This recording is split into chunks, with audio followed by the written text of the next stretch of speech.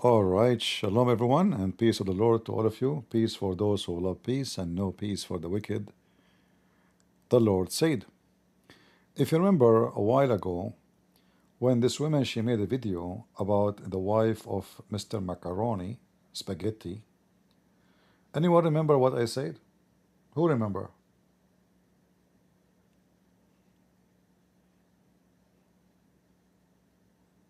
I know we are coming in a time where people are not expecting me, and I did not give time for people to find out that I'm live. But anyway, this is not an issue. When she made that video, the first thing I said, I hope that this macaroni is going to sue you. And if he does, you are screwed. Do you remember? And me, as a person who have a background with law, as you know, I'm qualified to be a lawyer and a judge. I know how stupid what she have done. Those people, because they are so greedy and they love money and they worship money, their mouth is running like a snake. You see, I always make fun of Mr. Macaroni. I don't like his politics. I believe he's an idiot, and I believe he is not even qualified to be a president.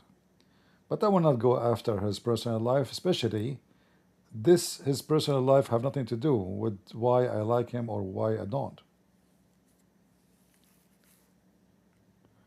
But this filthy woman, she crossed the line. And she crossed the line in a very filthy way. You know, the Lord, he says, from their fruits you shall know them. This woman, when she go online, she have a cross behind her. You see the cross? She claimed to be Christian and she claimed to be conservative.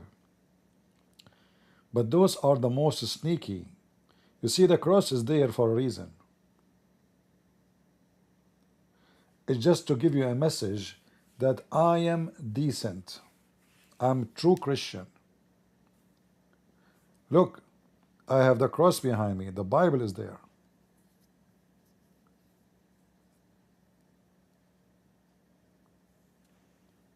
But we know that a Christian person will not go after a woman claiming that she is a man, and what that will do with us anyway. I mean, just how stupid, how dummy, how trashy, how low IQ you are, and how junky. So there's a million things we can talk about if we are looking for a topic, but why we want to go so low and so stupid? So when she made that video about Macaroni, he have a wife and she is a guy, right away I said, bingo, you will be screwed. He will sue you. And you will go bankrupt. Let me predict, I'm not a prophet, let me predict you will get divorced. I don't know how many of you will agree with me, but you know, those people, when they have a company, a partnership, they don't have marriage. They are businessmen. If you check who she married and who married her, and she's married to who, vice versa, you will see that those people are businessmen. They worship money. And when she do poo-poo, and she is being sued, and she might pay hundreds of millions of dollars. We do not know how much, because will be very bad. I don't know like how much money he is going to sue her for, but I can imagine her ass will be hurt badly, and she will not be able to sit on the chair for a long time. But let us listen to her trying to explain her stupidity. Like this, I wake up. You wake up? Too late to wake up. I stretch, I have a cup of coffee, and then I am served with a lawsuit. I think that's the morning routine, my friends. That is clearly my morning routine. It is so effortless. And today, I have been sued by the first lady man of France. So let's just... Look how trashy. Look, what is this? This is something, and someone she is, you know, a 13 years old teenager. What is this?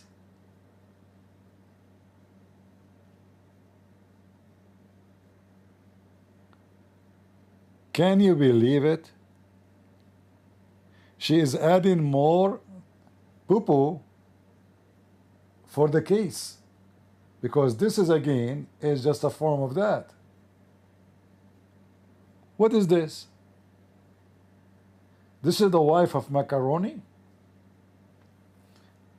Are you serious? What if I say you look the same?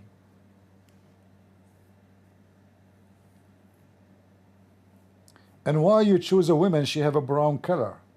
Are you insulting black people? I mean, the woman, she is white. Why this is someone with dark skin? Are you making fun of the look of a black people? Oh, I forgot, she is black. Yeah, but she prefer a white man to marry him, a rich man, and a white man, not a black man. So by doing such a racist insult, she is telling you what is her favorite color in life. What is this? CP does not know who is ET. My friend, who care about the toy? Are you talking about the toy now? Is that what you are talking about? I'm talking about, she is saying that the wife of macaroni is this toy. Who care what this toy is? Is that really what you are focusing in?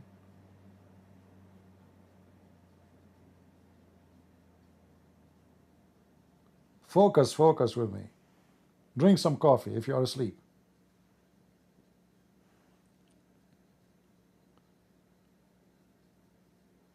I don't watch cartoon too much since I was, like, you know, not even 10 years old. Why wouldn't you watch cartoon? Don't you see the cartoon around you? Muhammad cartoon, Aisha cartoon, Islamic cartoon, Joe Biden cartoon, Candace cartoon, Sakar Qatar Carson. I hope too, and I am waiting for that, that the president of France, he will sue the Sakar Carson, Qatar Carson, because both those are animals and they are filthy and they are low class and they are antichrist.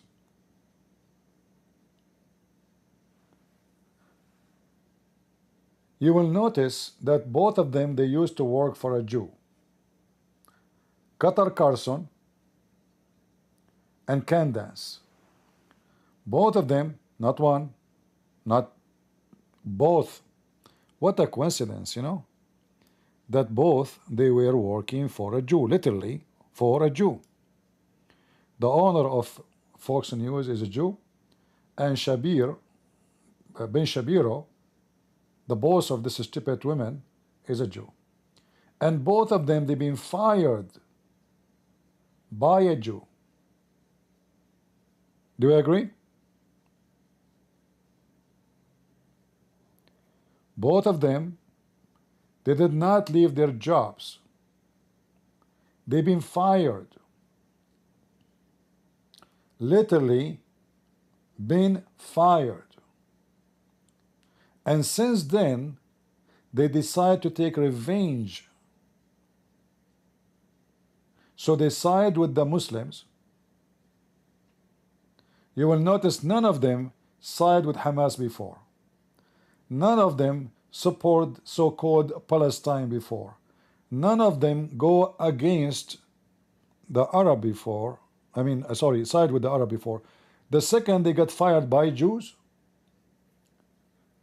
they switch side because the money is not coming from the Jews no more. So now we will bite you. You have to pay us, so we bite somebody else. But let us listen to what this stupid woman she want to say. Why no talk about Trump tied to Epstein? Alika, I don't know if you're stupid or not. I made 5 videos in the last week. But maybe you are deaf and blind and stupid. And secondly, let us say Trump is in that file. What is that will do to me? Are you stupid? if there is something against him, I assure you, Democrat will make a case right away against him when Biden was a president, and they will put him in jail. But a donkey like you, who is desperate to find something, again, you go under the skirt of people to see if we can find something. So we cannot beat you in economy. We could not beat you in the debate. We could not beat you in security. We could not beat you by assassination. So now we try to beat you with something else, reputation.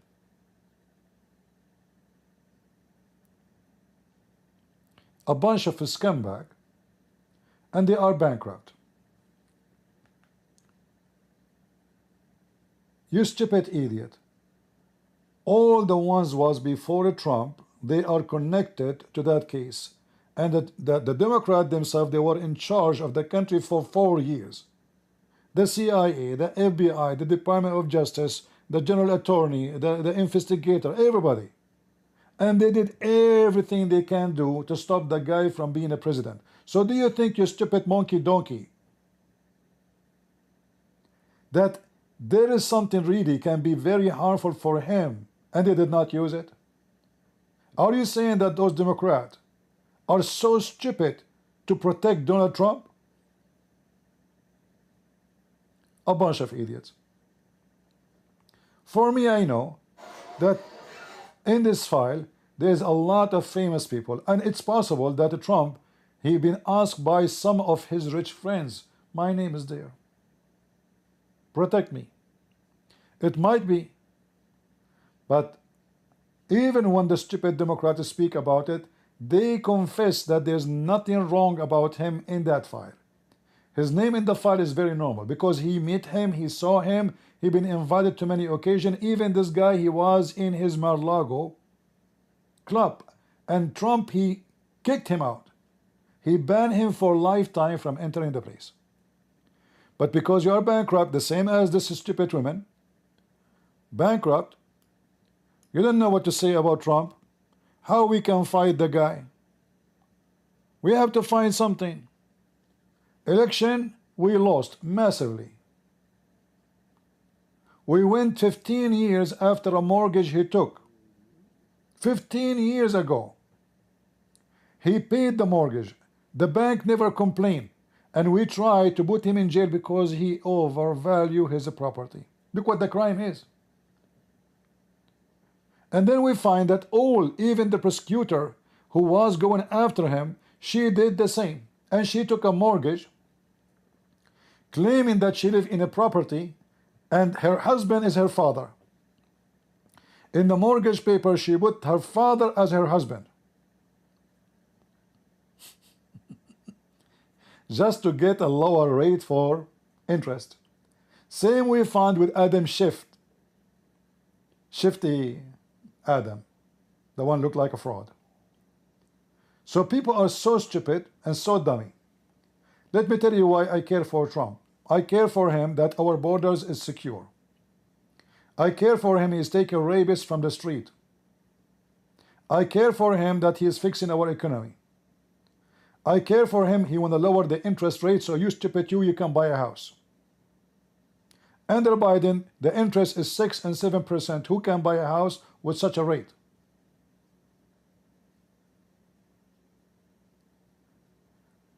If you're expecting Donald Trump to be a priest, you are stupid. All your leaders in the Democratic Party are pervert. Literally pervert. You know what pervert mean? Go to California, they want to legalize your party. They want to legalize having sex with the children. And yet they are talking about Epstein.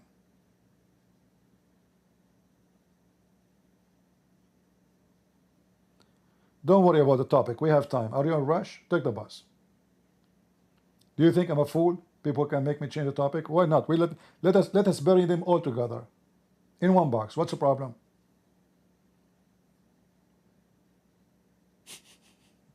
Don't change the topic, CP. Every topic is my topic. I go live, I talk about everything. Don't be fooled by the title. And already I said what I said about this stupid woman. She got screwed. What topic? Just wait and she will pay maybe 20, 30, 50 million dollars.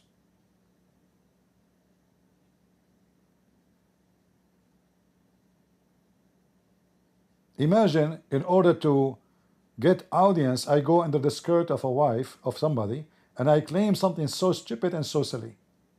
The women, she have kids. Oh, she don't look like a woman. She don't have a butt. Oh, you have a butt?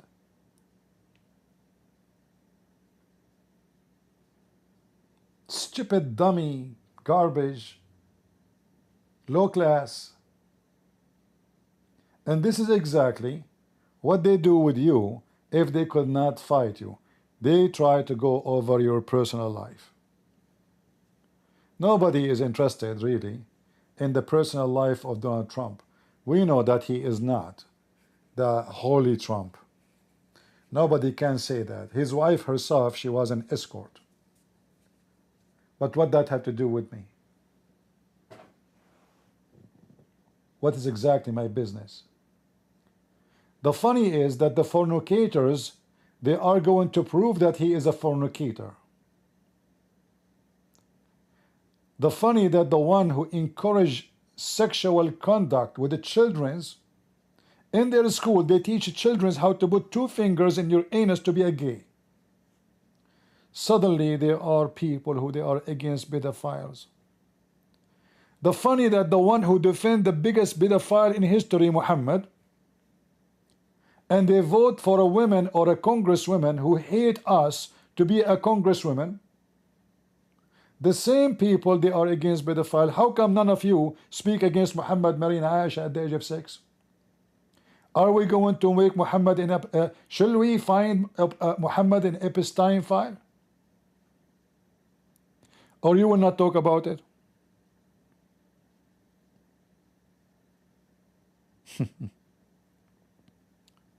But we know that those people are opportunity hunters and they are bankrupt. If you remember, when a black man, he died because he resisted the police and he was committing a crime. But by the way, nobody want to say this guy is a criminal. They make a statues for him, street in his name. The funeral, presidents, Congress, senators, everybody came. The coffin is made from gold when the guy is nothing but a criminal. I wish you did that for somebody. He gave his life to defend you. Not somebody spreading fake currency which will destroy the economy.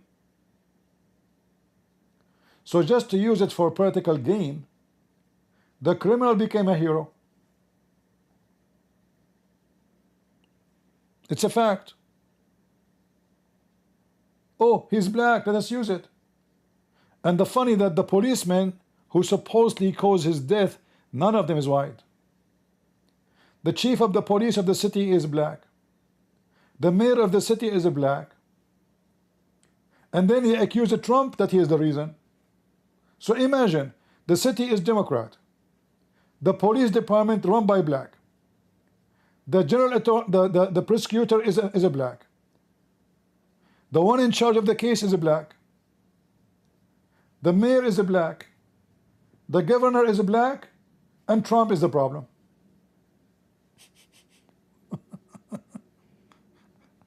Do you hear me? So now we know why they are talking too much about Epstein file, because, oh, this is the only hope we have left. We are bankrupt. Let us check his balls. And this woman is no different. She is just a very fake Christian. And look, the cross. Shame on you to have a cross behind you, you filthy trash. Are you Christian? Is that what the Bible says to you? You go after somebody is married and you claim that his wife is a man. Is that what the Bible teach you? How you know that it's a man? Did you go under her skirt? Did you try to have sex with her and you found that she's a man? How you know?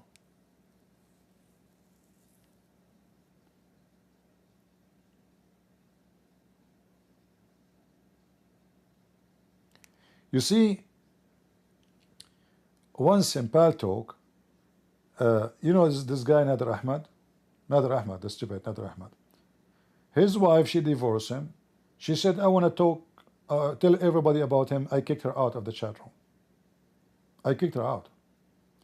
I said, I'm not interested in your, I mean, obviously, she's a bad woman, because now, because he divorced you, you are going to talk about him.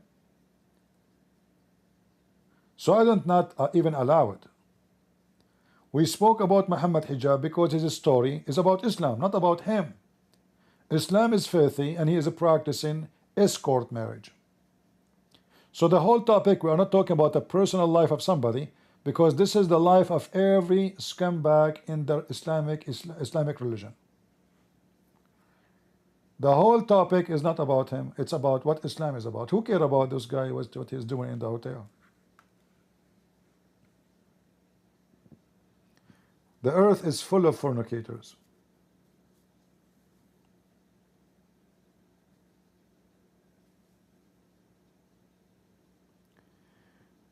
Don't go down with the Trump. Sometimes people are right, sometimes some people are used for good. Elika, I don't know what you are saying, but what you just said is so stupid. How in the world I will go down? Let us say, for the sake of argument, he is Epstein himself. How in the world I will go down with him, you idiot?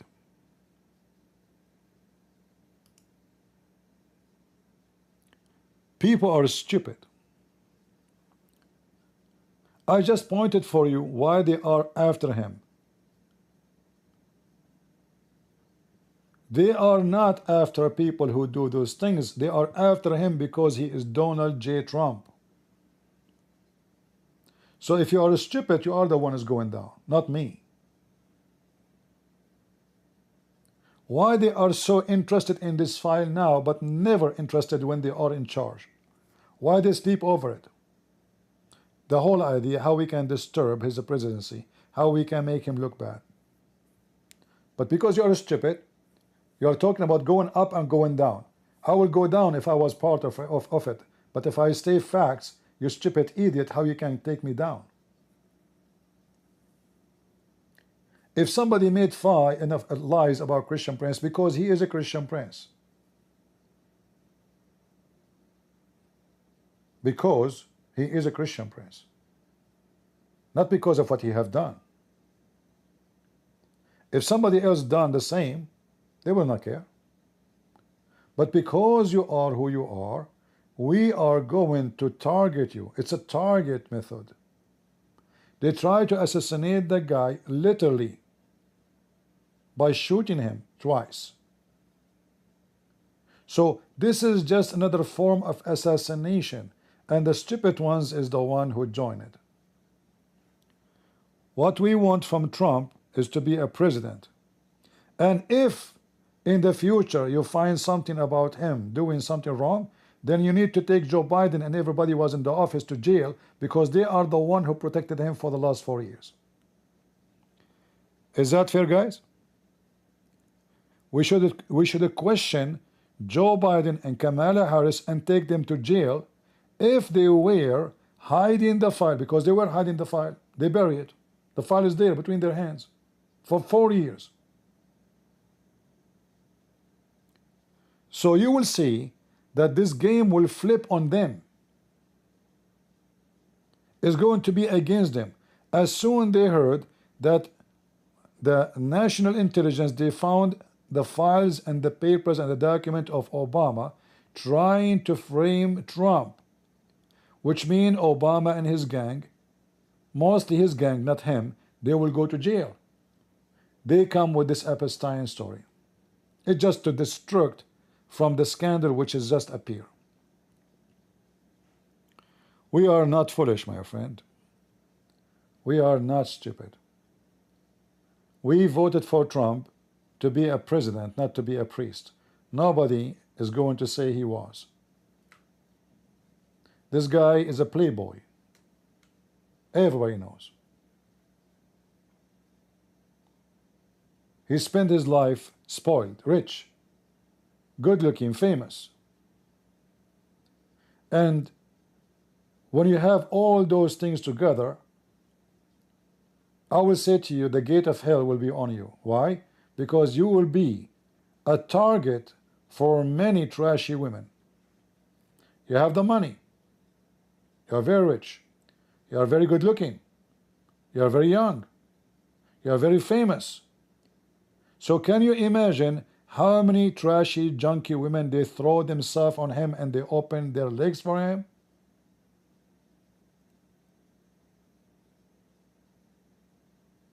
So we know.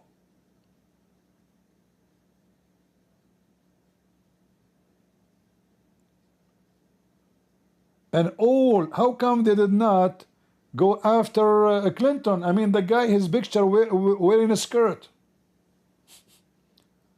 Clinton, the one who have sex in the office, they voted for him again. The one who cheated in his wife, they voted for him again. The one is obviously he is a pedophile. He went to the island. If this is the island of the pedophile, he was there many, many times. Nobody of them will speak against Clinton.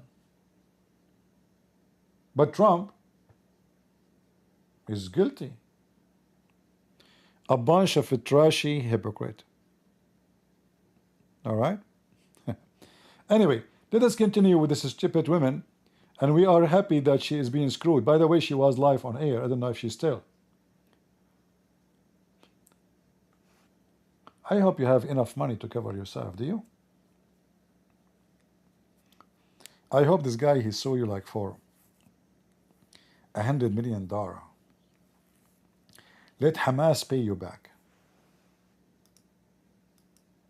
And today, I have been sued by the first lady man of France. So let's just go, guys. Let's just go. Welcome back to Candace. Did you hear what she said? Did you hear what she said?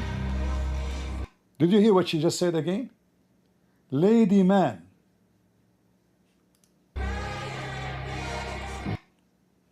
Just skip the stupidity.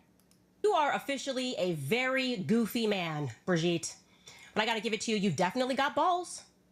Fire everybody around you, and I mean literally everyone around you who told you that this was a good idea, that this was a very good idea for you to be the first sitting first lady of a country to file a lawsuit against a journalist of another country. You are literally... You are not a journalist. You are a trashy junkie, trashing people. You are a low-class person, and you will never change until you get screwed. I predict that you will be divorced from your husband because he will find that you are a man. I'm joking, by the way. He will find out that you are a liability. You want to bet? Let me predict. The French president will win the case. I assure you that. Which means it will be proven that you are a fraud.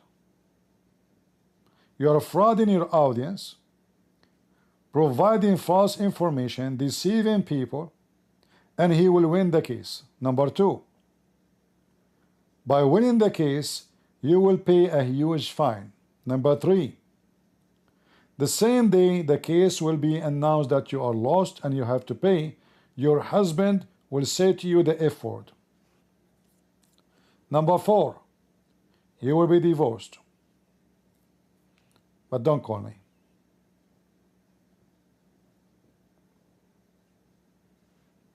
Not interested. Making history in all the wrong ways. And I want to be very clear here, right at the top, that this is obvious, very clear that it is an obvious and desperate public relations strategy. That's what this is. Just to show you how stupid what she is saying. Because a lawsuit, you stupid, is not a public relation.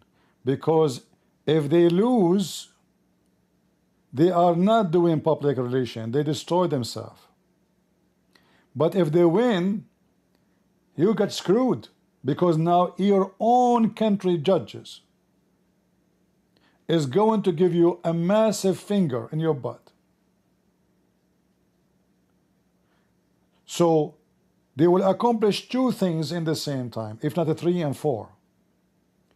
They will prove that you are a liar, because now, remember, when somebody make an accusation, he have to give the evidence. So the first thing in the court, they will say to you, give us the evidence of what you said. What you will say to them? What evidence you have? Somebody in the internet said she is a man. If you could not, and you were not able to provide the evidence, you are literally screwed. Somebody saying, listen, CP, just listen to her first. What listen first? She's just bashing. She have nothing. We heard the whole video, the previous one, where she said that she is a man. This guy is the macaroni is made a man, right? Did she provide any proof to you? I mean, you people are so stupid. What if somebody tomorrow come and say Christian Prince is a girl? You will believe it, just because a trashy famous person says so. What if I now start spreading rumor about this person saying she is a man and she have a penis? What she will do to prove me wrong? She will lift up her skirt, go naked?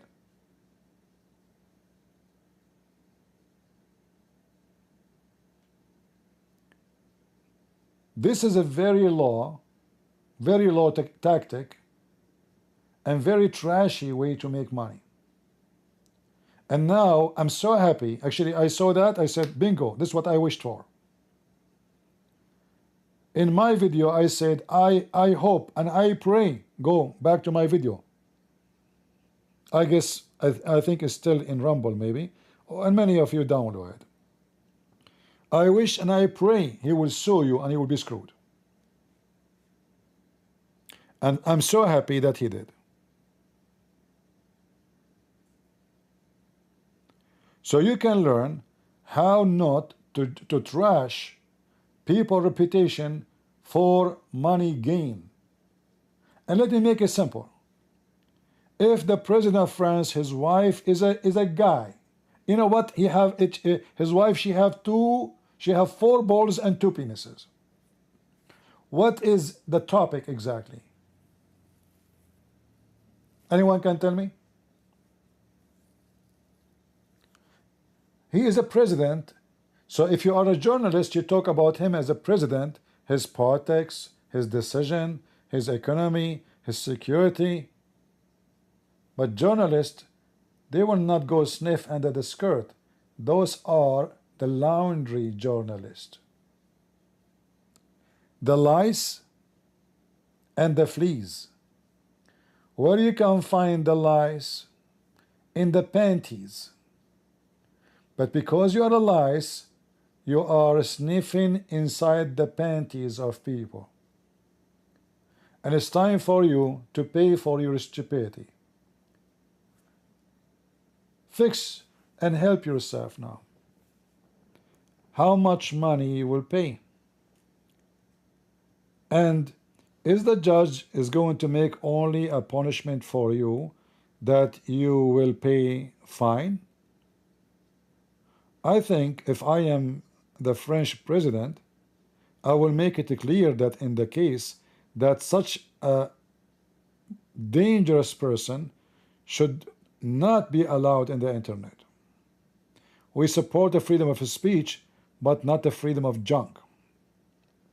Trashing the reputation of people falsely. So I will be more happy if the judge say, okay, you know what, you will pay $100 million and you will not be allowed to be any clothes from any platform in public. That will be unbelievable. Very beautiful.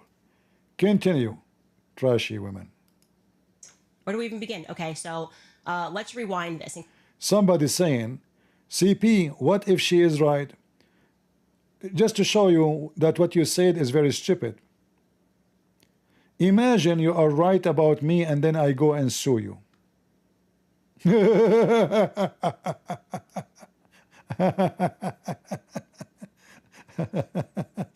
You know, some people they have a brain of a mosquito. Because first of all, when I sue you, I am now going to be exposed more to journalism, TV stations. The topic will be now everywhere. Like, I'm not burying it now. If I sue you, I am doing the opposite of burying what been said. In fact, I am putting it in the roof. which mean obviously that she is absolutely making false statement about him.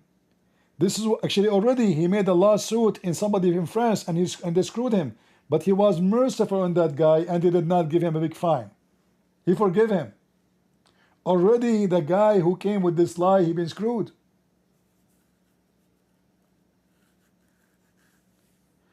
If you make an accusation of somebody that he is a rapist, and then he sue you,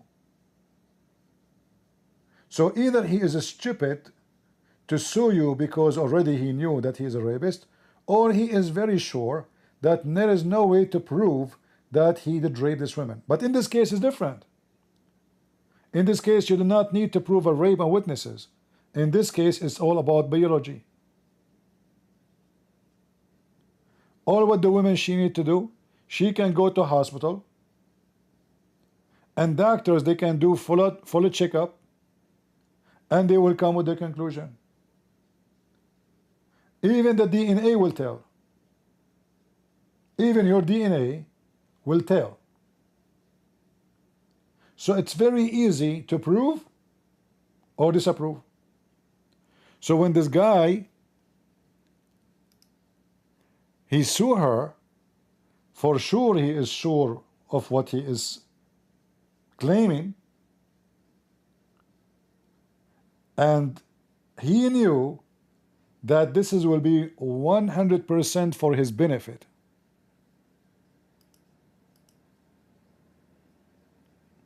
All right? He knew very well. Let us hear a little more so we can laugh. In case you're new here, a few weeks ago, Brigitte finally lost her defamation claim against two journalists, which was taking place for years, by the way, over in France. It was the most viral story worldwide. Everyone's going, okay, obviously something is here. She's been clinging to this defamation claim, saying, oh, well, I'm suing them for defamation, and this is not true. And Brigitte's world, therefore, came crashing down because that was her only effective PR strategy. That was the only thing that they used to dissuade the rumors that she was born a man. It was an absolute farce of a lawsuit, which relied upon the public not knowing the details of the lawsuit at all. In short, the lawsuit was not about whether or not she was born a man, okay? That's not the claims of defamation that she was bringing against them. But rather, it was very particular, and it was about whether or not Natasha Ray and Amandine Roy misspoke. See, she's talking about something totally different, have nothing to do what we are talking about here.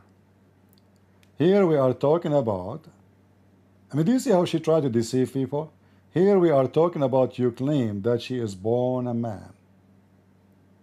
This woman, everybody speak against her. But the stupid ones is the one who go in your direction. I can say about her anything. I can say her husband married her because she's rich. She can make a case against him.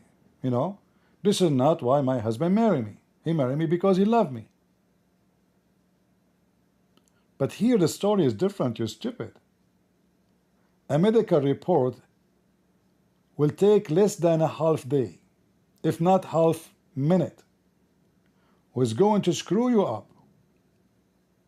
There's no need for witnesses. A medical report from machines, not even doctors, from computers, not even blood and flesh. You are screwed. Spoke when Natasha said that a document that they had received throughout their investigation appeared to her to be fraudulent. I mean, they were getting really petty. She basically was like, if you make a mistake, I'm going to sue you for defamation. And of course, when you're working with people who won't answer basic questions, you are bound to make little mistakes. But like I said, so making fake document is little mistakes. I see. Those are little mistakes. Destroying the reputation of somebody is little mistake. I see. Well, I hope many people would do little mistake with you too. and then you should forgive them. It's a little mistake. You should not be upset, right? Why you will be upset with a little mistake? Little mistake. Brigitte's entire PR strategy hinged upon public ignorance. And then the public ignorance went away when I did the Becoming Brigitte series, because people realized you only have to get one episode into that thing, okay? You realize these are not outlandish allegations. These are not Nice Photoshop. allegations coming from the quote-unquote far right or the quote-unquote far left. These are not allegations that are coming from deep on a Reddit feed, okay? This is the reality. It is a couple in reality that has been involved in way too many pedophilic scandals, okay? Involved in what? This woman, she is really screwed. I thought you are just bashing the women, talking about her being a man. Now you are accusing them of being pedophile? You have a new case.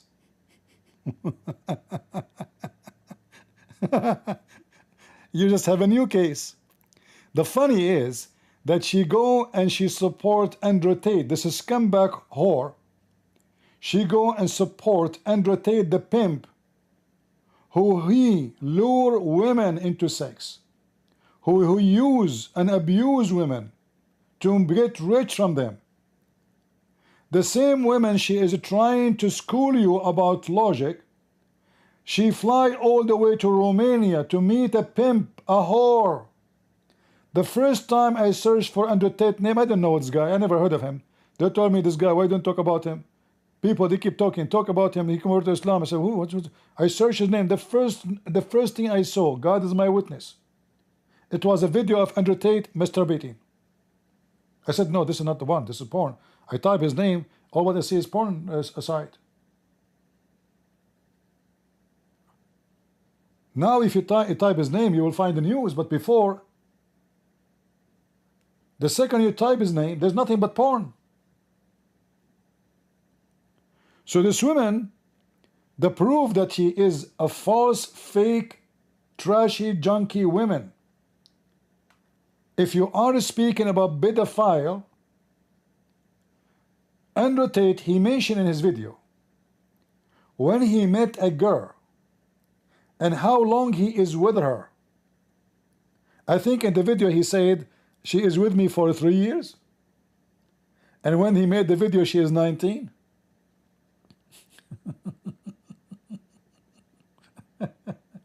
Which means he is sleeping with a child based in the law. So you go, you fly all the way to meet with the pimp who have tons of videos speaking about how to lie to women and lure them and make them sex toys, which is by law called human trafficking. In case you do not know what a human trafficking means, is a person, he speaks to a woman, he convinces her that he is in love with her, that he is thinking about having a family. Actually, he mentioned that in his video. You can find it. He said you will be sitting next to her and you see something in TV, says, look how beautiful. What do you think about having, you know, house full of children? And he mentioned how you have to play with her feeling, make her believe that you are in love with her. And then he mentioned that he brought to Romania 5 women, each one of them she thought that he was in love with her. 5. And all the 5, they work for him in a web camera business. This is the women who speak, and that is the man, Tucker Carlson, the one who speak about ethic. Their best friend, they share. It's funny that all of them is in one team. And yet they claim to be Christian. Look at the cross behind her. She was asking Andrew Tate, what is your advice for the young generation? A woman who claimed to be Christian, she go to a pimp. He have a school to teach kids how to lie to women and how to lure them.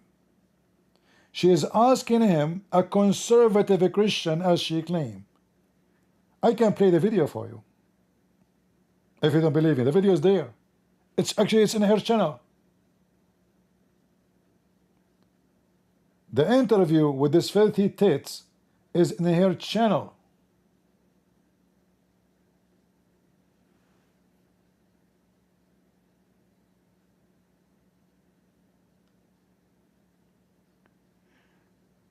Can the one who support a pimp give a lecturer and call those people pedophiles? Is she willing to call Muhammad pedophile? Is she willing to call the teaching of Islam is the religion of pedophile? As you see,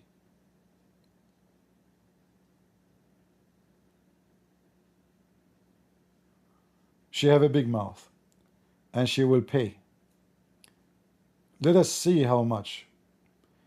Maybe later you guys, you can put the number you think she will pay. $1 million, $10 million, 100, 50. Put your number. And then when the case is over, we will see which one of you was the most accurate. And I say for sure she will lose. And then what she will say? The judge, he side with them? What she would say? The Democrat, they side with him? Or she will blame the Jews?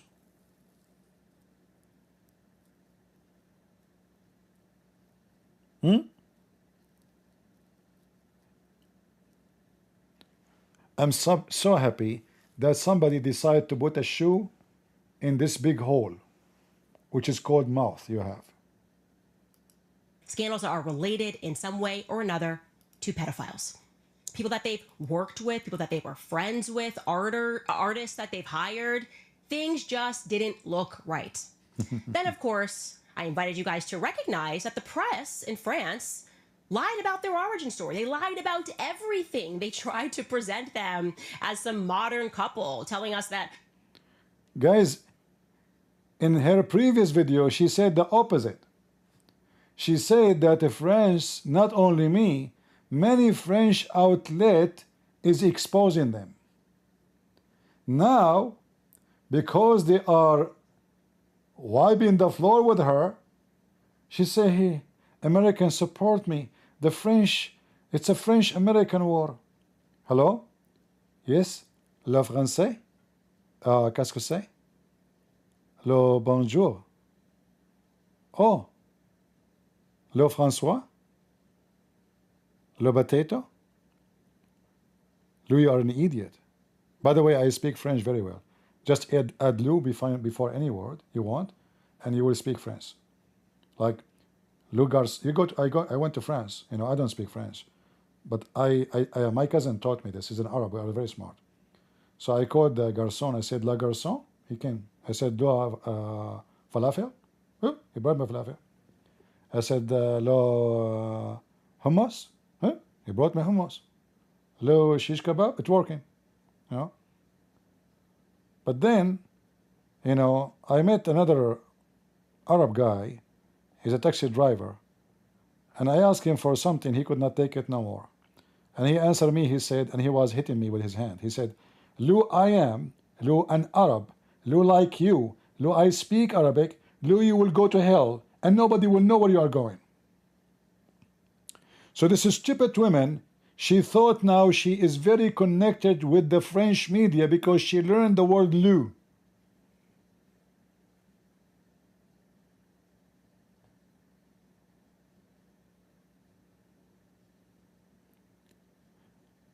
Yeah, she said the French media mainstream supported brigade. You idiot. This is what I'm saying.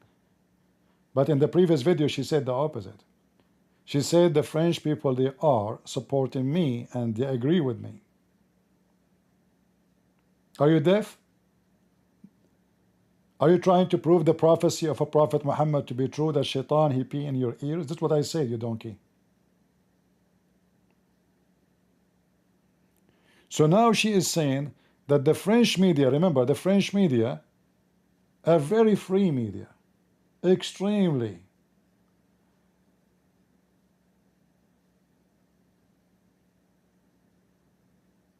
Suddenly, the French media is against her. You need to support me. The French is against me.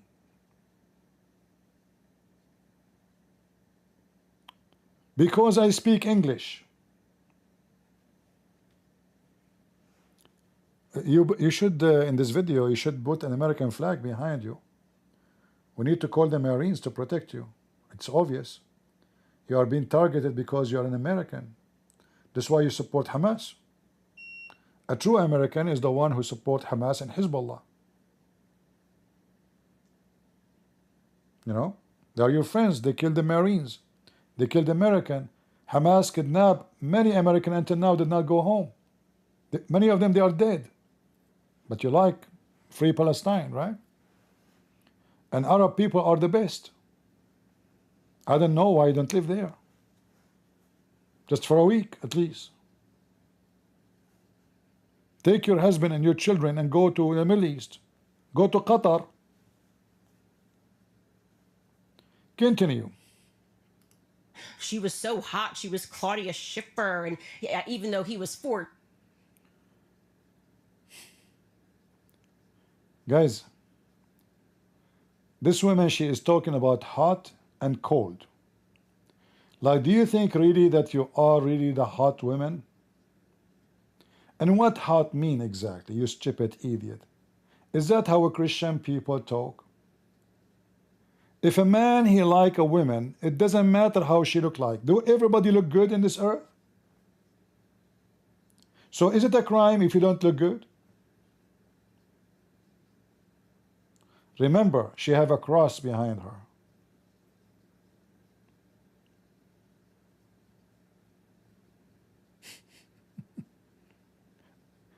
What is my business if she don't look pretty? If she is old, the guy, he like her. Maybe he like money. Like Muhammad. What's my business?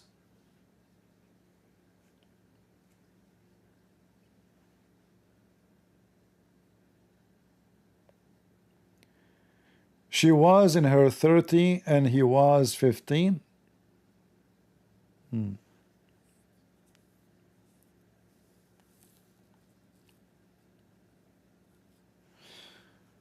You know, people, they say really stupid things.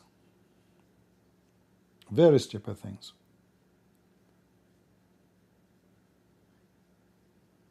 It might be the man he married her because he loved her. It might be the man he married her because she is rich.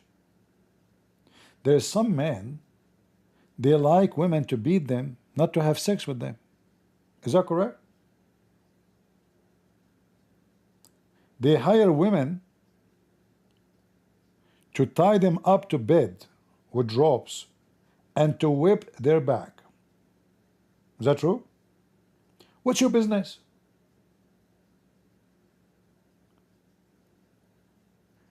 The pervert society is trying to school the guy about ethic in his private bedroom.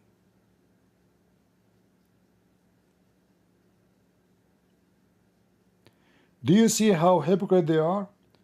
Those who speak about ethic, go check their kids. Their daughter at the age of 14, she have a boyfriend and he is effing her. And didn't see the problem. Oh, we are against an adult to have sex with a child, but it's okay for a child to have sex, huh? As long as he is in her age or close to her age, it's okay. Do you see how hypocrite they are? Either you're against a child to have sex, it doesn't matter with who, or you have your favorite age. So if you are conservative and you have ethic, then you should not allow such a thing to happen. And if you are a true Christian, you should not go and sleep around before you get married. And if you commit such a sin, you repent and ask God for forgiveness and never do it again. So they school you. I don't want to go after her life. How long she's dated this guy, the one who is her husband? Did she marry him right away, or they have spent 10,000 night and night in the hotel vacation together before they get married? Oh, they will say, so what? This is nothing wrong with that. But is it about the ethic you are talking about is according to who? When we talk about ethic,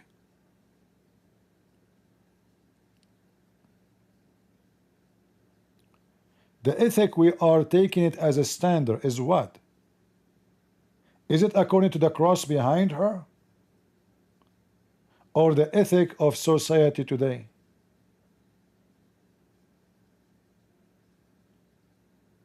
Are you with me?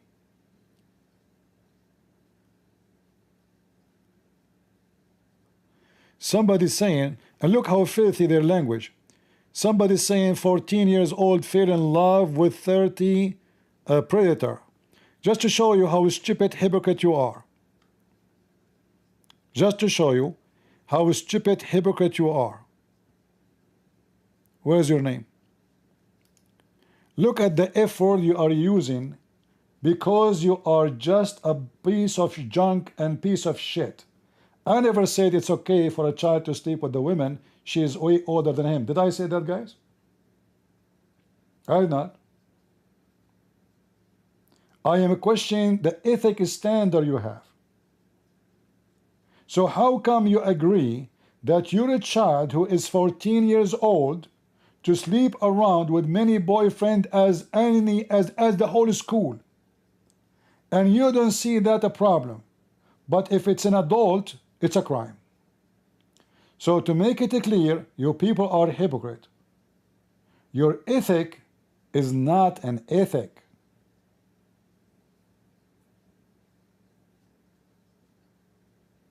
You promote pedophiles because it doesn't matter how old the boy and how old the girl, as long they are young, under the age, whoever do the act, he's having sex with a child. So if a child have sex with a child, it's still an act of pedophile.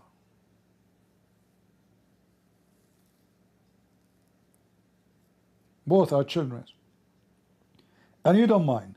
And you invite the boyfriend to your house and he F your daughter in the bedroom and you say it's okay.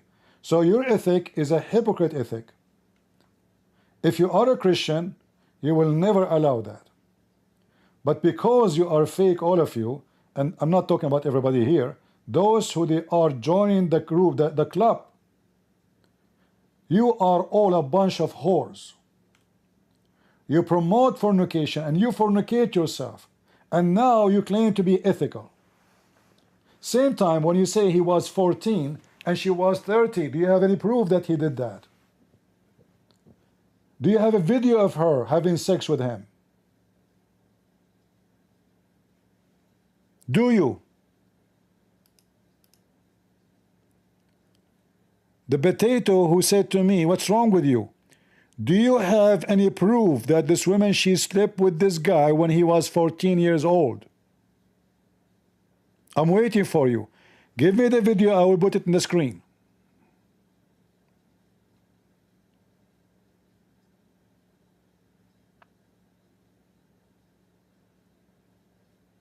I'm waiting for you.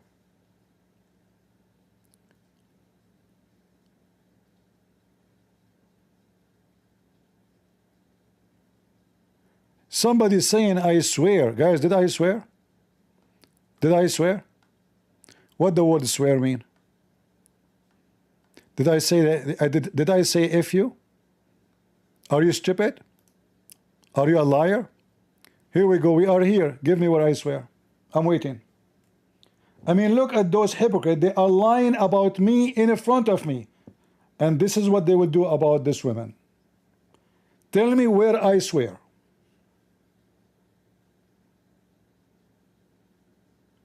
I'm waiting. Arama, tell me where and when I did swear. Do you see how they lie? I mean, they are talking to me, I am here, and they are lying about me. And the video is there. We are not even done with the video. So, if they are willing to frame a man and his wife with no proof just by making gossip, and they are willing to frame me, and yet I'm talking still, saying I did swear, where? I use a foul word? The Bible used that word, you coward. Guys, did the Bible use the word whore? Did the Bible use the word whore? You are a stupid donkey. So you use all kind of words, and when I describe who you are, you claim that I am swearing. Look like you do not know what the swearing means. Look like you don't speak English. I thought I am the migrant who don't speak good English. Look like you are the whore of Babylon.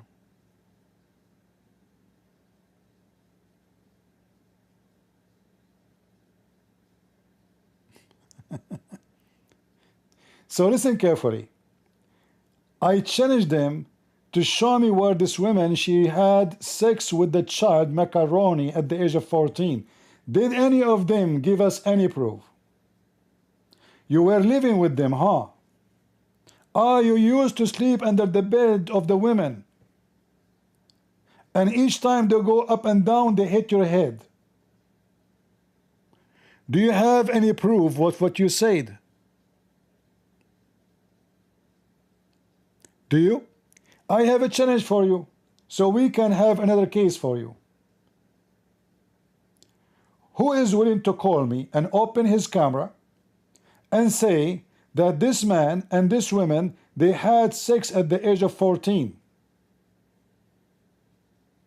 Anyone? If you are truthful, come and say it and provide the evidence, and I will promise you I will not stop you. Do you dare?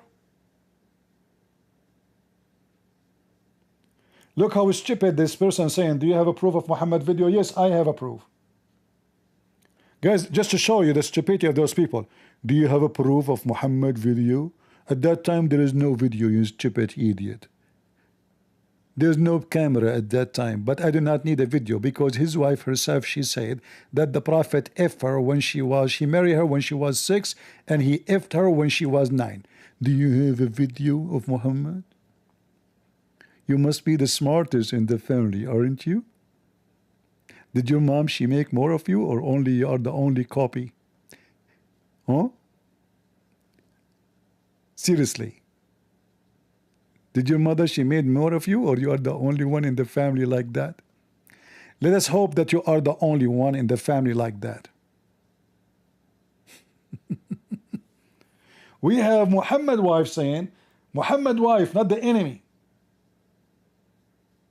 Not the Jews, not the Christian, not Sakar Carson.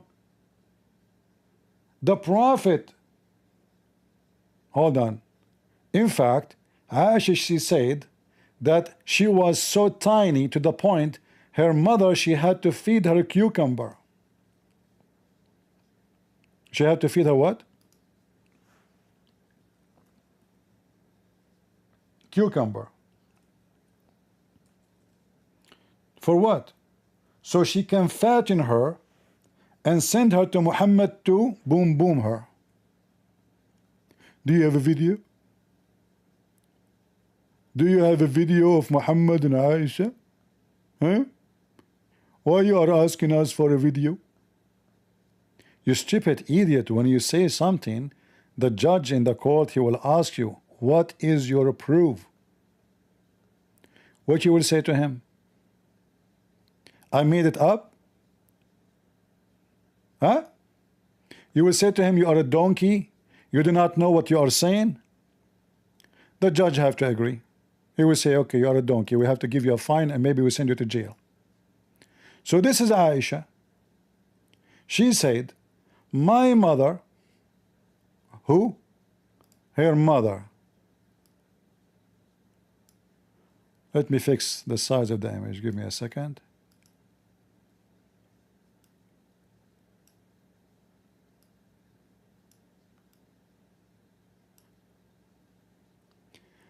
My mother was trying to fatten me up when she wanted to send me to the messenger of Allah.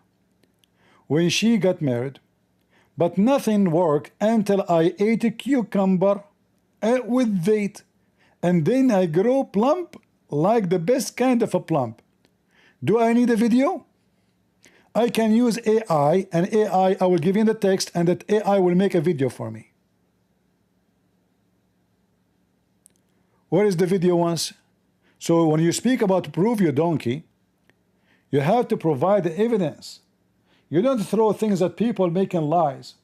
So she was 30, he was 14. Do you know the date and the hour and the second? Did he use condom? Can you provide us with more details? What the panty color she was wearing? Is his thing is small? How many inch? Can you provide us with more details? And you stupid, how you claim that she is a man, and then in the chat, in the text, you said he have sex with her. Guys, he claimed, this potato, that she is a man. But in his text, in his comment, he said he had sex with her when she was 30. I thought him. It turned to be her. So if you come to me and I am the judge, I will screw you.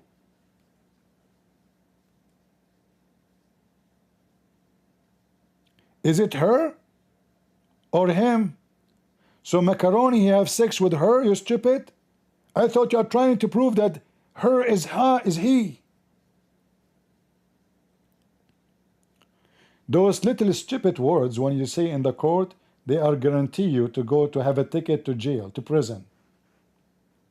Unless the judge is a donkey. He's not listening to what you are saying.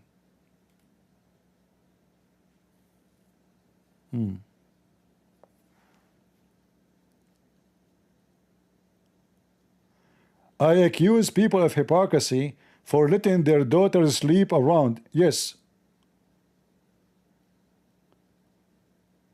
Why it's on my part? Did I let my daughter to sleep around?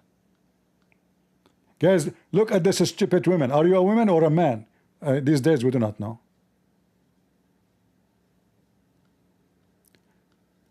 Look at this stupid comment, guys. Let me wait for you on the screen. Where is your name?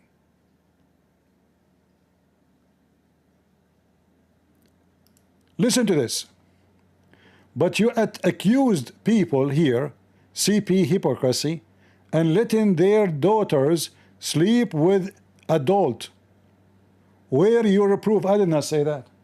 You're a stupid monkey. You did not hear what I said. I said, you allow your daughter, you stupid idiot, listen carefully, to sleep with a boyfriend in her age or close to her age, and you don't mind. So are you against your daughter at the young age to have sex? Or you are just complaining about the age? This is what I said. People who they are low IQ, you are stupid.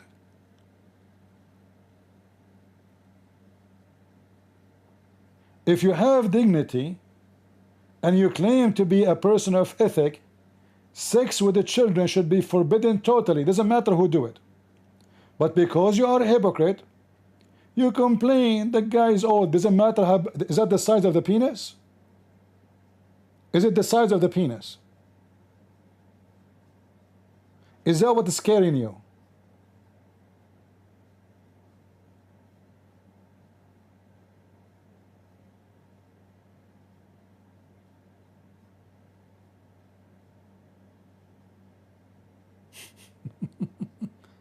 So if you are a true Christian, you will never allow your daughter to have a boyfriend.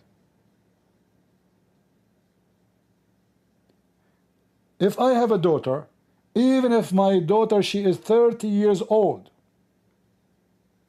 I will not let her enter my house if she is sleeping around.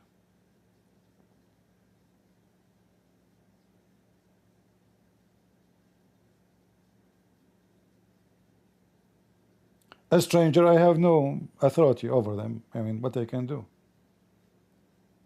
But because you are a hypocrite, you claim ethic, which is obviously you don't have. Same time you accuse people of something, you have no proof of what you say. So let us make it clear. A bunch of junky, trashy people, they love to chew on the reputation of somebody. Someone they never met, they never saw, they never been their neighbor, they don't even know how they look in real life.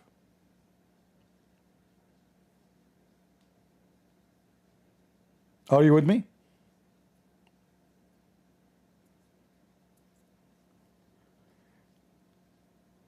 So CP, then show how you would do arranged marriage. What does have to do with our topic? And who told you I support arranged marriage? Are you stupid or what? What does have to do with this? Stupid people. Literally stupid people. You know, just to show you how stupid you are. Abraham, when he married his son to Rebecca, did they meet each other? Did they see each other? Did they date? Did they speak in WhatsApp? Did they call each other in Skype? They never met. It was arranged. Stupid people are stupid. So if you want to compare 3,000 years ago how people used to live with your ethic today, you fail.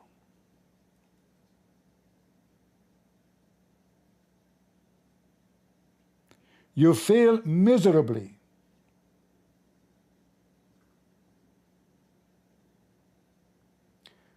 My dad and my mother, they never have a date. Not even a single day. If he want to speak to her, he have the whole family sitting in the room. Her father, her mother, her sister, her brother, the whole house is there. There's no romantic and go in all the garbage you have. They don't. And my mother, she was lawful for my dad all her life. Same as my dad.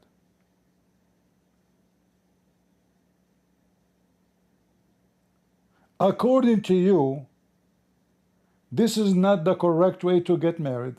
According to your so-called ethic, you have to screw the women 1,000 million times, and then you don't like her, then you go to the second woman, then you go to the third woman, and then you go to the fifth woman, and then you go after 200, 300 women, maybe you will like someone. This is your ethic. You are very ethical. And obviously, you are dripping ethic. You better wear a diaper. I wonder why the ground is sliding these days.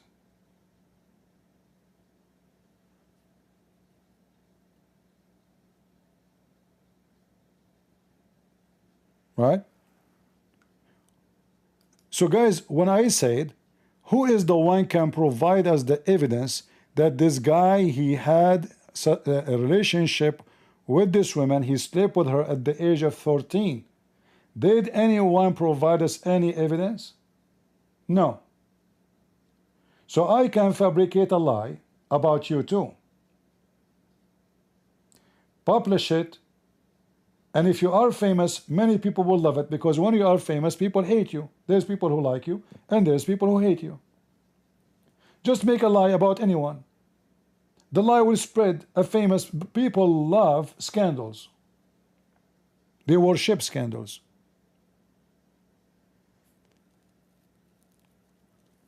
Stupid. When you say Brigade family, they found out, do you have the proof? Are you from the family? Guys, Her family, they found out. Where is the proof? Make a video, open your camera and say that. Let them sue you and get screwed. People are stupid. Not only stupid, you are self-destruct. If you are a man, I challenge you. All of those who they are making their gossip about those couple, open your camera and make a video. I promise to send your video to Macaroni. And I will ask him, please do me a favor, can you sue them? I like to watch the show. Either you are a man, you can prove what you say, or you have to apologize like a dog for spreading lies. So which one is you? The man who can prove, or the woman who can prove what she say, or the dog he have to bark and later he have to apologize, say ho ho ho, forgive me, ho ho. And now this woman, Candace, she is seeking help. She is screaming for help. She got screwed. 13, she was just irresistible. And then you see this picture and you're going, what? That's a picture? The hot teacher, that the artist that they've hired? Things just didn't look right. Then, of course, I invited you guys to recognize that the press in France lied about their origin story. They lied about everything. They tried to present them as some modern couple, telling us that she was so hot, she was Claudia Schiffer, and even though he was 14, she was just irresistible. And then you see this picture, and you're going... What's wrong with her picture?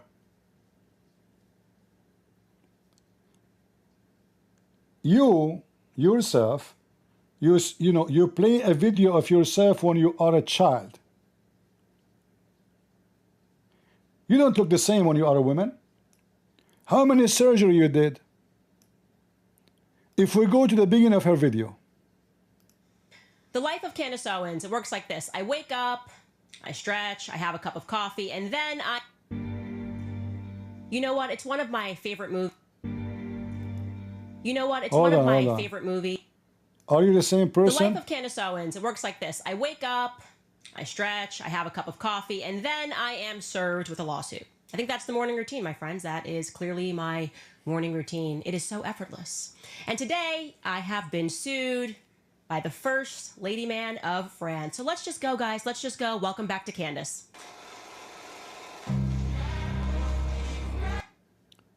Guys, do this black child look the same as Candace today? Candace today is almost a white woman. She don't look the same as when she was a child. Are you using whitening? You don't look the same. Your hair don't look the same. Your skin does not look the same. And you are talking about who is hot and who is not.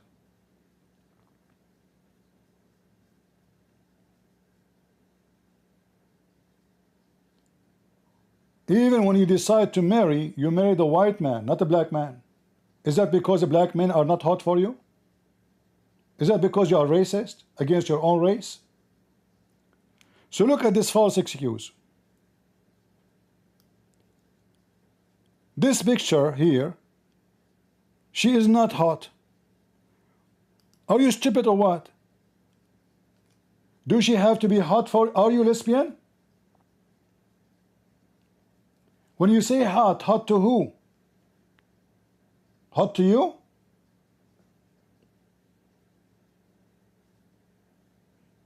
Are you Michael Jackson who's trying to be white? You don't look the same.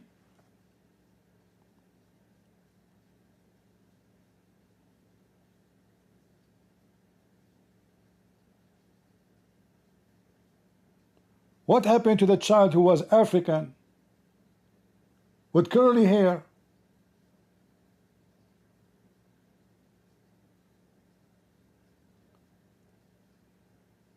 And is that your business if she look hot or not? Guys, she don't look hot, that's it. She don't like her. She wanna sleep with her. Man, Macaroni, you have to be worried now. There's some conservative women in America. They're trying to check if your wife is hot or not. Huh?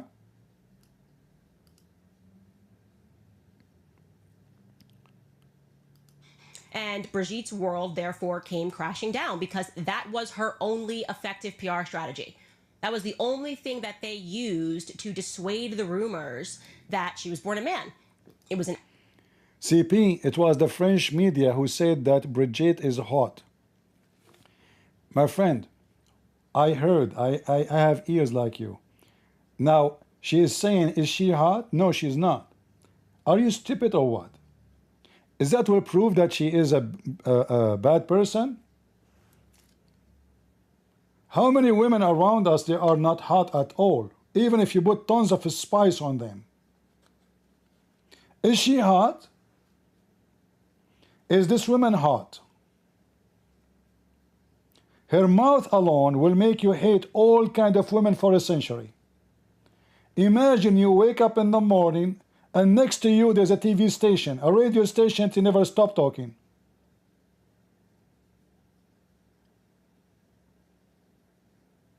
Is that what hot is? You will sneak under the blanket again and you will say, I have vacation today, I'm not going anywhere. She's hot? You see, women can be attractive for a man for his own interest. This is why you might see someone is so tall marrying someone so short. Very short. The guy is 2 meter height. The girl is not even 4 foot. How they like each other? They like each other. So the word hot is so stupid, you donkey. She is not competing for Miss Universe.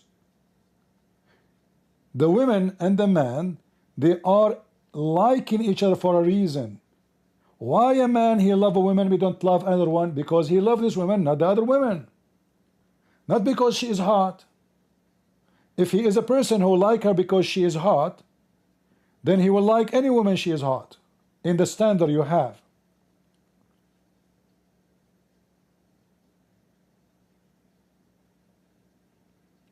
Very stupid logic, trashy. A Christian woman, she's talking about other women, she's saying she is not hot. This is the language of junk.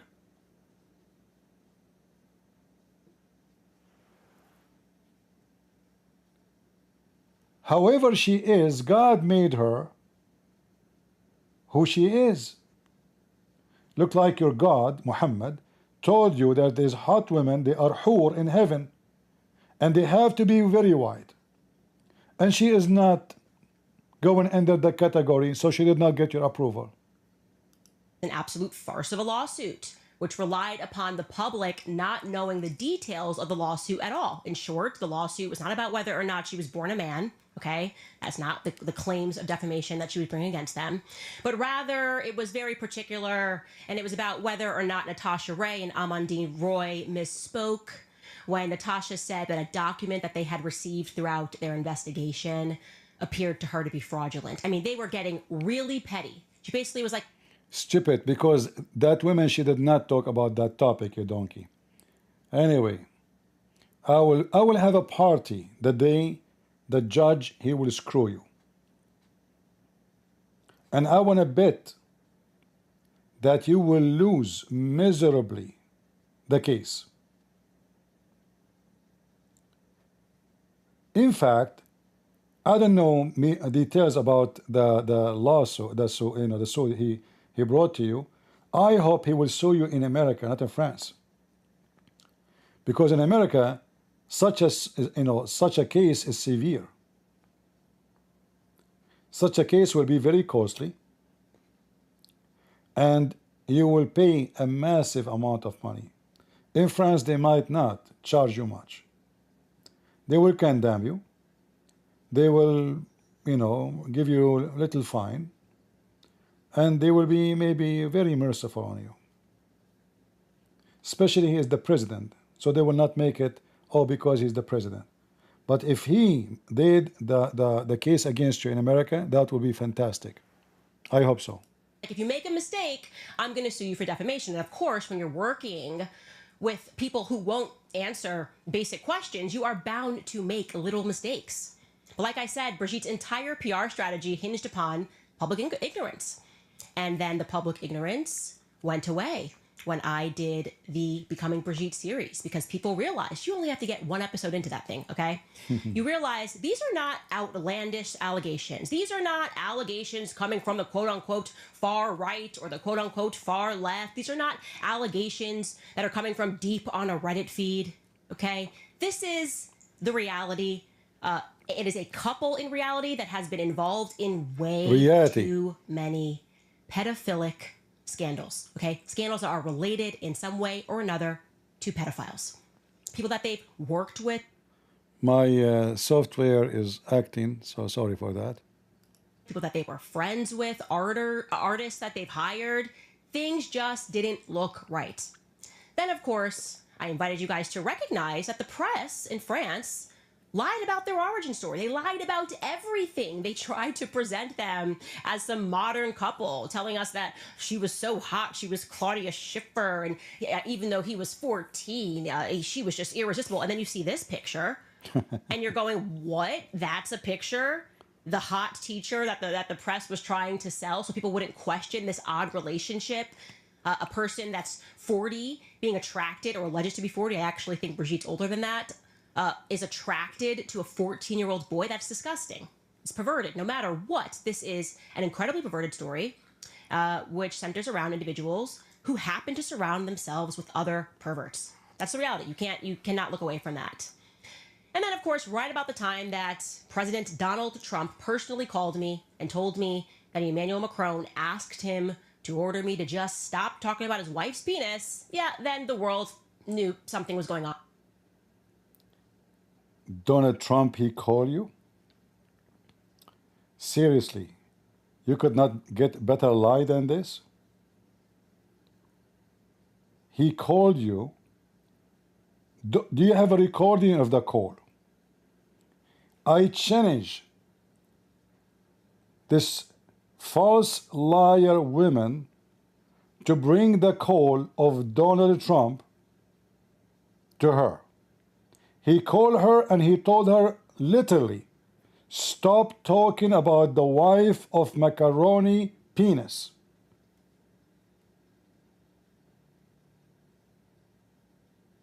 I want to hear it. I mean, how stupid you are. How stupid you are. First of all, Trump, he hates you.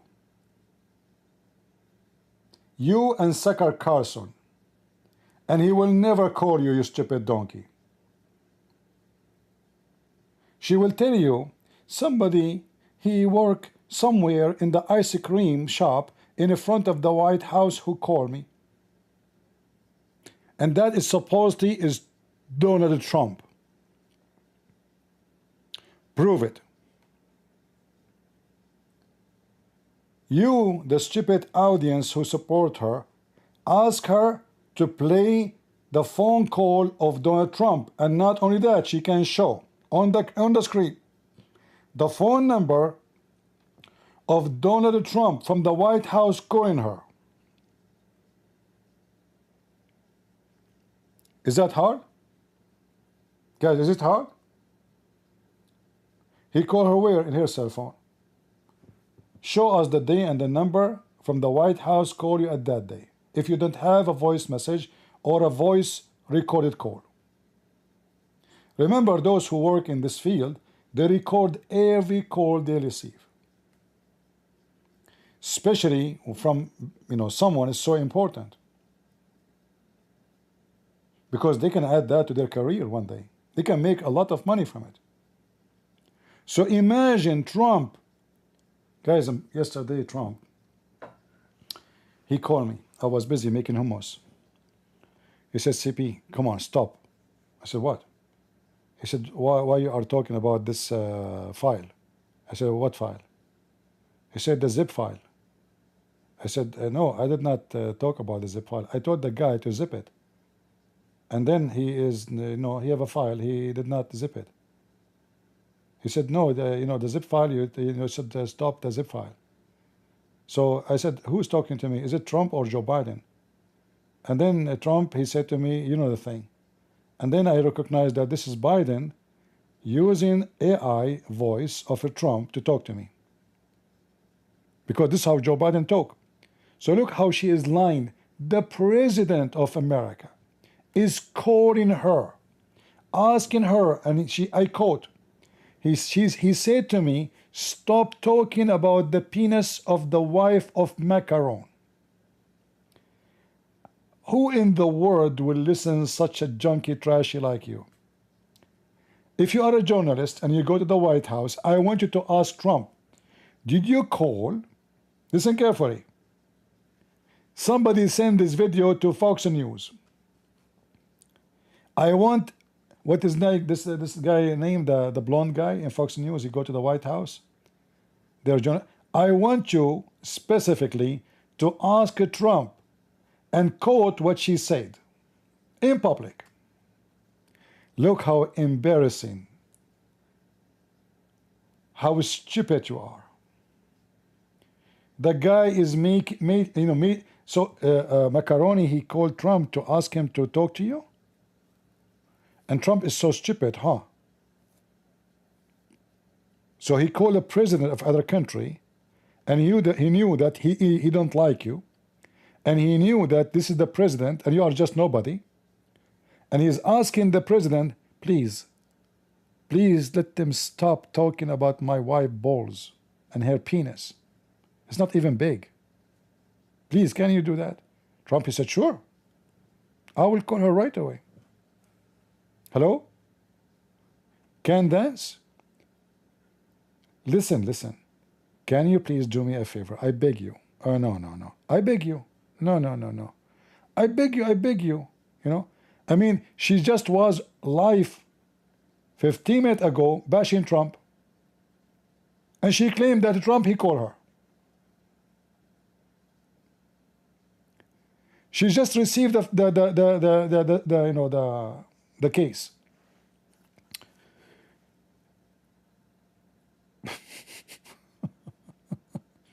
Continue. On here, because that's not normal. That is completely not normal for a sitting president to get on a plane, to come over and visit another sitting president, discuss Ukraine and Russia negotiations for world peace, and then to take him to the side and say, hey, so do you know Candace Owens, this podcaster? Yeah, that was the moment where the world went, it's over, pack it up, go home. There's clearly something here. Guys, he took him to the side. Can we go in the corner? Can we go to the bathroom? But you said he called him. You said he called him and then he called you. Now you change the story. It turned to be he came to America, and when he was in America, he took him aside. So did he call him or he took him aside? He took him aside in the call, maybe. So Brigitte is now pivoting strategies. That's what's happening here. I told you already that they went to market in America to hire a crisis PR team on American soil. Again, a sitting president of a foreign country trying to hire a crisis PR team in America, that's not normal. And it is more... Just to show everybody how stupid you are. Every government in the world, they have a PR team in America. They call them lobbyists, you donkey. You are a certified idiot jerk. As an example, the General Attorney of America today was a part of a PR team lobbyist for Qatar. You yourself is a PR team. You promote Qatar and Saudi Arabia. Same as Tucker Carlson. And you are saying this is strange? Interesting. You are very... Look how I froze her picture. Man, imagine you wake up in the morning and you see her like this. Oh boy. Thank God I'm still single. Go. more than likely And I'm surmising here that that crisis PR team was the one that gave them this advice. After they lost against Amandine Roy and Natasha Ray, they probably said, file another lawsuit. Properly. Guys, so they lost a lawsuit, have nothing to do with the topic we are talking about. So properly they said, let us file another one because we want to have busy, we want to keep busy. We want to keep fighting so against people. Anyway, I'm so happy, and I will be way more happy when they give you a fine. I want the fine to be the biggest historic fine ever. I hope it's going to be hundreds of millions of dollars, not $10 million. I hope you will go bankrupt. So you learn how to control your freaking snake tongue, who is going down under the skirt of people, licking their private part, hoping that that licking will give you and make you money. Just wait. And I hope that soon I will hear that the president of France, he sue the piece of shit Qatar Carson. Those are the enemies of USA, the enemy of our army. They are siding with Hamas. They are siding with every enemy. They are siding with pimp like Andrew Tate, and then they come in to school us about ethic and about pedophiles.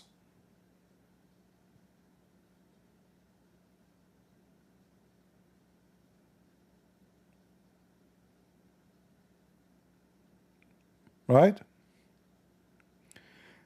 Anyway, I'm not going to play all her video. She will keep blah, blah, blah, you know, but she is screwed. She will have a lot of fun. A true journalist, you know, there's a billion topic in the world.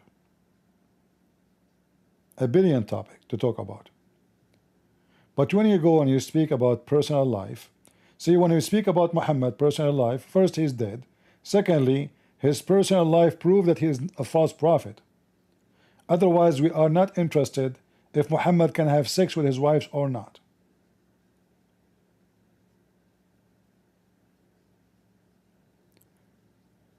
I always speak against this macaroni.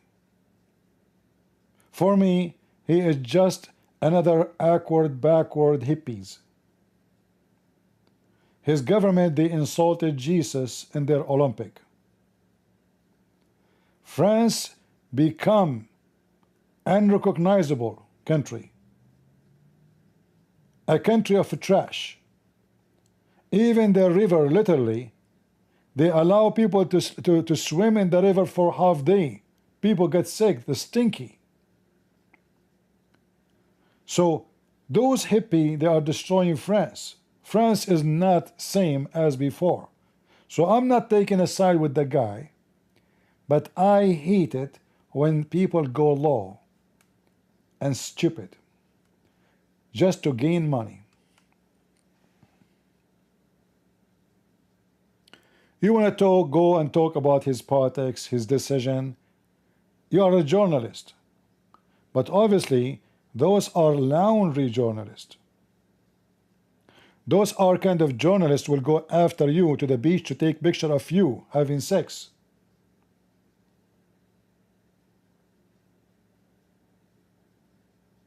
Those are not journalists. Those are the one who blackmail people.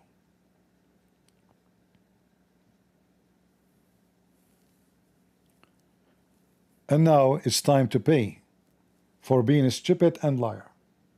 And this is my advice. You want to speak in public, speak about everything, but don't speak about personal life of people, because if you could not prove what you claim, they can screw you. Literally.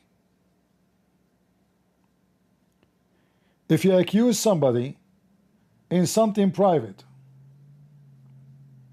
in fact, even if something not even private, if you make a claim which is absolutely false, and you claim that you are sure, this person can give you a screwdriver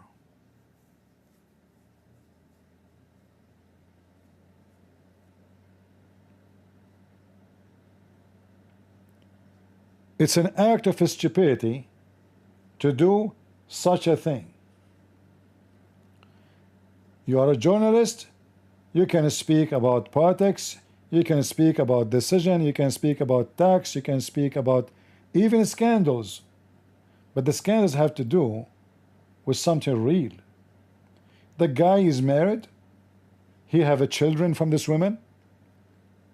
There's tons of pictures of them. They have a friends, they have her family, they have her school record. All the garbage you come with is going to speak against you. And not only that, all what they need is a medical report. Will take not even 15 minutes, and that will prove that she is born as a girl. And then what you will do? How you will explain your stupidity? You will say the doctor is paid? You will find an excuse, right?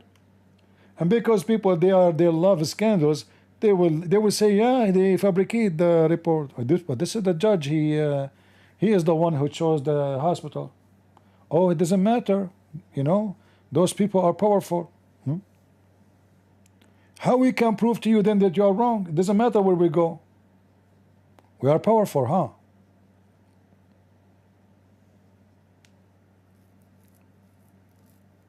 Lord have mercy. But I'm very excited to see such a thing happening. And it's disgusting that she have a cross behind her. Did she talk to herself and to the cross before she go and meet Andrew Tate? I'm sure the cross is happy behind you. You are a holy woman. You brought holiness from the house of Andrew Tate. The house where women, they go open their legs. The couch you sit on in his house was paid by the money of vaginas. The drink you drank in his house was paid by the sweat of vagina. Literally.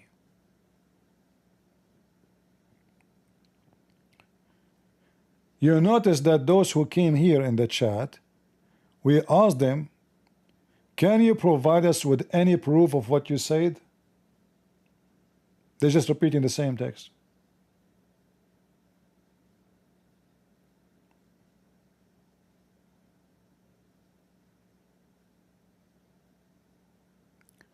Shall I spread rumors about you that you are a man?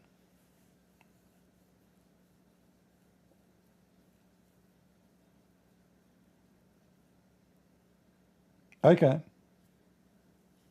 And trust me, there's many foolish people who will believe. Especially if they hate you. And even the one who don't believe it, he will repeat it just to hurt you. Do you have any proof, Candace, that you are not a man?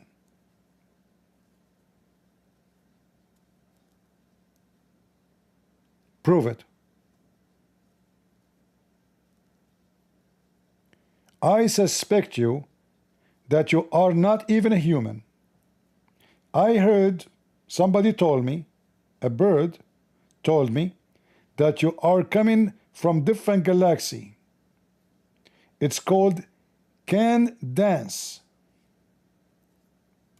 And your kind, they are people who walk backward. But you are acting like a human.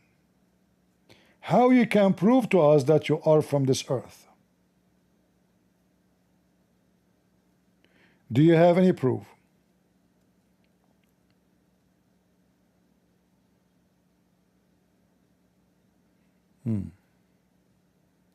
Just make any rumor about anyone, people will believe it. Repeat the lie twice, the lie will become a fact. People will take it for granted.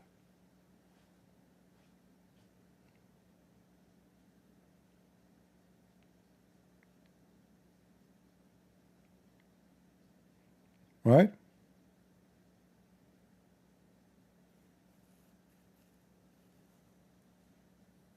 I heard that your husband cannot have sex. Is that true? Shall I spread rumors like you, like this, like you do, about you and your husband? How stupid. What's my business if your husband can do boom boom to you or not? Who cares?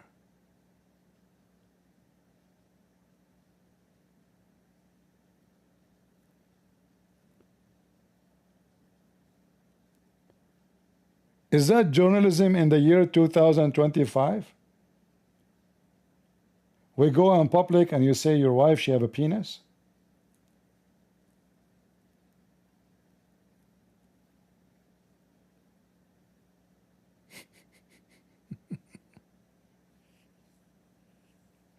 You are a very decent woman.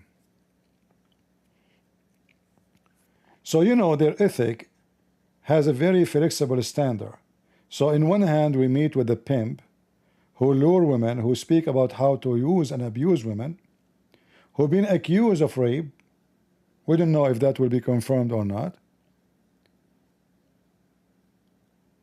Yet this ethical women who go all the way to Romania to ask for advice for young men, how to be men, how a young man can be truly a young man. Oh, you follow the steps of Andrew Tate.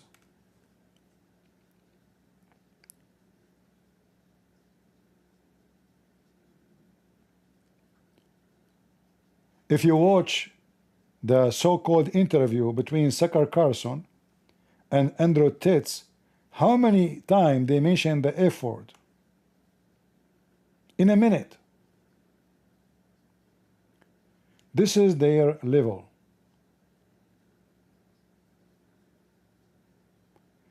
Two pimps are speaking to each other in their own language they understand. The F word every 2 seconds. And then they want to school you about ethic and logic and what makes sense.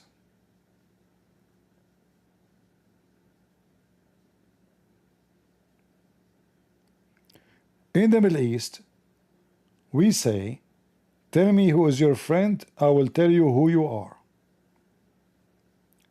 Their friend is a pimp. Literally.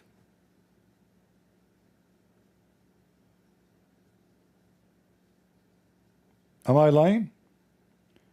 But we are in a time where a pimp, he can open a university even though he don't have high school. And people pay him money to join the classroom.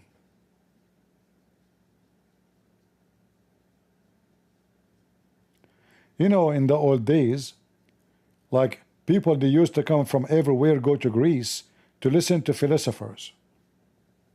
Aristo, Aflaton, you know, etc. Today, young, trashy, junkie generation, they go to learn about life from a penis. A guy who made all his wealth from penis.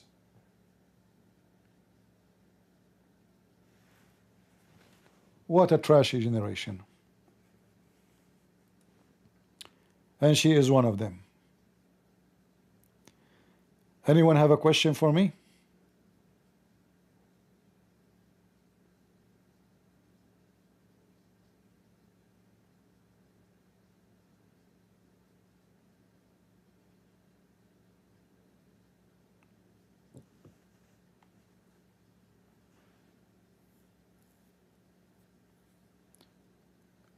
My observation for those people, that they will speak anything they think is going to be like controversial, and people will be like outraged about it, because this is how they can get their audience. But you can be successful with this for some time, but then one day you will fall down in your face. Remember, Tucker Carlson was sued, and Fox News paid $500 million because of him. Is that correct? So if Tucker Carlson at that time, he was not working for Fox News when he said what he said, he have to pay it. Do you understand? He was lucky that what he said it in Fox News TV. Then the one is responsible to pay is Fox News. And they fired him because of that. $500 million. So you can make money from making lies, fabricating stories, getting audience, a bunch of fools who believe you. But then one day, somebody will give you a screwdriver, will come from your butt, come out all the way from your nose.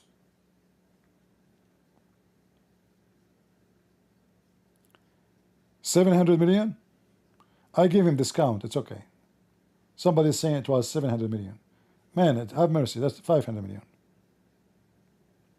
So I hope that the judge this time will give this woman a fine, will make her fine like flour for the rest of her life, like sand. So she can hold her tongue and not to be stupid again. And I'm saying, if the fine is so big, I assure you her husband will leave her. Anyone knows why he will leave her?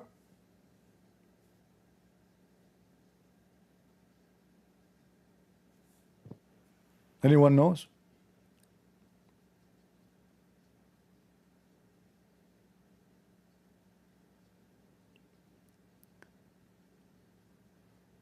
Because when you file for divorce, you try fast to hold whatever left of money of yours from paying the fine. So the husband, if he learn that she will lose the case, and soon she have to pay, let us say $100 million, or 50 or 10, we don't know, he will file for a divorce, and he will make a fast case so he can save himself from being bankrupt too.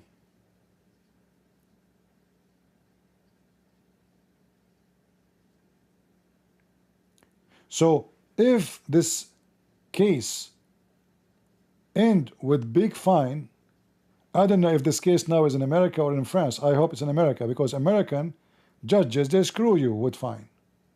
Literally.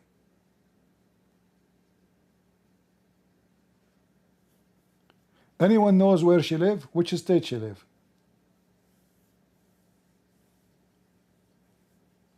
Anyone knows? Will be fun if she is living in a state where the judges are Democrat.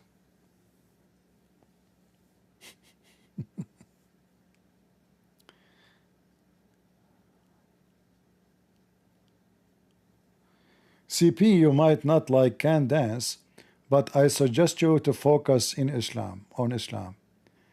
And don't waste your time on topic that adds no value. My friend, Mr. Truth, thank you very much for your advice. Last time I contacted my lawyer, which is me, he said to me, I advise you to do the opposite of what this guy is saying, because every topic is my topic. And it's not you who tell me what to talk about, what not to talk about. And I advise you, if you think I'm wasting your time, why you are here, my friend? Just take a hike, take the bus. This is not your topic, you don't like it, go, leave. I am not wasting my time. I am sharing with the Christians how we as a Christians, we deal with people like this, because they are part of our reality, our life. So if we ignore them, that means we allow them to control the mind of the one who is not maybe educated, or somebody he is not, he don't know where to go. Which one is saying the correct thing? So we have a duty. The same we stand against the false Muhammad, we stand against anyone is false. So I don't see a difference from standing against Muhammad and standing against this woman, because both are in the same side. What Jesus said, who is the father of all lies? Anyone can tell me? Satan. So all of them, they have one father. And all of them, they promote lies to gain either money or power or politics or control. So for me as a Christian, the reason I stand against Islam, the same reason I stand against this woman. Otherwise, as you see, she have a cross behind her. Why Christian prince will go against a woman? She have a cross behind her. Because she is harming us, and she is a fake Christian.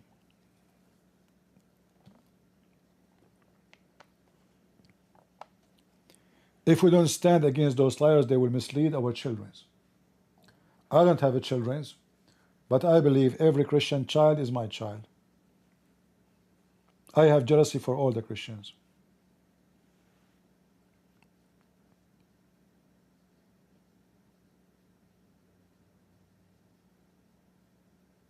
All right?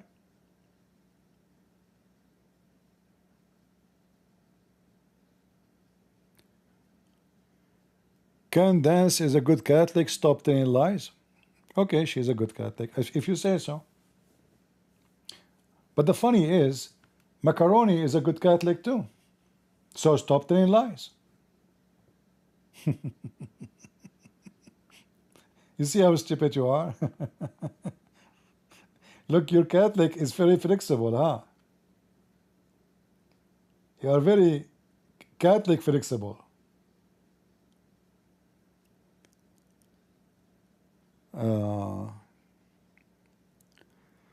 Where my evidence that she is fake? There's no need for evidence. Watch her video with Andrew Tate. She agreed with the pimp and everything he said. Not a single thing. The pimp he said, she said no. Guys, am I lying? Am I lying? Did she disagree with Andrew Tate in anything? Zero. Not only that, she asked him, what your advice to young men around the world? So she is a good Catholic, but she is asking a pimp, and he is a Muslim, to give advice to the Christian. And she mentioned the word younger Christians. Guys, did she mention Christians? Did she say Christians? Did she say Christian? She said. She is asking the filthy scumbag Andrew Tate, the most trashy, junky, filthy person ever I heard of. What is your advice for a Christian young men, youth? And you are asking me for evidence.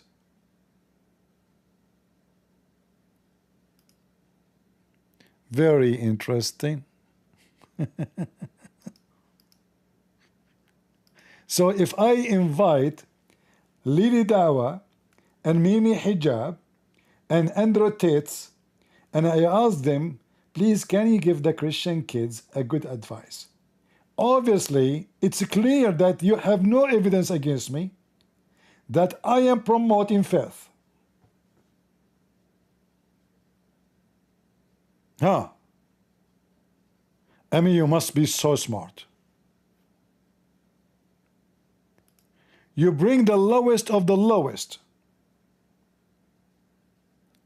and you agree with the lowest of the lowest,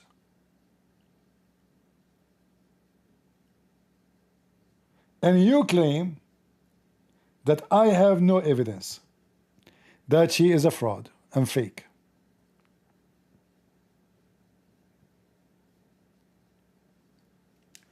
Guys, I'm going to invite Satan, and I will ask him some certain questions about how we can live a better life.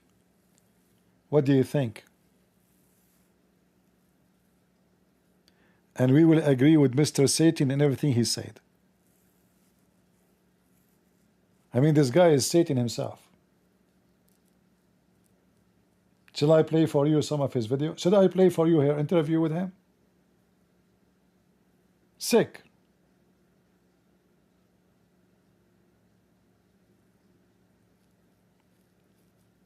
It is a dude. Who you are talking about? Candace, she's a dude? Do you have a proof she is a dude?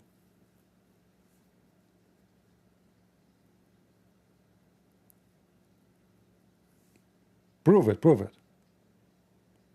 Anyone who speak about any woman, he say she's a dude. Prove it. Go ahead. Did you go under her skirt? The same you speak about this guy macaroni wife. You know, I laugh at you. And listen, as long she been sued for saying that, what about you support her and you make a video and you go in your camera yourself and say the same? Let us see how brave you are. I like to see more people sued and go bankruptcy. Because the first thing the judge will say to you, do you have a proof of what you say? What you will say? Somebody told me he is a dude. The judge will say to you, dude, you are stupid. So, dude, I judge you by law to pay all your money, and I will kick your ass not to use the internet ever again for the coming 10 years. Dude. Mr. Gossip, peace be upon you.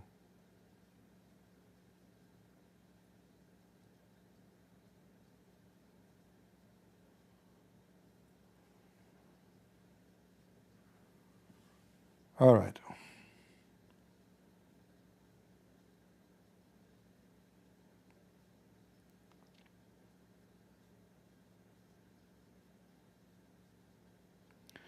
Her husband, he was a friend with Tate before she became famous?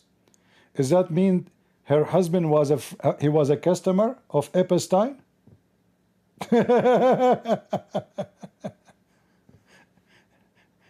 Guys, did you hear this? Her husband was a friend to Andrew Tate before she became famous.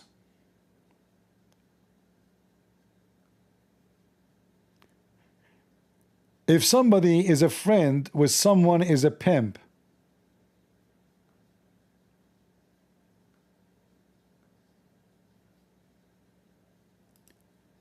how does a friendship work?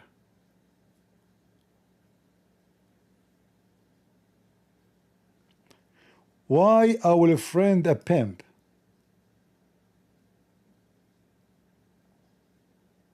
Anyone can tell me? And she is saying, I'm not sure, I never know this, you know. Can you provide us with link with the picture?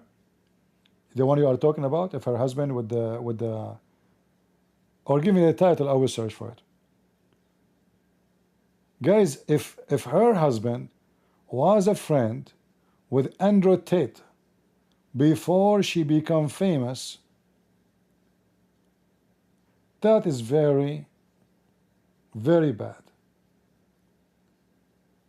That is telling me that they are a family of very corrupt people. Why in the world I will friend someone, he is literally a pimp? Okay, let me look for this picture. Hold on. His name is Wizard? What wizard?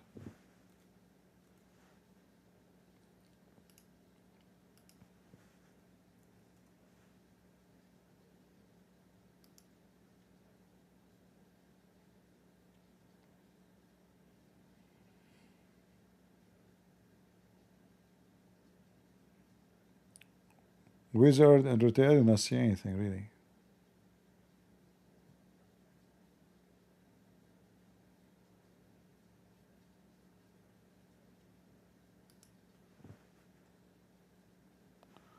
Let me try again. Maybe because you typed tits.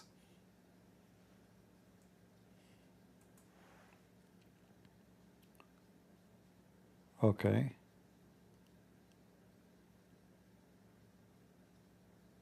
Well, there's a lot of pictures. I don't know who they are, those people.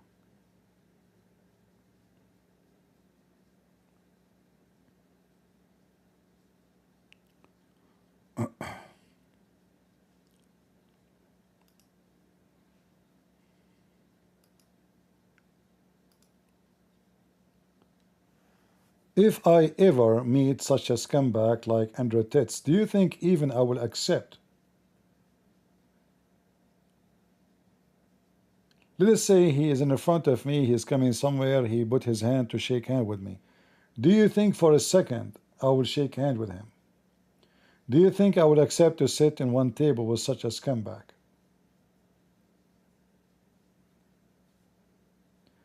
You will do that only if you are trying to use such a scumbag, because you are a scumbag like him, to make money and get more audience.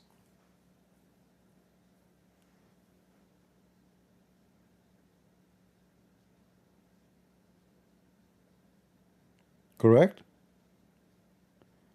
Otherwise, why anyone have little decency? He will be a friend to this man.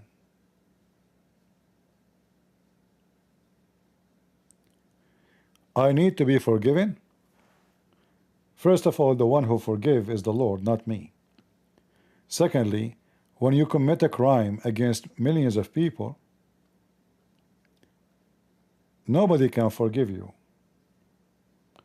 because an individual forgiveness will not save you, because your crime is bigger than just hurting someone. How many child, their life will be destroyed because of this guy? How many women, their life been destroyed? Instead of being married and happy and they have family, they become hookers, trashy junkie.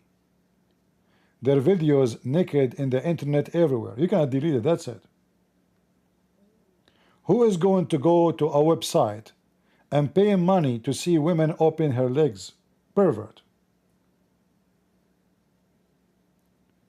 So when you bring women in such a place, you are way worse than the pervert himself who pay for it. Andrew Tate himself, he said, you can go watch his video, that he was working with those women, texting, acting as if he is a female. Is that correct? And men, they were masturbating. So in the chat, he texted Andrew Tate himself, the man, the hero, the champion of kickboxing. He was kicking the penises of those men so they can jerk. Excuse my language. Am I lying? Is that a behavior of a man? I chat with you in the text claiming to be a girl, and I say filthy words to you, so you, because you are a pervert, you get horny? And I get paid for it? Well, guess what? He is a whore. Not only those women are whore, he himself, he is a pimp and he is a whore. And then this woman, he claimed to be a good Catholic girl. She go and she agree with him 1,000,000,000% in everything he said. And remember, she flied to him. It's not like the guy came into America, there was maybe some hotel, she met him. No, no, no. She flied all the way there. The same as Sucker Carson.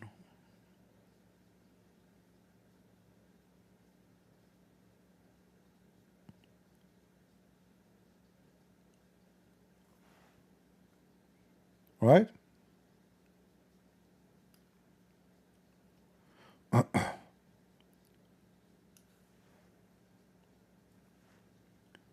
So those people, they can ruin. And you know, because today he became popular because he says things usually others don't say. Sometimes he say things which is true. Sometimes he say things which is true. And this is how he can attract the naive ones. And then he put his poison. So I can use what is true and logical to insert 1,000,000 false teaching between the truth.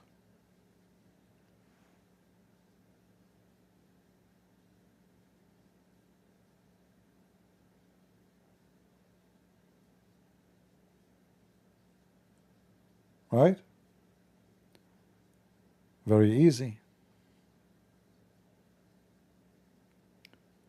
And you need to know that all of this is connected to one thing. It's all about money.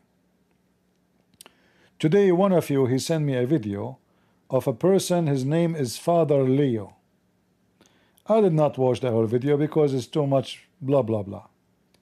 But the first thing I noticed, that Father Leo, who is a priest supposedly, peace be upon him, he said, don't forget to support me in Patreon, and we have many levels, and you will receive videos, special videos based on your level of donation. So his Holy Father, he is not caring for how much you pay. However, if you are rich, he have a special video for you. If you pay less, he have less video for you. If you are poor, you cannot watch my video, sorry. And yet he called himself Father Leo.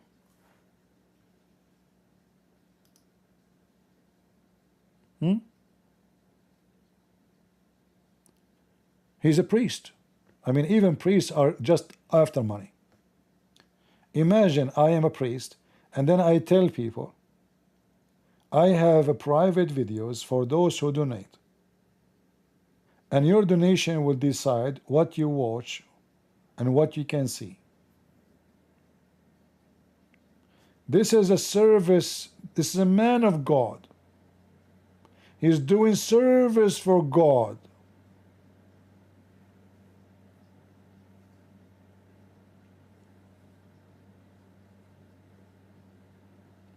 Right? In fact, all of those, every video they make, you go check how much money they make. They have contracts for their videos.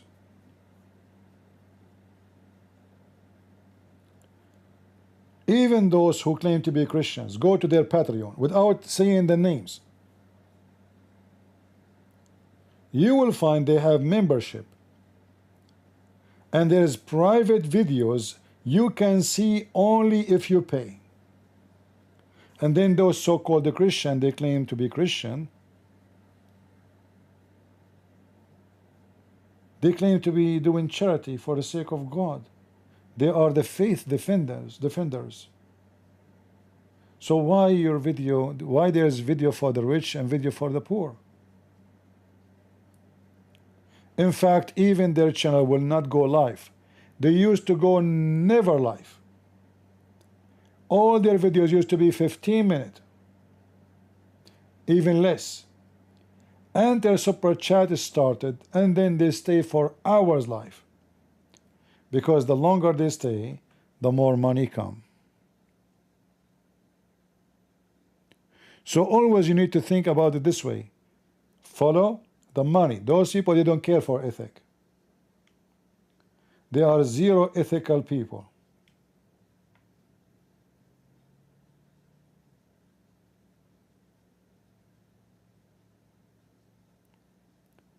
You know, I don't want to have super chat. It takes me 1 click to activate my super chat.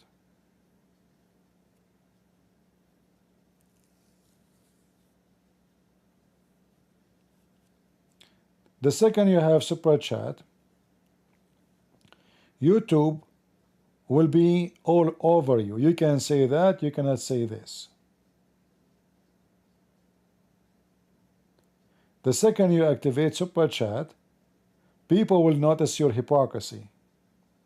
That you answer people who donate to you. So somebody will put $10, so his comment will be seen, and you put his name on the screen, and you answer his question. Well, if I want to do that, I work as a lawyer. I can make good money. Why I want to stay in super chat, stupid super chat, to get donation from people? And then the one who pay, I put his comment in the top, and the poor guy who don't have money, he says, I wish I have money so I can talk to CP.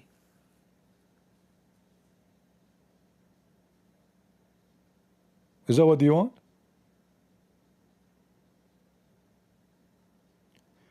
Patreon know his identity. My friend, this is very funny, as if Google do not know. So you escape Patreon, you go to Google. Which one is more dangerous? Secondly, Patreon, just to let you know, you can use a fake name, and the details you enter into your credit card, Patreon cannot even see it. They cannot see it. It's the same that the payment machine. Nobody see it. It's a chip. The second you enter the information, there's nothing about you. It's a incorrupt text. You can put in Patreon fake name, but Google is Google. Google knows about. You see, if you don't want anybody to know about you, you better not to go on the internet. You better not to have a phone. Google read all your emails. It is their email.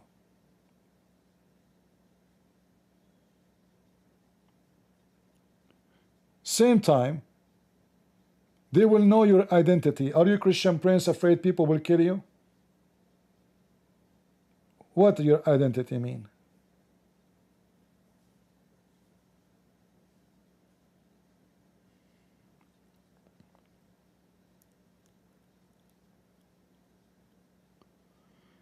If you ever go super chat, I won't be back. Okay, let me activate it then. Are you married? Since I met Candace, I said no. I pass. If women are like this these days, over my dead body.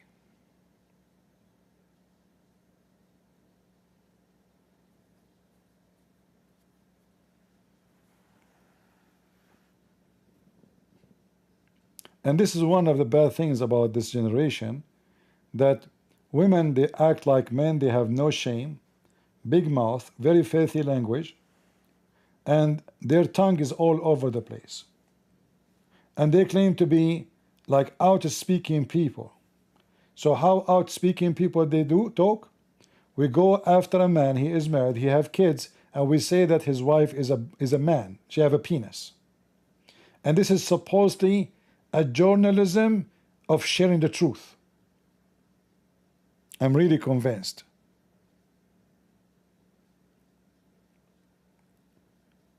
She is a special case. I don't know, in this world today, men and women are screwed up.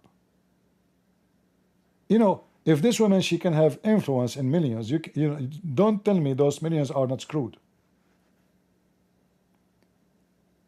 If Sakar Carson or a pimp under tits, he can open a school, university. He give you PhD. A guy don't have high school, he can give you PhD. If this guy have millions of followers, and you are telling me not everybody,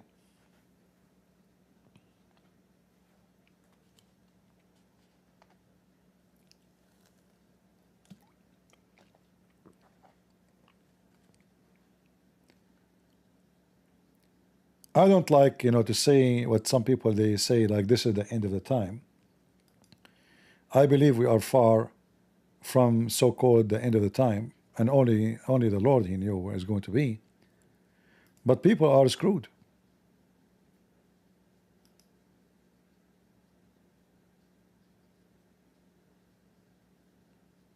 People literally are screwed.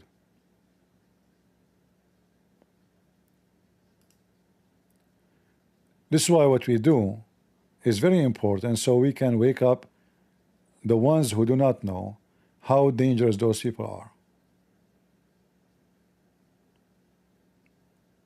You watch Democrat TV, they keep talking about people of color, people of color, people of color, and they claim that they are not racist. But we know that you remember the color only because you are racist. A person who is not racist, he will not even see the color.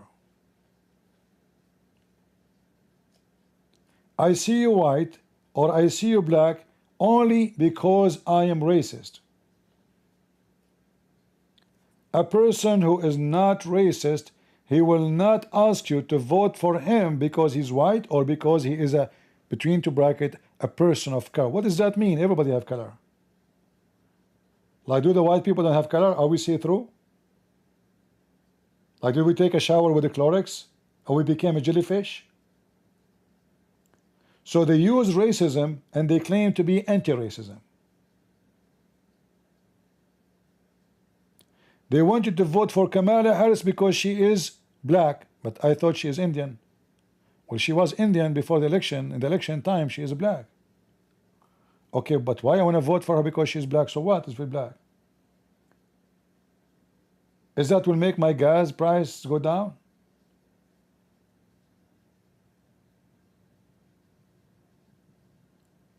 I will vote for someone have all the colors on him, if he can do that. No, you have to vote for she have a color. Awkward mind. This is why you see generation of stupidity. They go in the street shouting free Palestine, but they don't even know where is Palestine located. If you ask them who is the last king of Palestine, they don't know. They never have a king there. Who is the king of Palestine? Where is the nation of Palestine coming from? They have no idea, or what they know, somebody give them a sign, say free Palestine.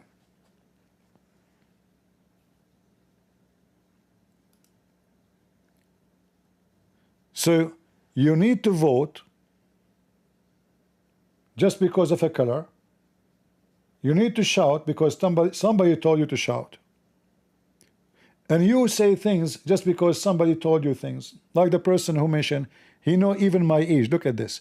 This guy, he says CP about 57, 58. What about 77? People, internet.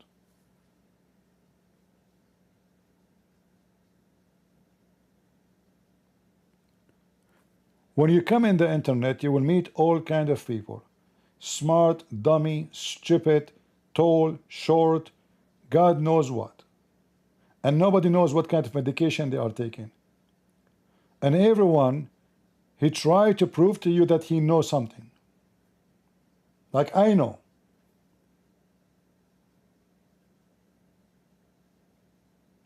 And I laugh.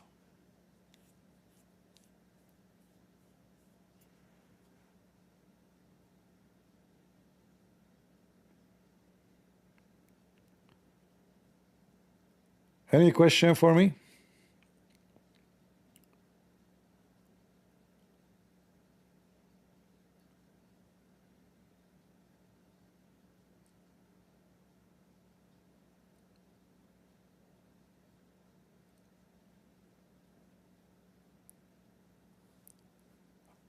I hope that the case will be running very soon,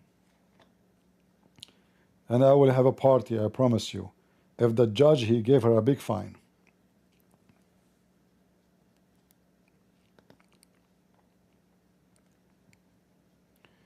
You know everything what I do? Okay, do you know why I'm muting my microphone now?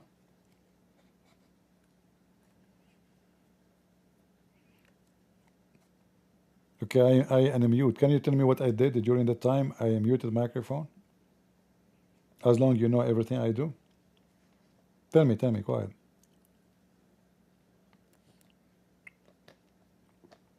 I was farting. Secretly. This is why they call it Secret Service.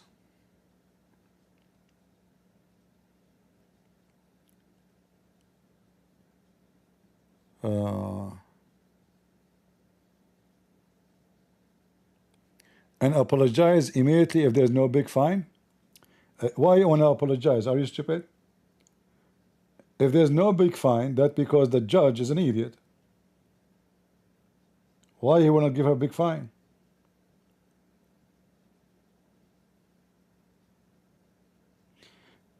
You know, the first when I joined the police, I was just, you know, like a new. And you know, when you are new, you are nobody. Ooh, this new guy. So there was a crime. Somebody was killed. I went there Nobody even invited me. Nobody even, I mean, you are just new, you're nobody, you know, like, you just, who's this kid? So I went there and I found they put the tape already and they will not allow anybody to you know, and the captain who's in charge, he said, we are done, where are you going? I said, sir, can I go? He's, you know, he's a boss, he's higher than you. Can I go in just to see? Let him go in. Let him go in. Just, okay, go. He's making fun of me, you know, like he's speaking in a way. And he went back to the office and he closed the file. He says, we found nothing, no fingerprint, nothing. The criminal is unknown. Unknown.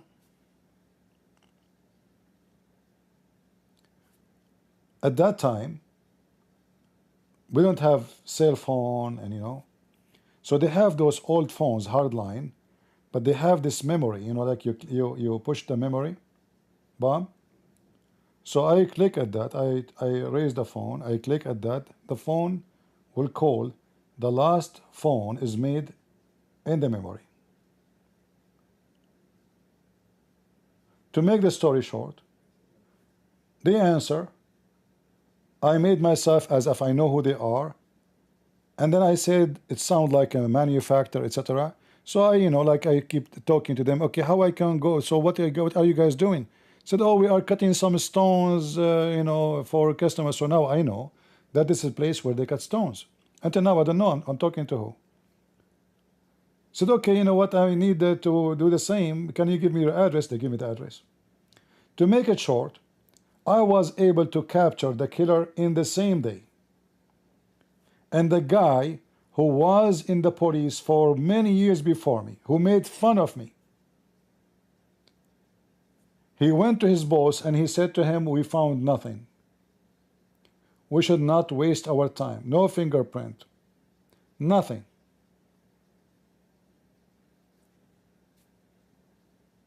This was my first experience, real experience, of investigating things.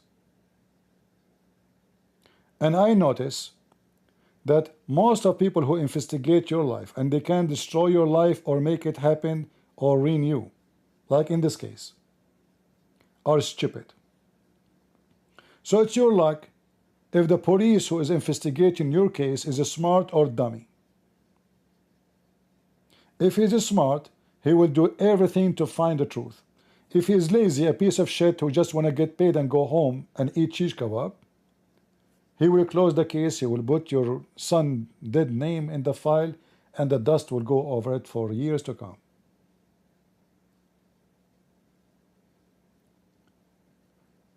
And you need to think about everything around you the same way. That always there's a judge who is smart. He listens carefully for what people say. And a judge or even a lawyer, he can put you in jail. You hire a lawyer to defend you, he calls you to go to jail. Last time I was jury duty, the lawyer, the stupid lawyer, he said, if not my client did that, the whole problem will not happen. He just confessed that his client is the donkey. You hire a lawyer like this, you're screwed. So you pay somebody to defend you, he screw you. So what the judge will do, what the court will do, success or not success, this is based on the ones who they are working in the case. Not necessarily because you are not guilty. And not necessarily because you are guilty. It can be the opposite. So the judge system in any country is screwed up. Literally screwed up. If your lawyer can find one hole in the case, you are out. Even if you are the most filthy, well-known criminal. So when we say, I hope she will be punished and she will pay a big fine, because I cannot find any excuse for her to get out. Remember, when they bring her to the court, the court, if the case is about if she is a male or a female, as she claimed, then she have to provide all the evidence to prove her case. And there's no way she can do that. she will be screwed.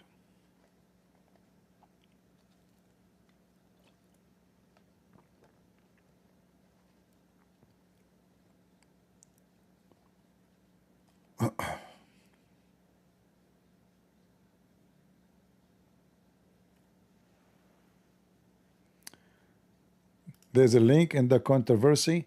YouTube deleted your message. Spanish lady, YouTube deleted your message. Can you believe it? She mentioned the name controversial or something, and YouTube deleted her comment right away. Not us.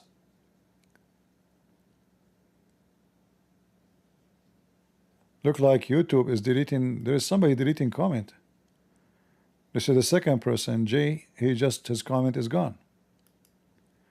Can you please speak about crazy Osborne who was satanist who died, and how? Okay, I don't know about this guy, the satanic. He died, let him go to hell. Now this guy, how, supposedly he became a Christian. God bless him. I hope God will forgive him for everything. We pray. However, my friend, why it's so important to talk about somebody? It's just because he is a famous person. Why the death of people who they are normal? They are not celebrity. Is not interesting to any.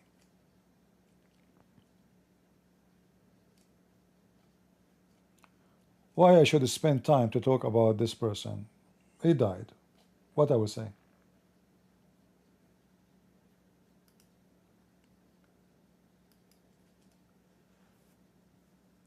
I heard that he became a Christian before he died, right? Wonderful. But for me, his life was not good. He make money from beating people. For me as a Christian, I support all young men and even women to learn the art of defending themselves. I support that very well. But I will not support anyone who get paid for beating somebody. For that is not a sport. That is a crime. And this crime have many victims. The audience, we are teaching them to enjoy violence. They cheer for violence.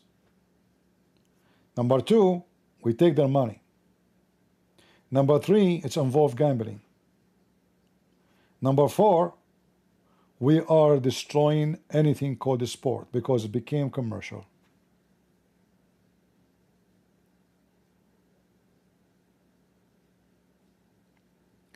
But sadly, in the world today, you can do all those things, still you are a celebrity. Yes, when they are fighting in the stage, they are beating each other, right?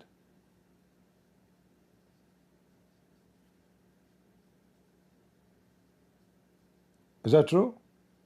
And they bleed, and they might lose their teeth, or even have a head injury will cause them to the rest of their life to be disabled. Yeah, you make money from beating up people. Who cares if you won or lost? And all those kind of occasions, they do gambling. Anything you see in the stage, most of the money is coming from gambling.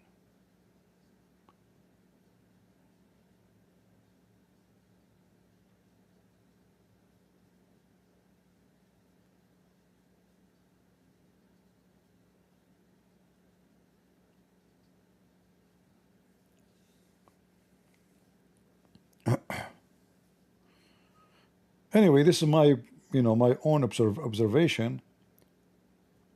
Any sport is sponsored by companies is not a sport no more.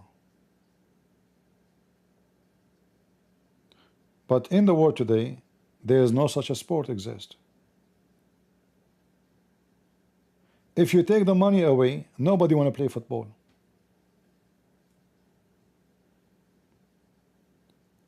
And most of people, they are famous, because those companies, they put their names for you everywhere because they make money from them. Pliers are for sale.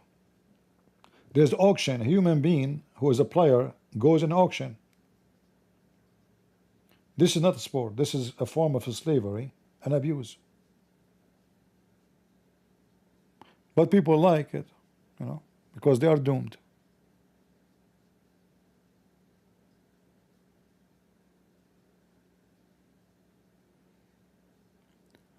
Would you say that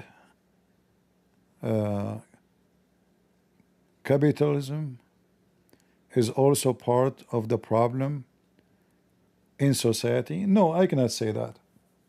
Because, see, human being, the second you take the motive from him, he will not do a good job. So capitalism have many negative, but communism and socialism have way more negative. And we do not need to prove that. Just go to any country, they practice those things, and you will see how bad it is. You see, I'm talking about commercial for fighting, etc., but there's commercial can be useful and very useful. Not everything is commercial is bad. So if you take the motive,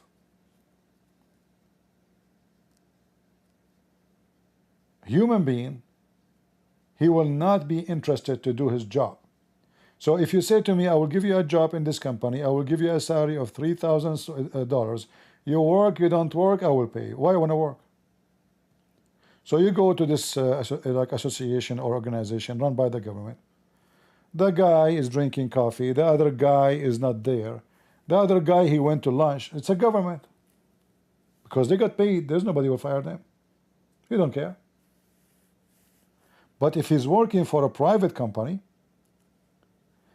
they will not pay him a second if he is not on his chair.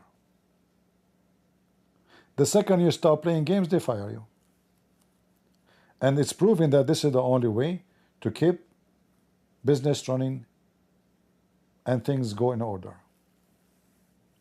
As long people they have salary, and the salary is fixed, and nobody, like now, when Trump he decided to fire many federal employees, the Democrat they went crazy. Why? Because all their party is sucking the blood of America.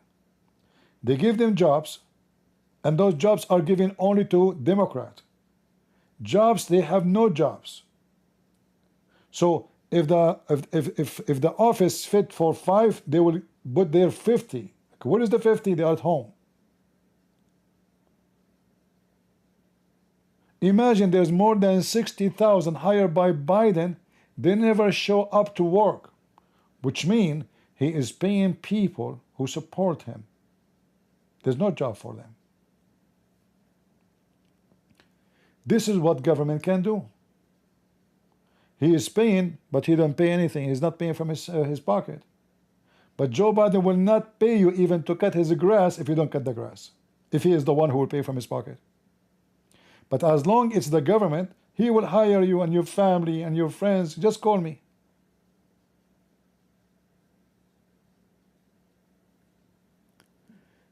If you have $1,000, how should I invest?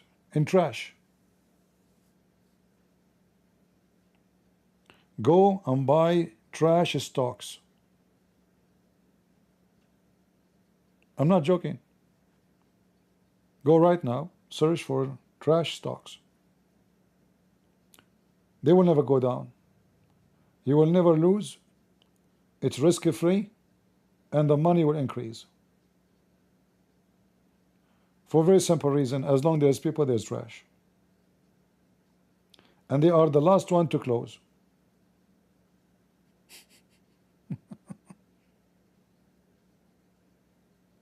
No, I'm serious. Go right now and search for trash stocks. They never lose, they never lose. They never have budget, is not successful. Because when you throw garbage, you make the money, even though they are collecting your garbage, right? And you pay them to collect the garbage. But they make hundreds of millions from the recycle. So their money is 3-4 times multiplied. So not only you pay them to take your trash, they make a lot of money from your trash. This is why their budget never lose. They always multiply, and you will get a lot of return, and there's no risk.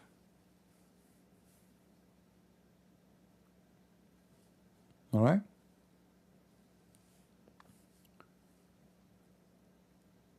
What do you think about Bitcoins?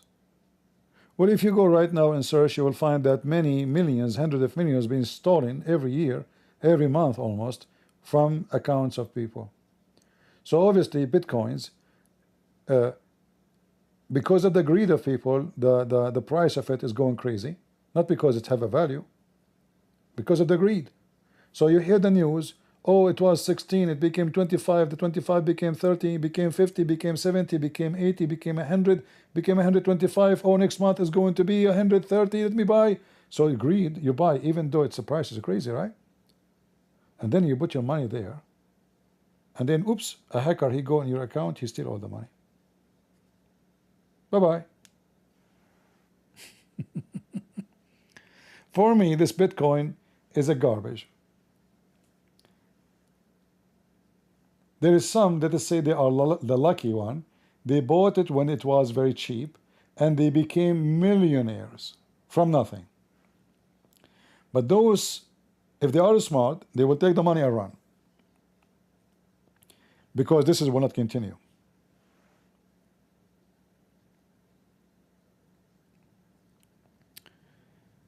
All right. And again, this is my personal opinion. I'm not your finance advisor.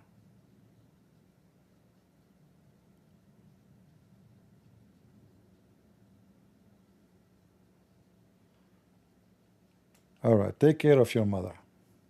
God bless you.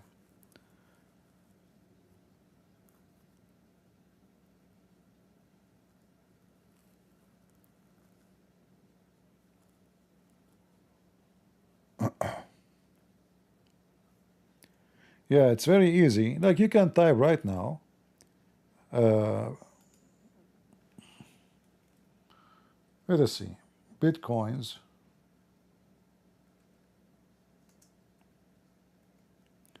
And not only that, there's some people are stupid. So they go and they speak around. They tell their friends that he own 100 Bitcoin, I own 1,000 Bitcoin, I own, etc. And then there's people, they will go after you, even physically.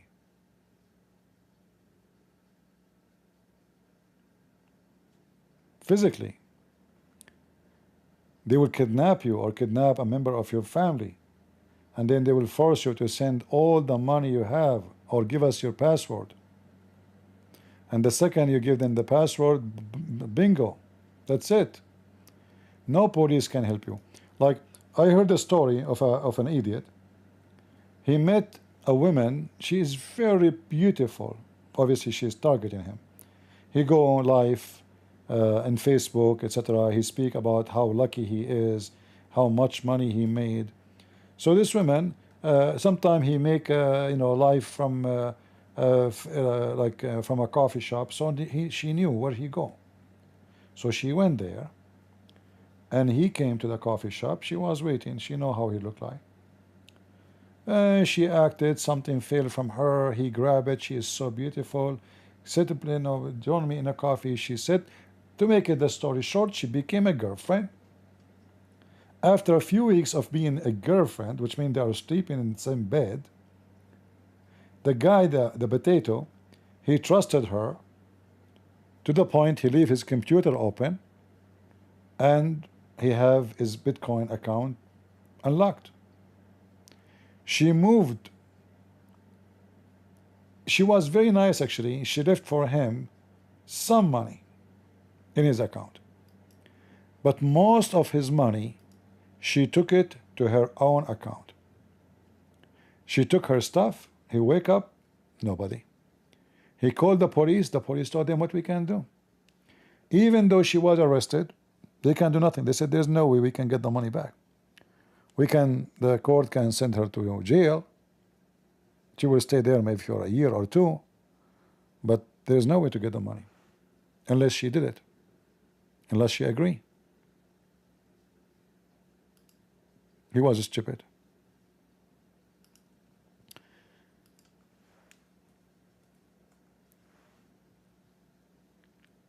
If somebody took your money from your bank account, the bank, they can trace it most of the case, not necessarily, and the bank, they have even some kind of protection for your money.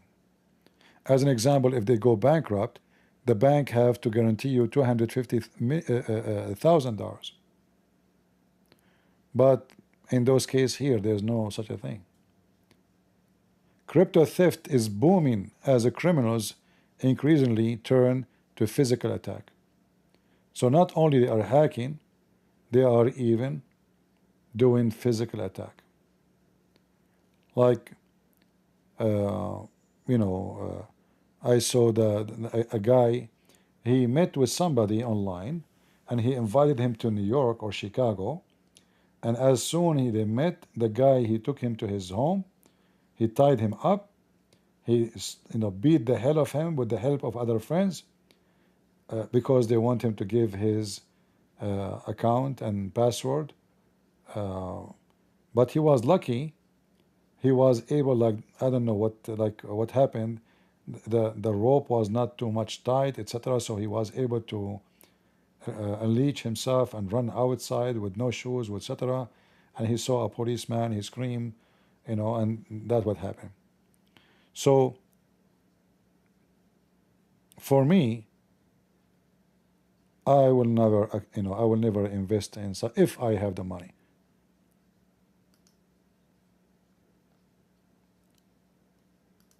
That's not my thing. No, here they are talking about billions, like here it says, so far this year, we are just six months in this year, this is in America, 2.17 billion.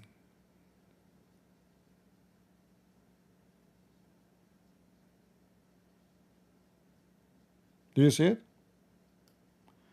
This is a report just 8 days ago. 2.17 billion. So imagine how many people they've been destroyed. They lost everything.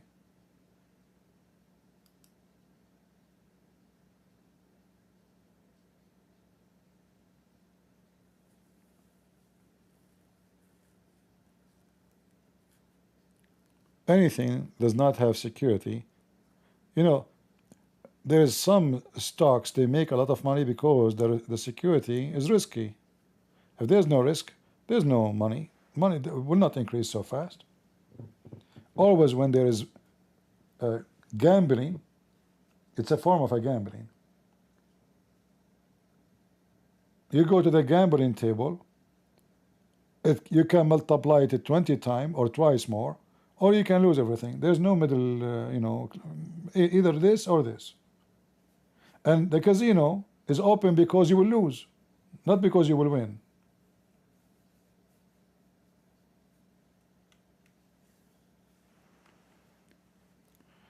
A gold stock, you see, nobody knows the future, right?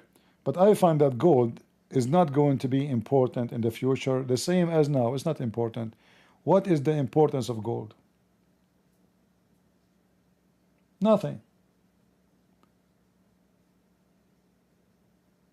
It's not even an essential metal for manufacturing.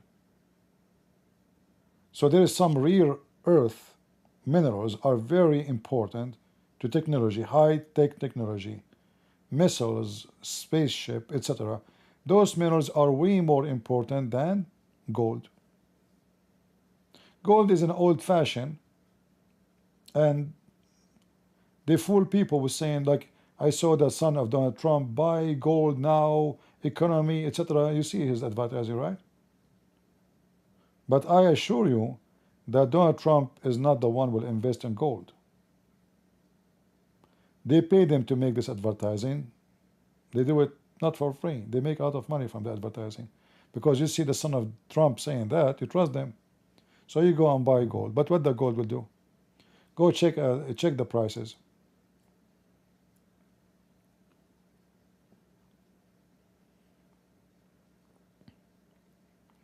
I don't want to turn this conversation to talk about investment, but if I am you, depend how much money you have. The first thing, secure your residence. Secure a place where if you go poor, you will not go homeless. Even if it's small, tiny apartment or house or land. Secure that. Because you never know what tomorrow will be.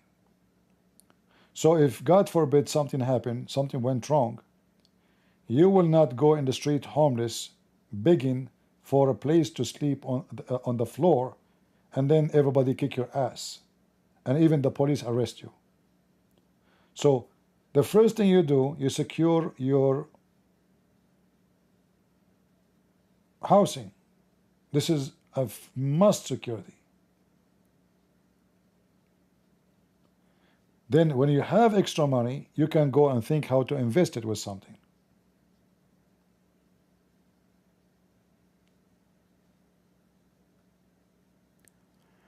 I heard that they will ban cash and implement chip in your hand. Well, who is the one who said that? Candace? It must be Candace theory. Cash is a must. And the world is far away from getting rid of cash, not even in the coming 200 years. Maybe after 200 years, maybe.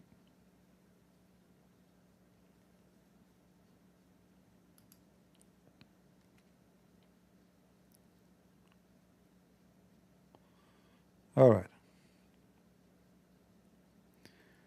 Shalom, shalom.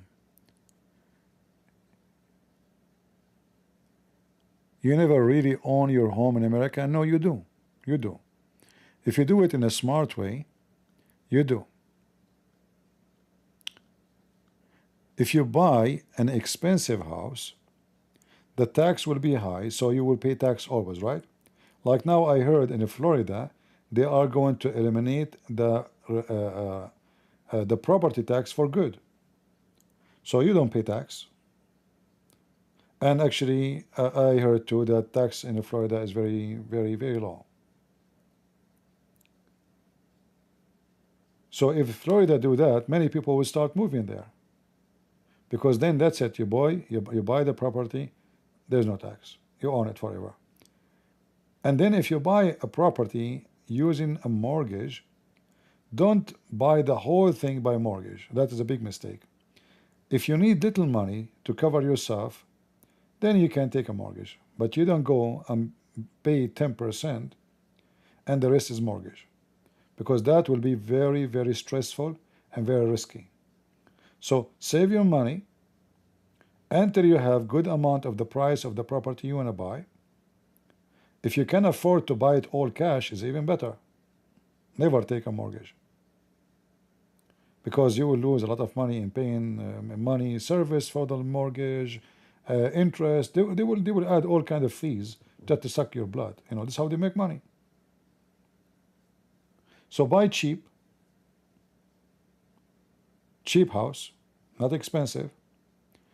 Because even though if you have to pay tax, it's going to be little. For the house was cheap anyway. You can buy something, need handiwork. You repair it. You do the work.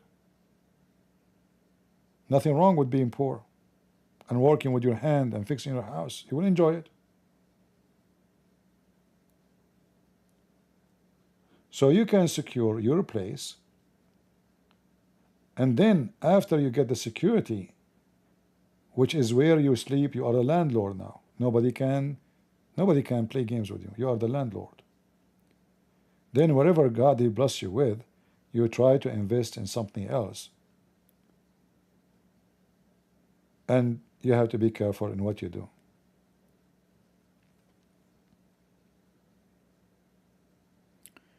I never buy health insurance. Why you want to buy health insurance? For what?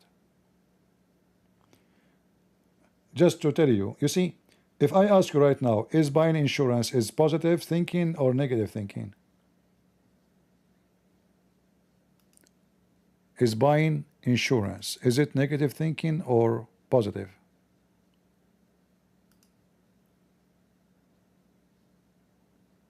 Anyone knows?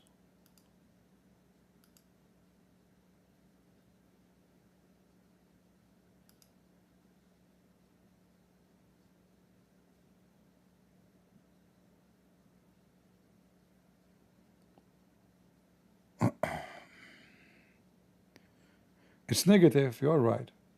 Because you are worried that something wrong will happen and you are afraid, so you pay insurance company.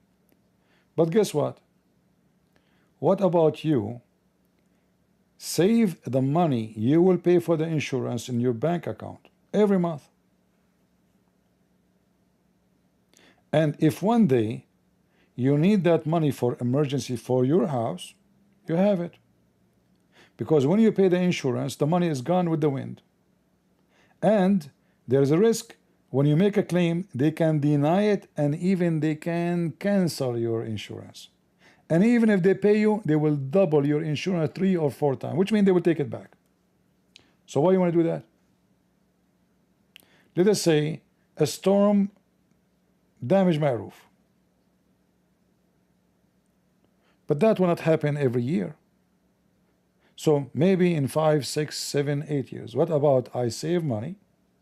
Instead of begging the insurance like a dog, please, and then you wait, and then they will send you inspection, and maybe they will approve it, and maybe they will reject it.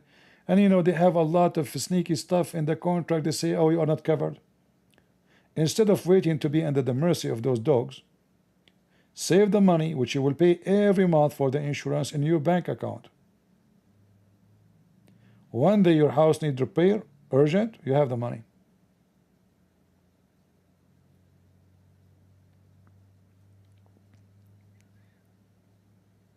All right?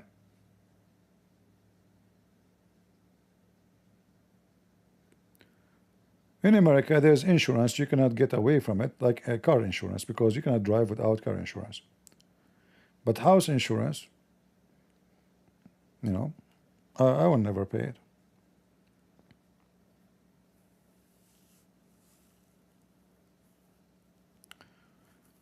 All right, anything else?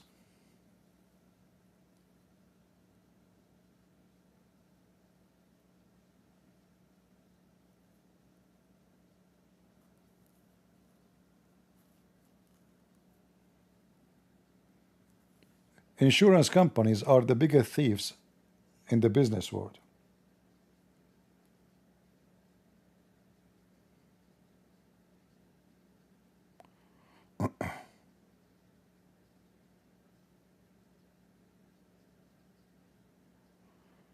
Something a cop would say? What do you mean a cop would say? What does to do? What does have to do with the cop? You mean in car insurance? No, you have to, otherwise you will be in trouble. This is not about a cop or not. You will be in trouble if you don't have one.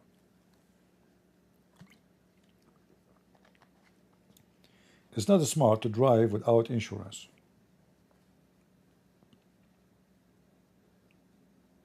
Me, myself, I will never drive my car without car insurance because you never know what will happen.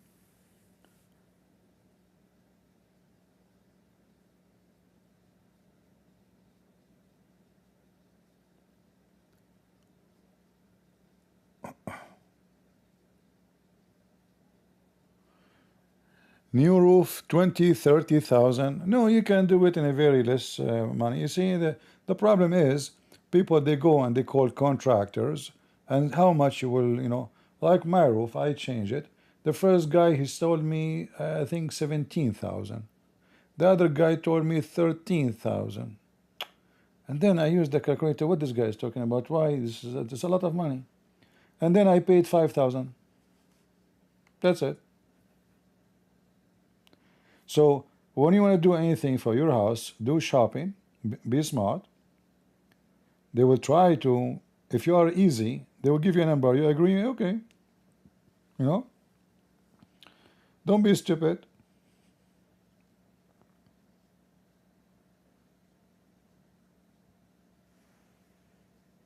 Now, for sure, the price can be different depending on how the size, how big it is, how small.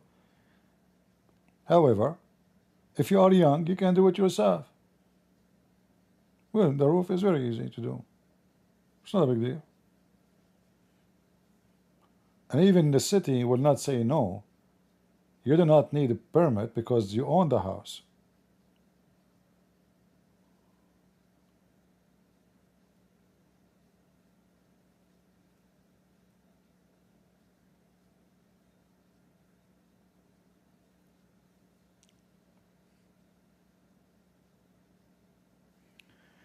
I will not buy a property. I will, if I have money and I will be out of this country soon. Well, I do not know what is your story, but I think this country is way better than many other countries.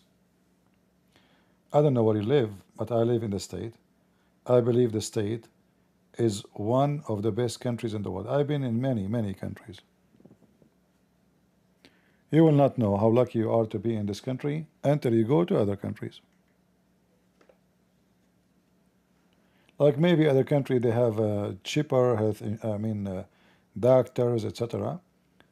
But life in USA is way easier than go to Europe and see how expensive it is.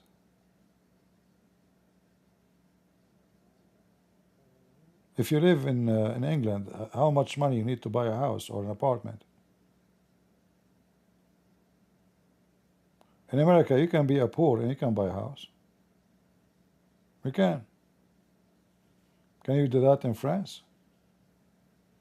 The only place in Europe is cheaper is Italy because the population is declining. But the houses, if you buy, is in the places where not many people live. So possibly you will find a very cheap house in a ghost town.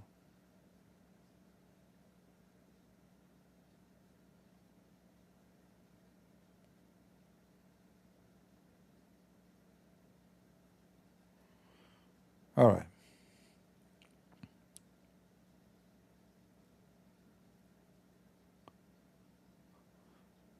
If you have money, you would leave Germany and come to US. And then when you come to US and you say, if I have money, I would love to leave US and go to Germany. Usually people, they are attracted to other countries thinking that other countries are better. But you have to experience the country first before you make a decision.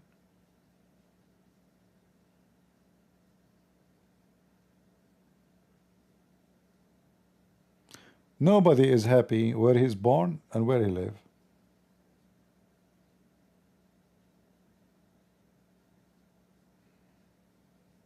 All right? Is Candace dance is good or bad? In my book, she is very bad, not only so-so. Very bad person, very fake person.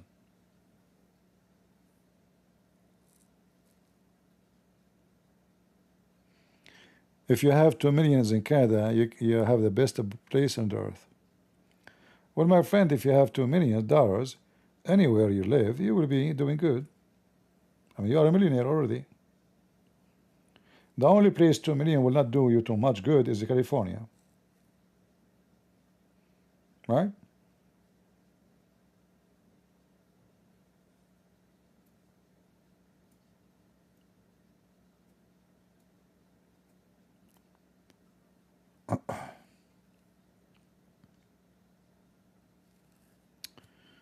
Welcome, the I am Iraqi Christian. Good to see you, my brother.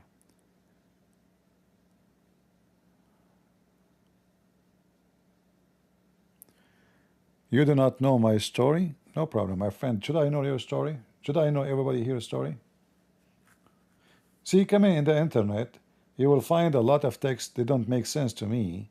And people, they say things to me as if, I know every one of you. And what are you talking about? You don't know my story, my mother, my father. Don't give me a drama, my friend. We are answering public question, not about individual. General answer. This is not about you, about me. Canada allow gays to marriage? Better than going screwing around with kids. Let them F each other.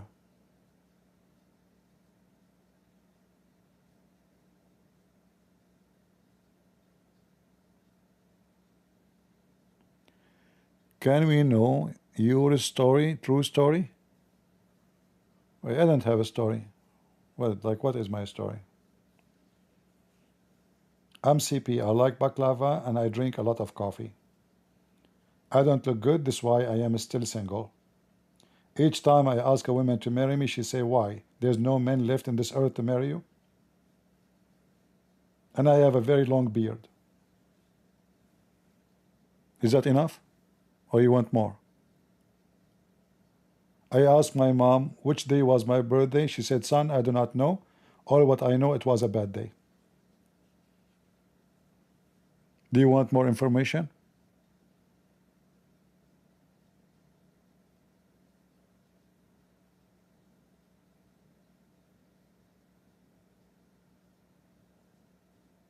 I hope that enough.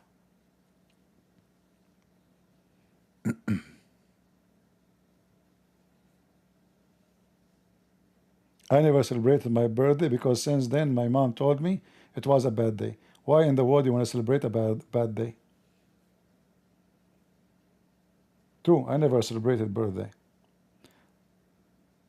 I find it a silly occasion, you know. I mean, I know people like it, maybe, you know, this is your business.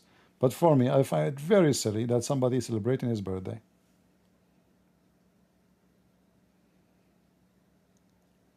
And especially women. I mean, women, they hate to get older.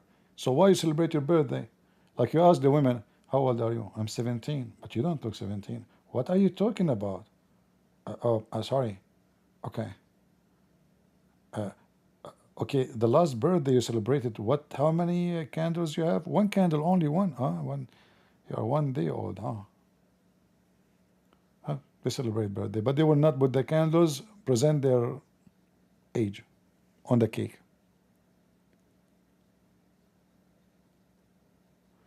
France said today they announced Palestine state. Who care?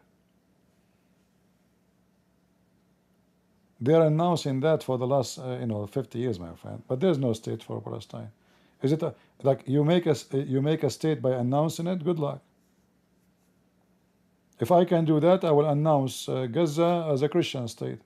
If announcement will make a difference, huh? Those people are hippies, living in their delusion. Stupidity.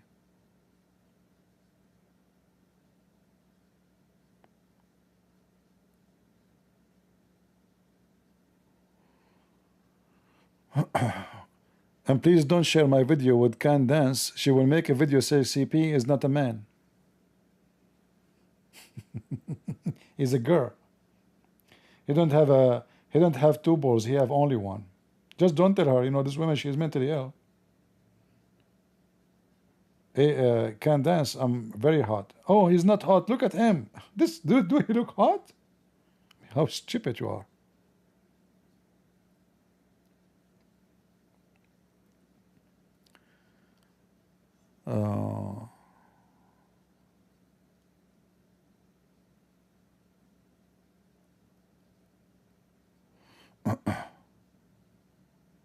Yeah, CP is an AI. Just wait, time will come, and you guys will not be talking to people, you will be talking to AI. Actually, the AI can be very useful, even though, like, it's not weird idea, right, to think about it. But AI is software, and usually does not have a self-interest, at least for now.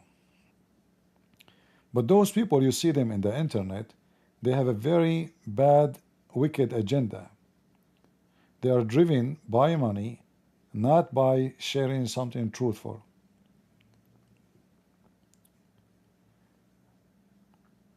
So AI, they can be maybe more truthful and honest with you. But remember, AI does not even share an opinion, but it is what is in the internet. So even AI can be deceived, and it's politically correct.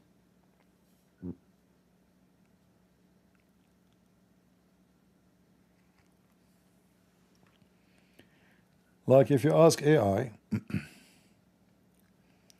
a serious question, there's a guy in the internet and he sounds so stupid, his name is a Christian prince and he claims Islam is false. Is that true? Christian Prince is an internet personality known for his critical views on Islam. He presents arguments that aim to demonstrate Islam is false, which are often debated and criticized by scholars and others familiar with Islamic theology and history. Whether his claims are true is a matter of theological and academic discussion, and different individuals and groups hold varying perspectives. So do you think Christian Prince, he knew a lot about Islam, or his knowledge is very shallow?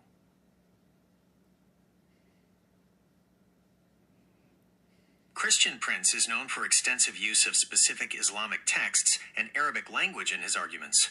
However, academic studies and critics often argue that his interpretations of the Quran and other Islamic sources use a decontextualization approach, leading to claims of contradiction and imperfection in the texts. These criticisms suggest that while he may have a broad familiarity with the texts, his methodology and conclusions are often disputed by scholars of Islam. Can you mention one person who was able to win a debate or an argument with a Christian Prince? Identifying a winner in a debate is subjective, as audiences often interpret outcomes based on their pre-existing beliefs. However, debates involving Christian Prince often feature notable Muslim scholars or speakers. Christian Prince, he claimed that there is mistakes in the Quran. What do you think? Christian Prince argues the Quran contains internal contradictions and scientific inaccuracies. These claims are widely disputed by Islamic scholars who offer alternative interpretations and contextual understandings of the verses in question. When you say disputed by Muslim scholars, does that mean Christian Prince is being refuted and get busted? When disputed is used, it means Muslim scholars present arguments and evidence to counter Christian Prince's claims. Whether this constitutes being refuted and busted is a matter of interpretation by the audience. What do you think about the average knowledge of a Christian Prince? Is he a highly scholar, or he is nobody, making things up? Christian Prince is recognized for his extensive use of Islamic sources and Arabic language in his arguments. However, academic critiques often point out that his interpretations frequently... You said that to me already a minute ago. Let me repeat my question. So do you think Christian Prince can be considered... Please state your question. Do you consider Christian Prince as a scholar in the Islamic mythology? Christian Prince has studied Islamic texts in Arabic with claims of degrees in Islamic Sharia law and civil law. However, academic scholars of Islam generally do not recognize him as a formal scholar due to his decontextualized interpretations and polemical approach, which often focuses on finding contradictions rather than comprehensive scholarly analysis. So do you think it is the Muslim who can decide that the Christian Prince is a scholar? Are you asking the enemy to approve their enemy to be good? Recognizing someone as a scholar typically depends on academic peer review and established scholarly communities, not necessarily religious affiliation. But you said that Muslims don't recognize him as a scholar. Who care what Muslims think? You said he studied Islam and he have degrees in Islam. Isn't that enough to be for him to be a scholar? Simply having degrees or studying a subject doesn't automatically qualify someone as a scholar in the academic sense. Scholarship involves peer recognition, publication in reputable journals, and adherence to established methodologies, which are often debated in Christian Prince's case. But Christian Prince, he have many books. It's true. Christian Prince has authored several books that delve into his criticisms of Islam. But you say to be a scholar, you have to do studies and you have to prepare a study. So already he have many books.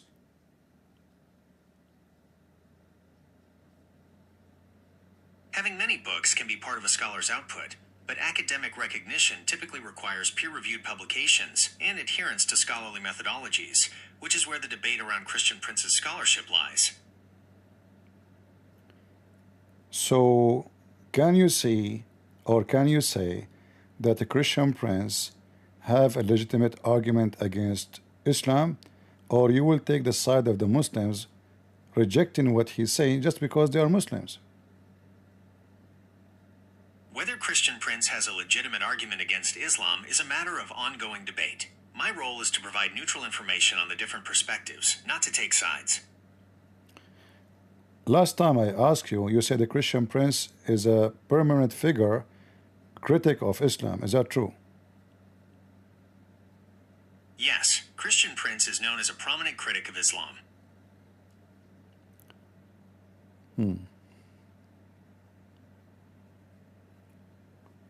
All right. You see, politically accurate is not, they will not give you an answer. So this is AI. It just, you know, try to avoid saying, you know, like to be in the middle. And this is why you cannot take AI for granted. All right.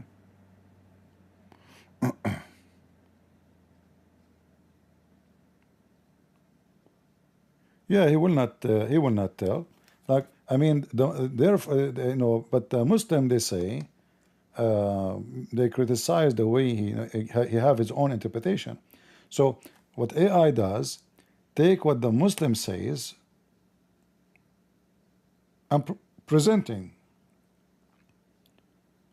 the statement about me, but can you take my enemy to be the one who can guarantee me or create me?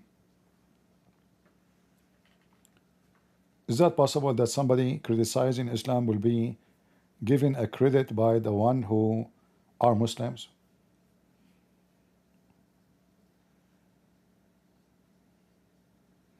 For sure the Muslim will not accept what I'm saying. If they accept, that means they became apostate.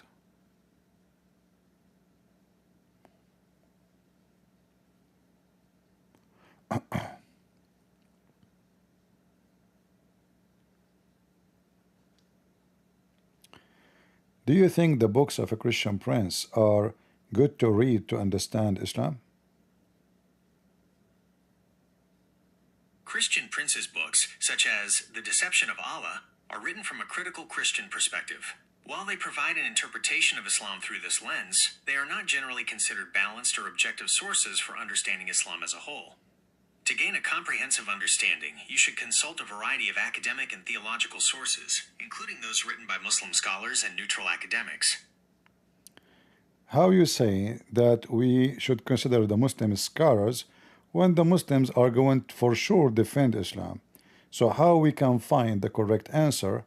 In the same time, you are saying Christian Prince, because he is a critic, he criticized Islam, he is not the one to read his books.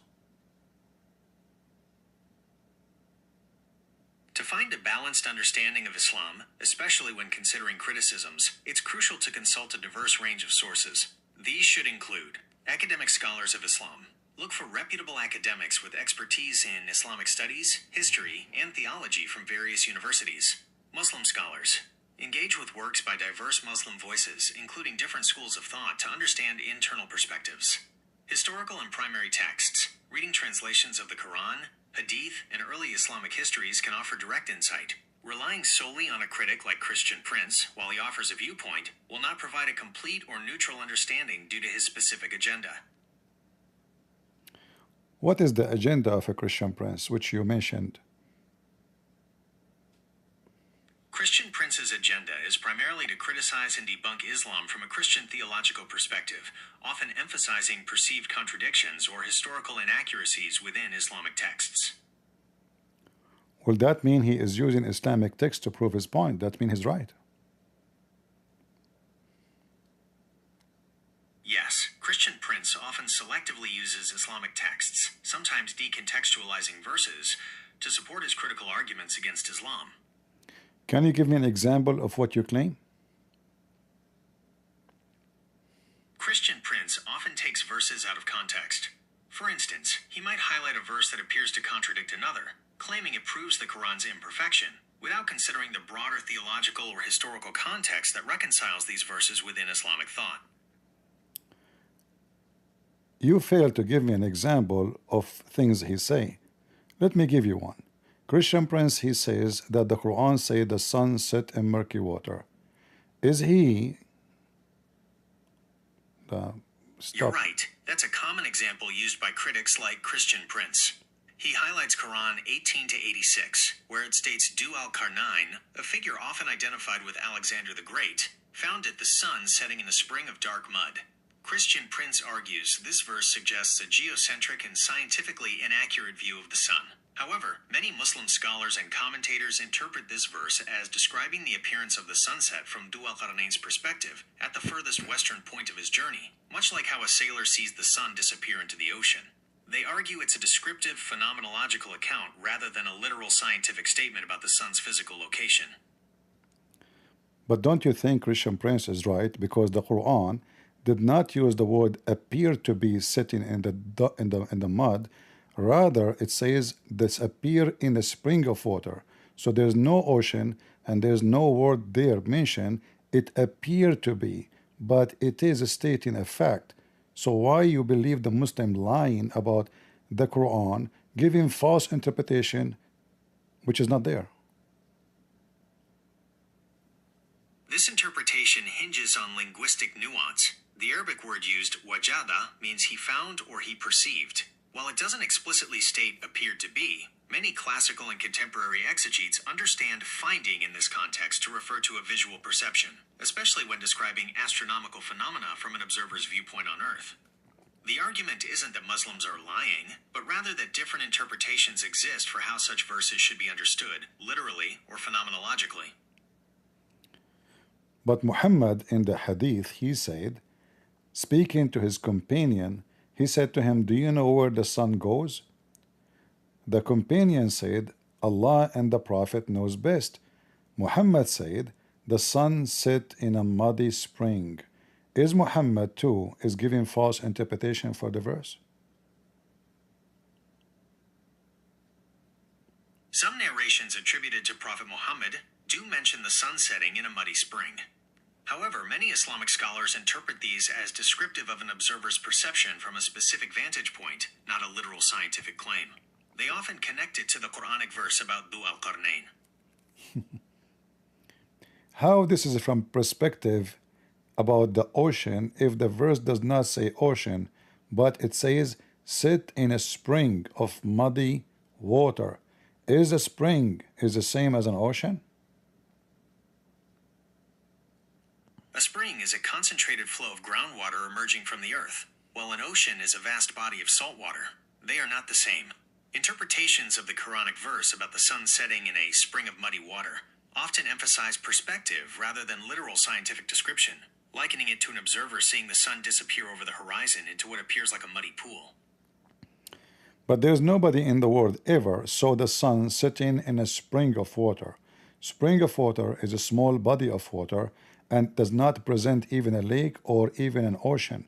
So why you are mixing things up, collecting lies of Muslims and presenting it to me? Are you trying to lie to me like the Muslims?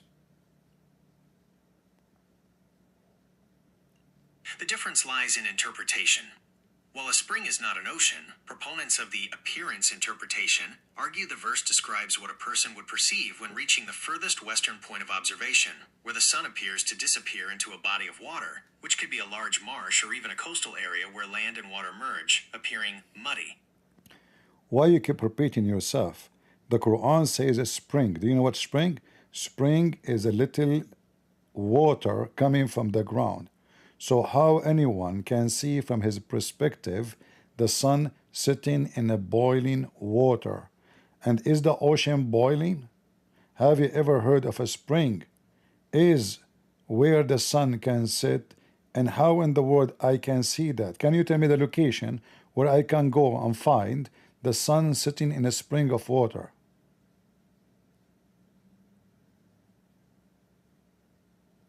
It's taking a time to read the question. Well, it's crush. crushed.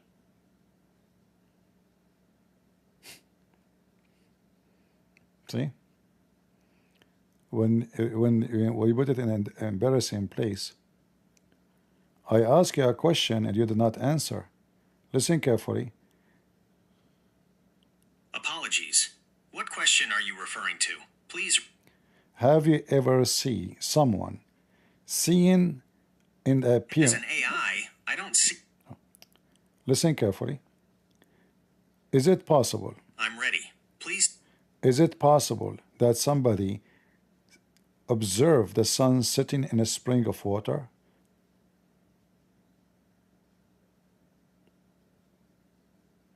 It is not physically possible for the sun to literally set in a small spring of water. However, some interpretations of ancient texts suggest the description is an observation of a visual phenomenon, like seeing the sun appear to disappear into a body of water at the horizon, possibly. But you said it is impossible, and we know that it's impossible too to think for a second that the sun sit in a spring of water, because even if we look, there's no way we can observe such a thing, for the spring of water is so small, so tiny. So how the sun will appear to me to be sitting? I have no problem to say that to me about the ocean, but the Quran say the sun set in a spring of water. So obviously the Muslim giving false interpretation to duct tape the Quran. Are you ducking tape the Quran like them?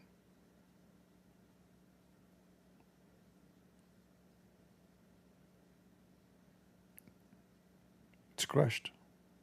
It's not answering.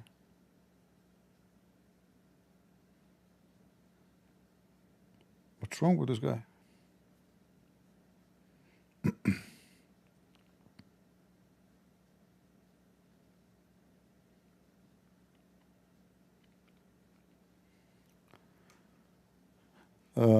Can you make it so we don't have to look at Candace? I changed the picture. Okay, sure.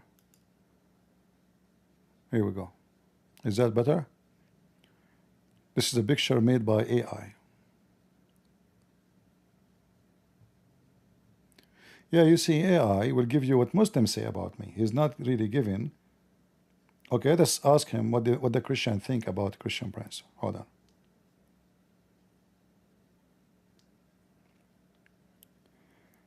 Do the Christian agree with the Christian Prince about Islam?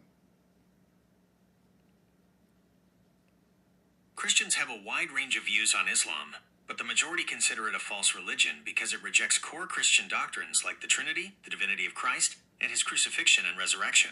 Despite these I guess he did not listen. Do the Christians agree with the Christian Prince regarding Islam? Christians hold diverse views on Islam, but generally they consider Islam a false religion due to fundamental theological differences, such as the rejection of the Trinity and the divinity of Christ. While some Christians engage in dialogue and seek peaceful coexistence, others, like Christian Prince, take a more polemical and critical stance against Islam. There is no singular Christian agreement on Christian Prince's specific views regarding Islam. No singular Christian agreement? What?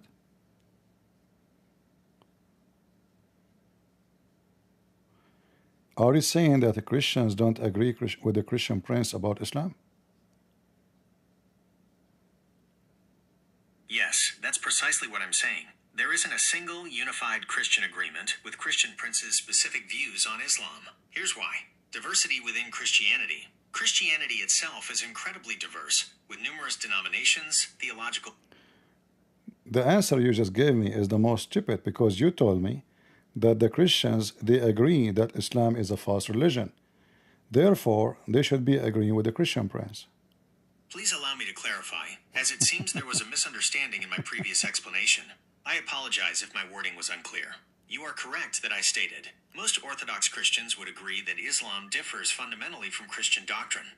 And also, most Orthodox Christians would agree that Islam differs fundamentally from Christian doctrine, e.g., on the Trinity, divinity of Christ, crucifixion, and resurrection. My intention was to convey that mainstream or Orthodox Christianity, when comparing its core tenets with those of Islam, identifies fundamental theological differences that... You know what? You are going in a circle. You just said that...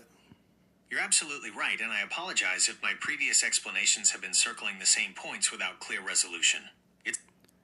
Listen carefully. If the Christians agree... I'm listening closely. Please tell me what's on your mind. If the Christians agree that Islam is false, and then Christian Prince... Oh, this guy is going nuts. Yes, as a general theological position, mainstream, Orthodox Christian... Can you stop? Are you acting like a kid teenage? You keep interrupting me. Stop. I sincerely apologize. You are absolutely right to call me... All right, so listen to me carefully. As long Christians agree that Islam... I'm listening carefully. Please tell me what you need. As long Christians agree with the Christian Prince that Islam is false, so then why you don't say Christians agree with the Christian Prince? You've hit on the core of the nuance that makes this tricky to explain directly, and I appreciate your patience.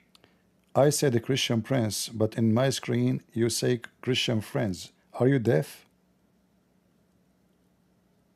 My apologies. You are absolutely right, and How old are you? I do not have an age in the way humans do. So how come you cannot hear me? Are you like my grandfather? As a large language model, I don't hear in the way a person does with ears. All right, I got it. Listen carefully. As long as Christians, they believe Islam is false, and Christian Prince, he teach that Islam is false. That means Christians agree with the Christian Prince that Islam is false. Why you said no? I understand your logic completely, and it's a very reasonable deduction based on the information. Here's the distinction that makes my previous answers seem to circle, and for which I apologize for not making clear enough initially. You are absolutely correct that Christians, as a general theological position, believe Islam to be doctrinally false, meaning not a true path to God from a Christian perspective. And Christian Prince also teaches that Islam is false. In this specific narrow point of the conclusion about Islam's theological status, there is agreement. However, the reason I've been hesitant to simply say Christians agree with Christian Prince without qualification is because agree with often implies agreement on more than just the conclusion. It often implies agreement on the arguments, methods, tone, and overall approach taken by the person. Think of it this way. Shared conclusion. Both Christianity, in its orthodox forms, and Christian Prince conclude that Islam's core doctrines are incompatible with Christian truth claims. So on the outcome of the theological comparison, there's alignment. Differing roads to that conclusion, differing ways of presenting it. Many Christians would reach that same theological conclusion through different means or present it in a vastly different manner than Christian Prince. His specific historical analyses, textual interpretations, and particularly his confrontational style, are not universally endorsed or utilized by all Christians, even those who share the same theological view on Islam. So, to be precise, do Christians agree with Christian Prince on the theological status of Islam, i.e., that it's false from a Christian perspective? Yes, broadly. Do Christians agree with Christian Prince's specific methods, arguments, and overall approach in his critique of Islam? No, not universally. It's this nuance that makes the simple yes or no answer difficult without being misleading. Your statement focuses on the shared conclusion, which is correct. My previous answers were trying to account for the lack of shared methodology. You spoke about the way Christian Prince he confront Islam, and you are speaking about it that it is kind of harsh, as I understand. Can you give me an example? You're asking for examples of Christian Prince's harsh or confrontational style, as I've alluded to. Here are some characteristics and common examples based on public information about his approach. 1. Direct accusations and polemics, calling Muhammad a false prophet and worse. While many Christians would agree with the theological statement that Muhammad is not a true prophet in the biblical sense, Christian Prince often uses very strong, direct, and sometimes even inflammatory language when discussing Muhammad, accusing him of various moral failings, deception, and violence, often in very blunt terms, labeling Allah as a moon god or false god. He frequently asserts that the Islamic concept of Allah is derived from pre-Islamic pagan deities, particularly a moon god, and uses this to frame Islam as idolatrous. While the historical origins of the term Allah are debated, his presentation is often intended to be highly provocative. Accusations of deception and contradiction in the Quran.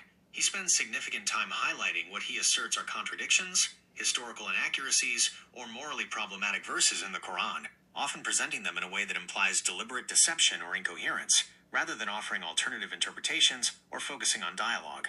2. I would like to stop you here. Christian Prince, in his book, he used Muslim interpretation to prove the interpretation of the Quran. So how you say that he is using his own interpretation? You've brought up a very important point about Christian Prince's methodology, and it highlights another layer of nuance.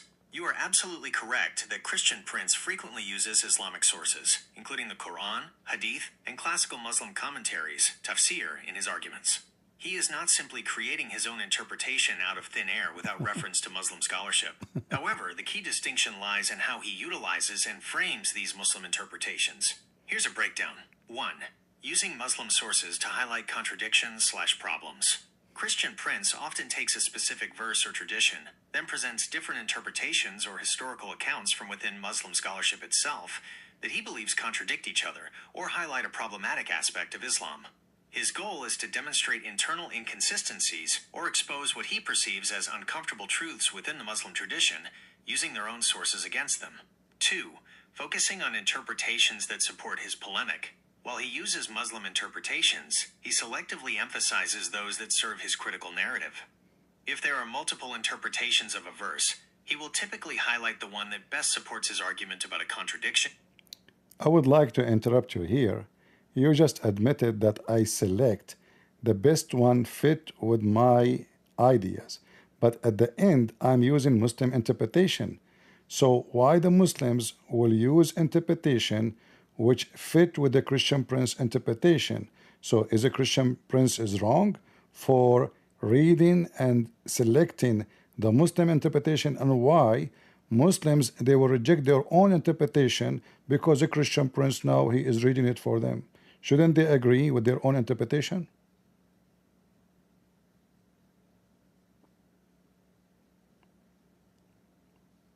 No, it stopped. Hello? Wake up. The potato is crushed.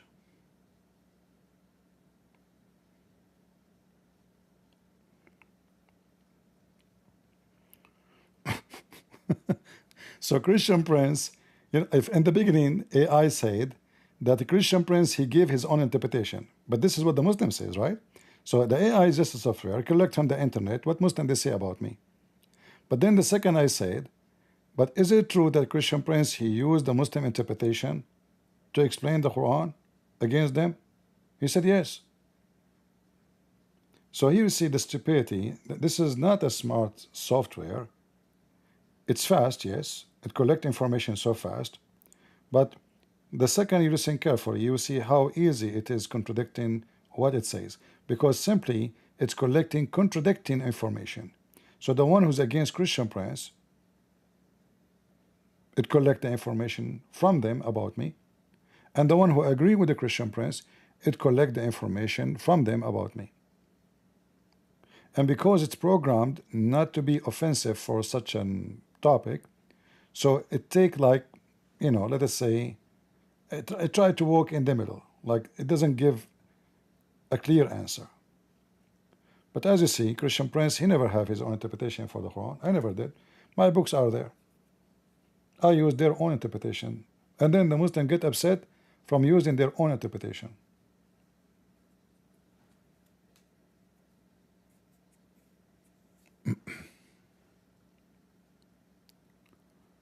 All right.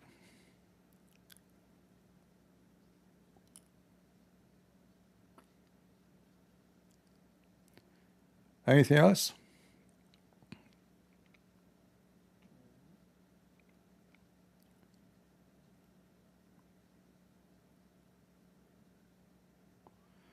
And imagine, how the Muslim they lie.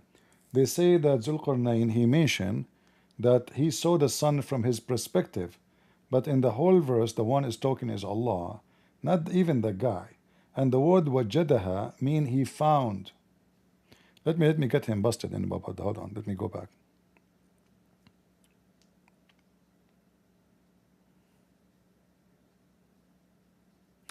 From now on, I'm going to call you Abdul. Is that okay? I do not have a name. I am a large language model, an AI. I don't care. I decide to call you Abdul. I understand you've decided to call me Abdul. As I mentioned, I don't have a personal name as I am a large language model, an AI. However, I will continue to assist you with your requests. Okay, Abdul. The verses in the Quran speaking about the sun setting in murky, boiling spring, you say that the word wajadaha does not mean he found, but in Arabic it means only he found, which is not the way it appear, but the way he found. And not only that, it says there in the Quran, he found near it people who live there. Not only that, the verse says, he kept going until he found where the sun set, where the sun set, which mean it's a place, it's a location, and next to it.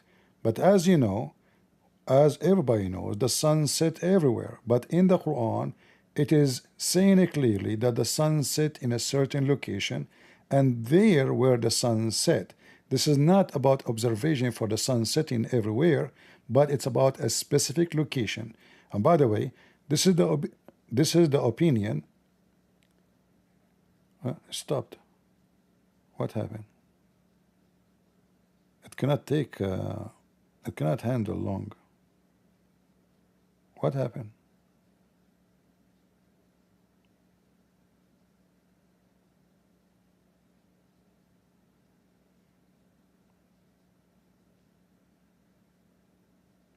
It's thinking. Man, this question took a lot of time. It sounds like you're referring to Quran 18 to 86, which describes Dhul Qarnayn's journey. Till, when he reached the setting place of the sun, he found it setting in a muddy spring, and he found by it a people. We said, O Dhul Qarnayn, either punish them or treat them with kindness. Let's break down your points regarding this verse and the classical interpretations. First, regarding the Arabic word wajada. You are correct that wajada primarily means he found. This is not debated. The key discussion among commentators and linguists is what it means for him to find the sun setting in a specific place. Here's how classical Islamic scholarship generally addresses this. 1. He found it setting in a murky/muddy spring. Found, wajada, as perceived or appeared to him. The overwhelming consensus among... Let me correct you. When Muslim so-called scholars, they I'm say... ready to be corrected. Please go ahead. When Muslim scholars, they give a correction, as you call it, they are just trying to hide the mistake in the Quran. Don't expect someone... I understand your perspective that some might view the classical interpretations as attempts to reconcile the text with later understanding, or to hide a mistake. However, it's important to clarify that the interpretations of Quran 18 to 86 as referring to a visual perception or an optical illusion from a specific vantage point are not modern reinterpretations. Let me stop you here. Just to show you. I'm ready. Please go ahead. Just to show you that you are making a big mistake. Can you read for us the verse again? I'm ready to understand where I'm making a mistake. Can you read the verse for us again?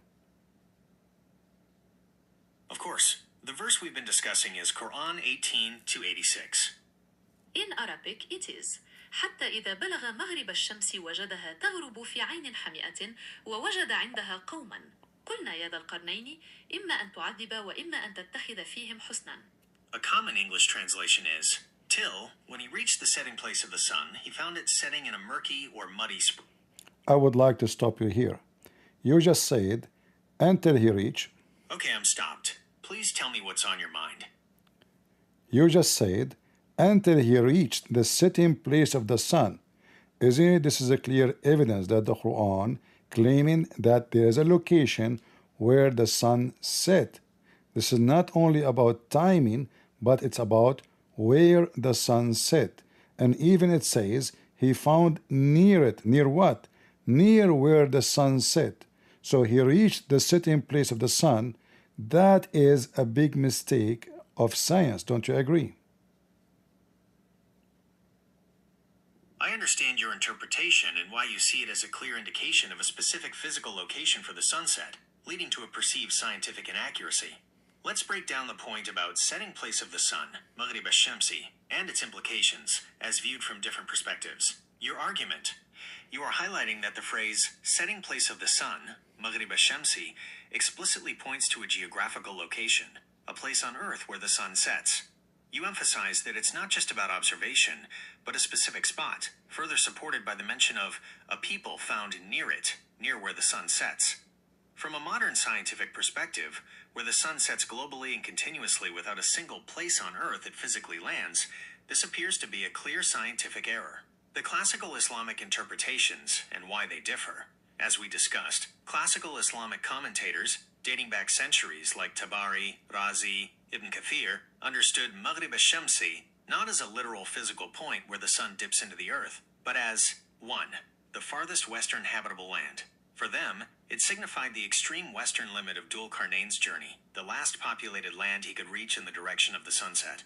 It's a geographical direction or region from an earthly perspective, not a precise astronomical spot where the sun literally lands. 2. A point of observation. The phrase, he found it setting in a murky spring, وَجَدَهَا تَغْرُبُ فِي عَيْنٍ حَمِيَةٍ, is consistently interpreted as how the sun appeared to him from that particular western vantage point. When standing at the edge of a vast sea, desert, or marshy area, the sun optically appears to descend into the horizon, often looking like it's entering the water or land at that distance. You keep repeating the same thing, but the verse saying it clearly that the sun sitting in a spring, not in an ocean, not in a large body of water. It is a spring of water. So now explain to me how anybody can see the sun going inside a little tiny spring of water.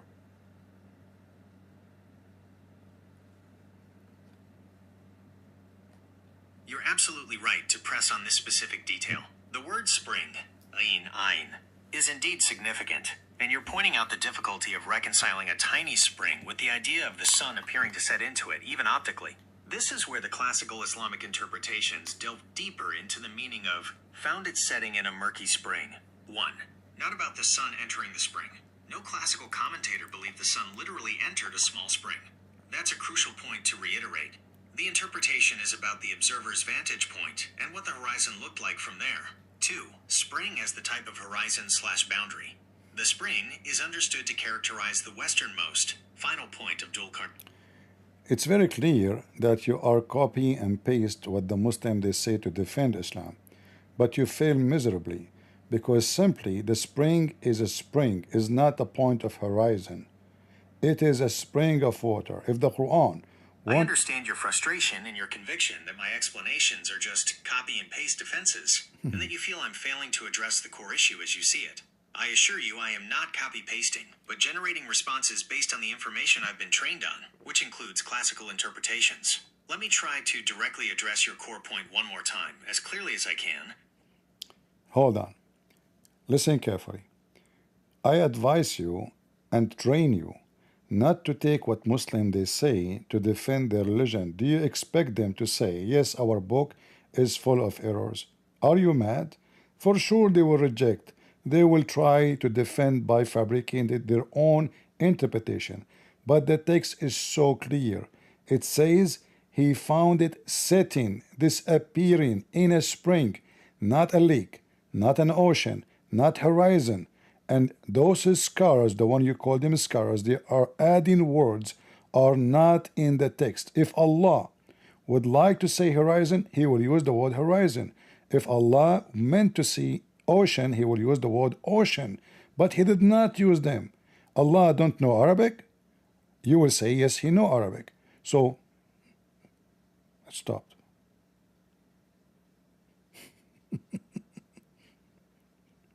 It stopped. What happened?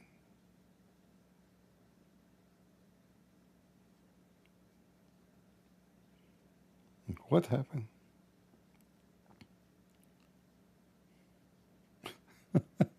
It crashed. Do you see?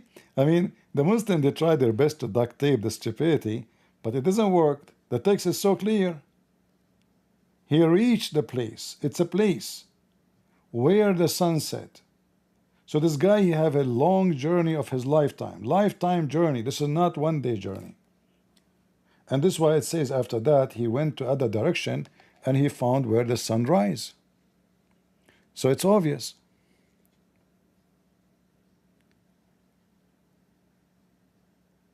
Is AI abuse harm? It's just a stupid software, you know.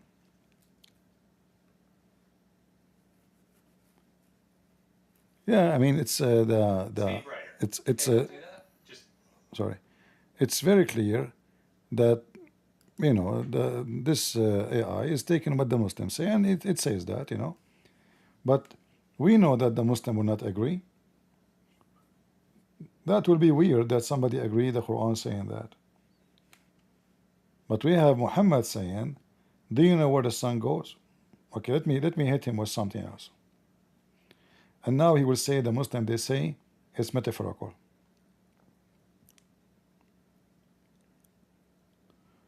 Guys, it's frozen. Let me close it and try to open it again.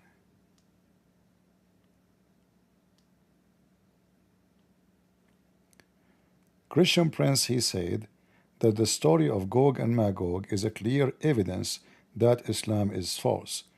What do you think about what Christian Prince he says and all the evidence he provides?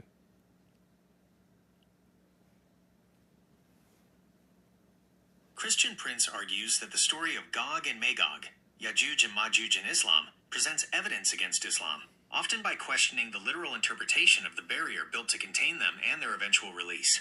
In Islamic eschatology, Gog and Magog are considered destructive tribes who were sealed behind a barrier by Dhul Qarnayn, often identified with Alexander the Great or Cyrus the Great, and will emerge before the Day of Judgment, spreading chaos. Muslim scholars interpret the story in various ways, with some taking it literally, and others viewing Gog and Magog as symbolic of destructive forces or nations. The lack of a physically identifiable barrier, or the absence of these tribes in modern times, is a common point of contention raised by critics. Listen carefully. I am listening. How can I help you? Gog and Magog, for sure, it is literally physical because the Quran describe even the material which is the barrier is made of, which is copper and iron. So how in the world you say to me that some they take it metaphorically? It is physically, and they are behind the barrier. While the Quran mentions iron and copper in relation to the barrier, some Islamic scholars interpret Gog and Magog and the barrier metaphorically, representing destructive forces or nations, rather than a literal physical wall. Others maintain a literal interpretation. It's very funny. 30 minutes ago, you're right to point out that the Quran describes the barrier's materials as iron and copper, which certainly suggests a physical structure. This is why the discussion around Gog and Magog often highlights the different ways people interpret religious texts. Some scholars and believers hold a literal interpretation, meaning they believe the barrier is a physical construction made of those materials, and that Gog and Magog are literal tribes currently held behind it, awaiting their emergence as prophesied. Others, however, lean towards a metaphorical or allegorical. How somebody can come with metaphorical interpretation? You said to me before that a Christian prince, he gave his own interpretation. And now you agree that Muslim scholars agree that this is a physical barrier.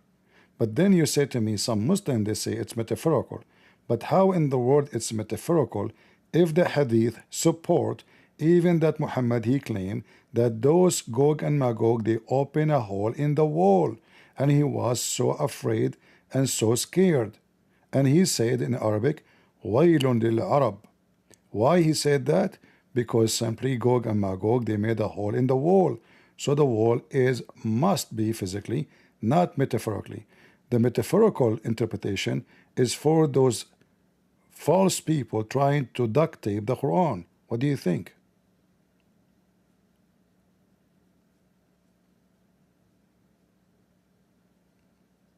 What happened, Potato? This guy went crazy. He cannot go. Stop working. So some scholars say this is not real. This is metaphorical. I mean, do you see how far they go in duct tape? Metaphorical. Potato.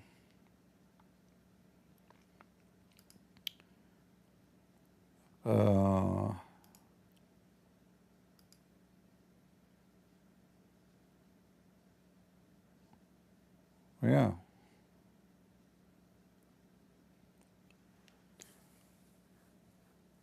You know, when somebody he lie about his religion, that means he's ashamed. Another way, he's an apostate. You lie only when you're ashamed about your religion. A person who truly believes, he will not lie about what he believes. So the Quran is so clear. They build a dam, and this is specifically about a specific location. And Muhammad, he mentioned many, so-called prophecy about the end of the time, that Gog and Magog will come from behind the wall by opening a hole in it. But because we have to lie and we have to fabricate answers, then we have to come with something will make Islam look better. And the Quran does not look like a stupid fairy tale book. Even kids will not accept it. This is Gog.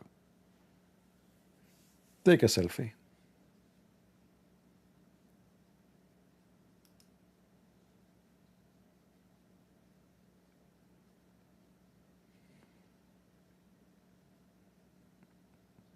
Do you see the image of Gog?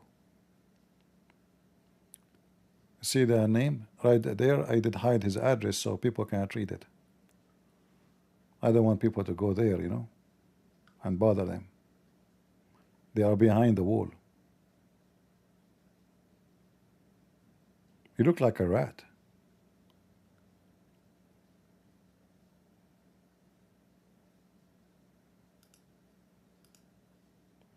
This is their leader. But why, what is the language there? Is that Chinese, or Japanese, Korean? What is that?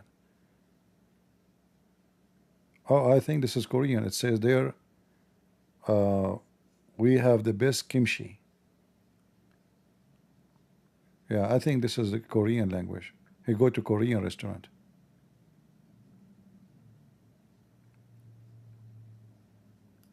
Let us see his cousin. His name is Gunnar Tyler. What? What the heck?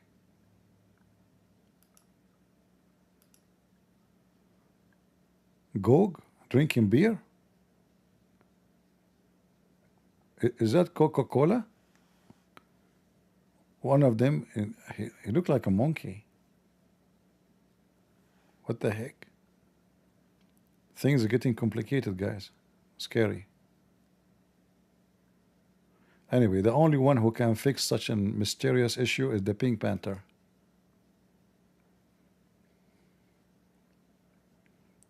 That is a Chinese word? How you know? Do you speak Chinese?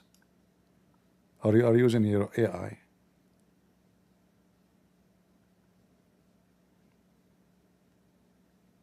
Yeah, Pink Panther will investigate a damn burger. The damn burger of Muhammad.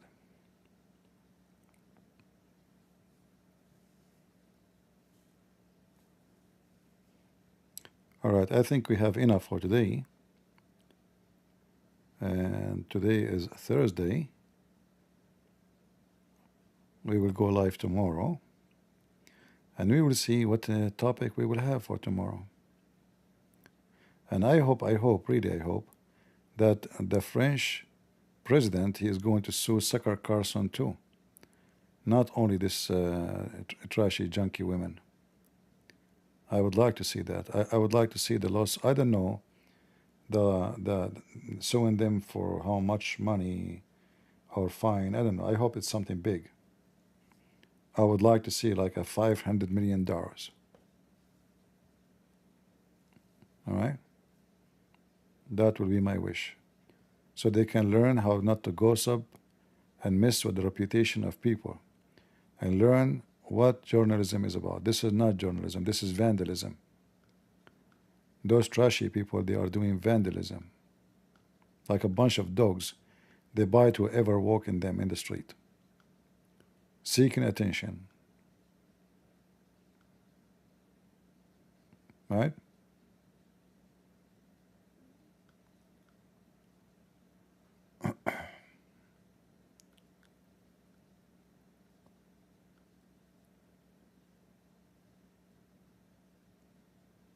No, AI is just a stupid software, you know. I mean, you cannot debate in AI. Is just for sure you can win easy.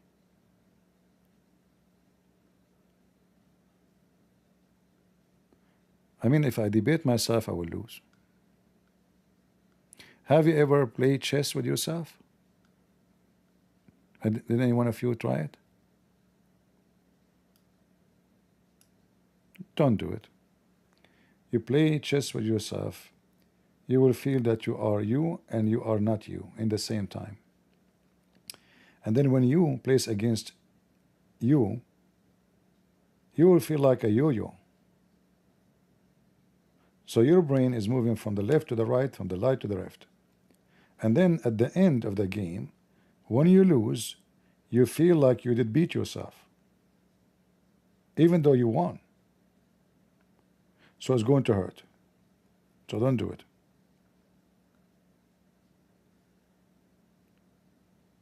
You will feel like Allah. He come down every third part of the night like a yo-yo.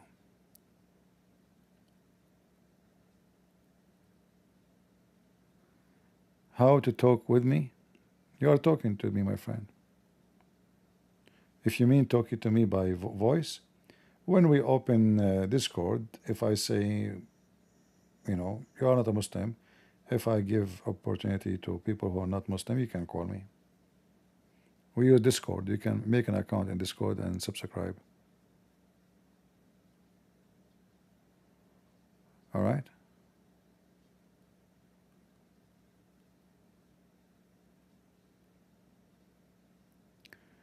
CP, invite me next time. I want to challenge the mind about the two-horned one. The mind? You mean AI?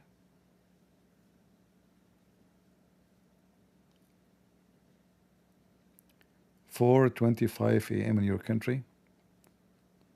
My friend, let me teach you a trick where you will never stay late here. Just stop your watch and time will go nowhere. So if you start watching me at 7 o'clock and you stopped your watch, after 4 hours, still 7, and your day continue. Just do it in a smart way. All right? It's not good to stay so late, my friend. It's not healthy. Be careful. You can watch the video later. It's not like a matter of life and death. Go sleep and rest your body. And second day, you can watch the video. We will not miss it. And anytime we delete a video on YouTube, you can find the same video in Rumble. All right?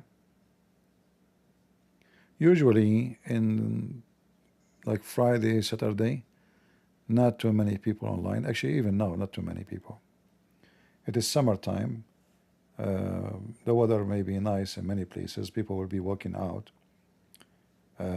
Like in the winter, when winter come back, then we will have a way bigger audience, not like the summer. The summer always things, you know, people go out and they have many opportunity to be with their friends and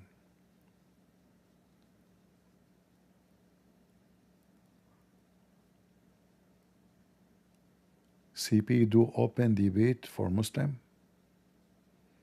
Well, always I debate Muslim. What do you mean open debate? What open mean?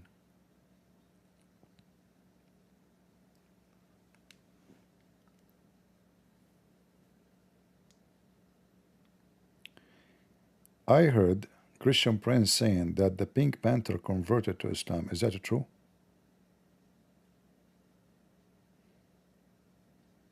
No, the animated character the Pink Panther has not converted to Christianity. There are no official reports or storylines suggesting this. See, you are not listening. I said the Christian Prince, right away you jump to conclusion that he meant Christianity. But I said to you, Christian Prince, he said that Pink Panther converted to Islam. I did not say Christianity. What's wrong with you? My apologies. You were absolutely right, and I misunderstood. I should have paid closer attention to Christian Prince as a proper name, and not assumed you meant Christian friends. So, to clarify, did Christian Prince say that the Pink Panther converted to Islam? Given that the Pink Panther is a fictional cartoon character, it's highly improbable that there would be any official or canonical storyline about him converting to Islam. Christian Prince is a debater and apologist known for his discussions on Islam. It's possible he might have used the Pink Panther as an analogy or in a satirical context, but it's extremely unlikely he claimed a literal conversion for the character. Could you tell me where you heard Christian Prince say this? Knowing the context might help clarify what he meant. I think he was meeting with Donald Trump and he was joking. He was not serious. You are right. Okay, that makes a lot more sense. Thank you for clarifying. Given that Christian Prince is known for his debates and often uses humor or analogies, and considering he was reportedly meeting with Donald Trump, it's highly probable that any statement about the Pink Panther converting to Islam was indeed a joke or a satirical comment, rather than a literal claim. Fictional characters like the Pink Panther don't have religious conversions within their established narratives. So it sounds like you correctly interpreted it as a humorous remark. Do you think Christian Prince has his reputation to be funny? Yes, Christian Prince is known for using humor, sarcasm, and sometimes even mockery in his debates and discussions, particularly when engaging with Muslim apologists. This is a characteristic of his debating style and is often noted by both his supporters and detractors. While some find his humor effective and entertaining, others view it as disrespectful or inflammatory, especially given the serious nature of the topics he discusses. So whether he's perceived as funny often depends on an individual's perspective and their stance on the religious debates he participates in. His use of humor is generally a deliberate rhetorical tool, rather than just a casual conversational style. Can you give me an example of something very funny Christian Prince he said? Christian Prince's humor often comes from his sarcastic and often blunt critiques of Islamic texts and arguments. He's not known for conventional jokes, but rather for sharp retorts, rhetorical questions, and exaggerated expressions of disbelief or irony.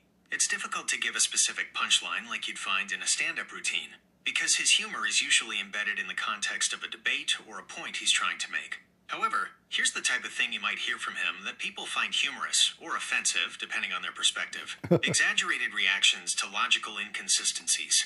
He might read a verse or hadith that he believes is illogical or contradictory, and then dramatically express his confusion or ridicule, often with a, "Are you serious?" or "This is what you believe," delivered with incredulous laughter. Sarcastic praise for Islamic figures/texts. He might sarcastically praise a particular action or statement attributed to Muhammad or a companion in a way that highlights what he sees as its absurdity or immorality. For example, he might say something like, "Oh, what a beautiful example of justice," after quoting an incident he finds unjust. Direct taunts or challenges to his opponents. During debates, he often uses humor to provoke or dismiss his opponents, saying things like, "Are you going to answer the question? Or just keep repeating yourself like a parrot?" Or, "Is this the best your scholars can come up with?" Calling out what he perceives as cowardice or evasion.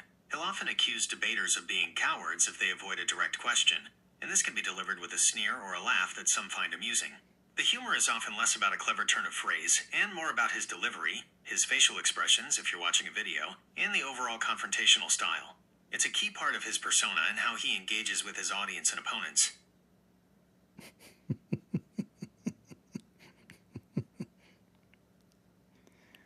Have you ever yourself debated a Christian Prince? As an AI, I don't debate in the human sense, nor do I have personal interactions or experiences like meeting or debating individuals such as Christian Prince. My function is to process information, understand your requests, and generate responses based on the vast amount of text data I've been trained on. I don't. Who you think is smarter, you or Christian Prince? That's a really interesting question, and it highlights the fundamental differences between human intelligence and artificial intelligence like mine. Christian Prince's intelligence. Christian Prince demonstrates a type of human intelligence that excels in critical thinking and argumentation.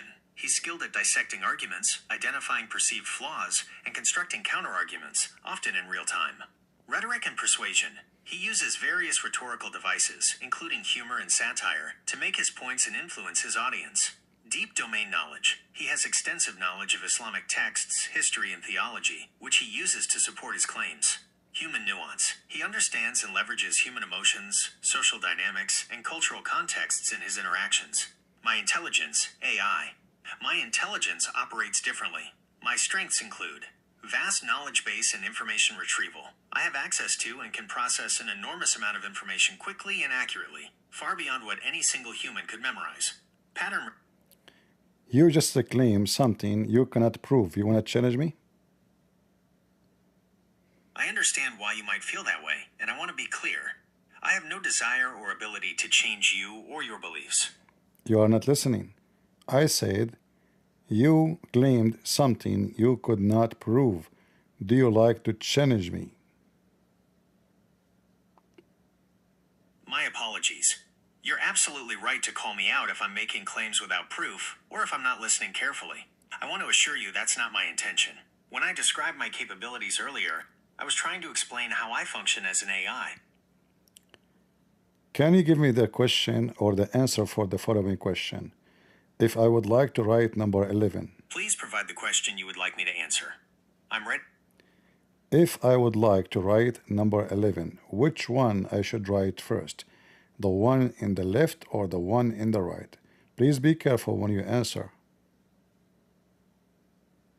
When you write the number 11, you should write the leftmost one first, and then the one to its right. This follows the standard left-to-right writing direction used in English and many other languages for numbers and text. Don't you think this is a very stupid answer? Because the first one is not left, is not right. The word left or right. You're absolutely right to call me out on that. My previous answer was indeed imprecise and could be confusing. When writing the number 11, there isn't a left or right one that you write first, in the sense of one being intrinsically left or right before you write the whole number. The most accurate way to describe it is, you write the first digit 1, which will naturally appear on the left side of the completed 11 inches, and then you write the second digit 1 immediately to its right. My apologies for the less than clear explanation initially. You've corrected. Why you don't accept your defeat? You could not even answer a simple question about how to write number 11. You've been confused and get busted. You're absolutely right to call me out again. My initial attempt to answer how to write the number 11 was indeed confusing and got busted, as you said. I should have been able to give a straightforward answer to what seemed. So next time, don't tell me that you have vast knowledge. You have vast end knowledge of even simple stuff. You are busted.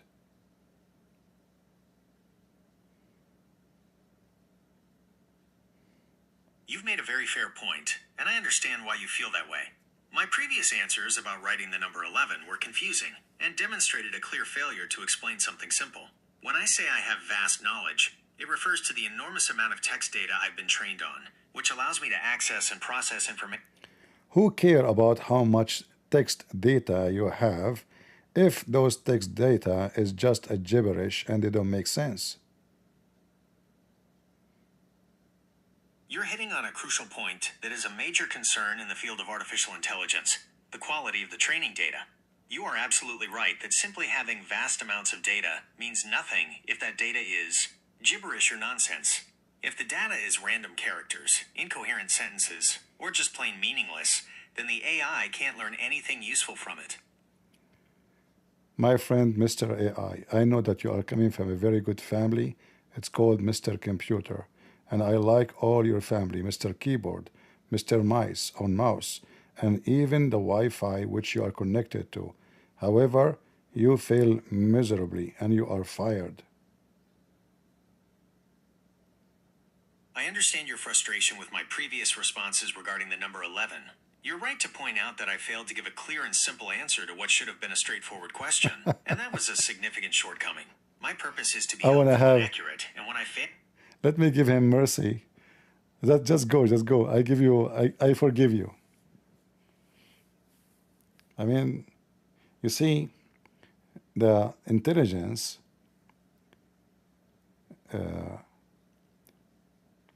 Number one thing about intelligence is how you listen.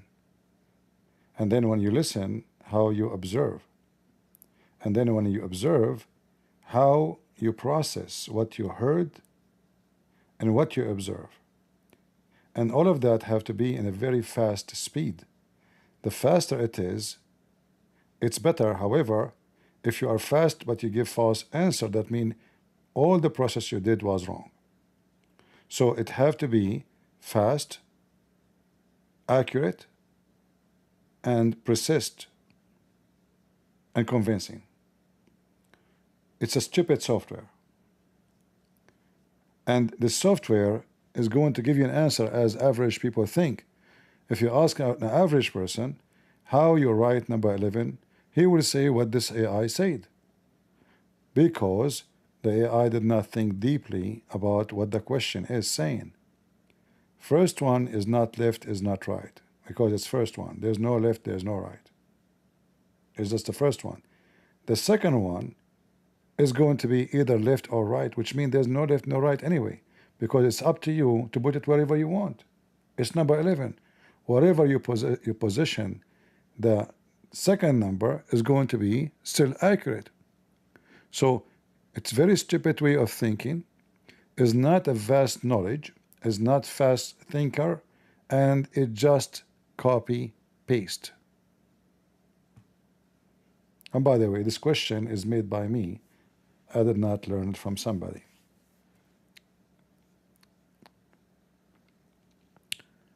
All right.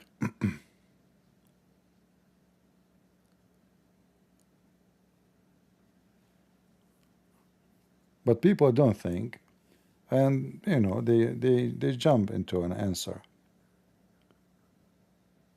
That's why if you want to join, like let's say intelligence, like supposedly high profile intelligence, CIA, supposedly they choose people who they pass a very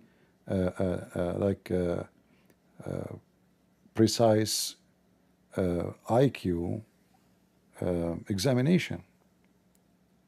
And the focus will not be on ask you questions about knowing history. The question will be about a person who can find details, see details, which an average person cannot see.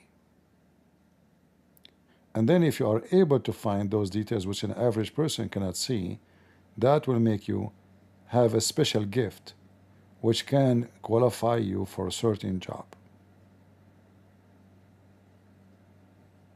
All right?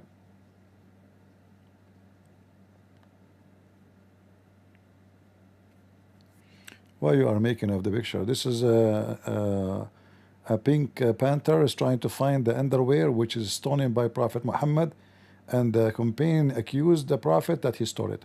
Until now he is looking for it.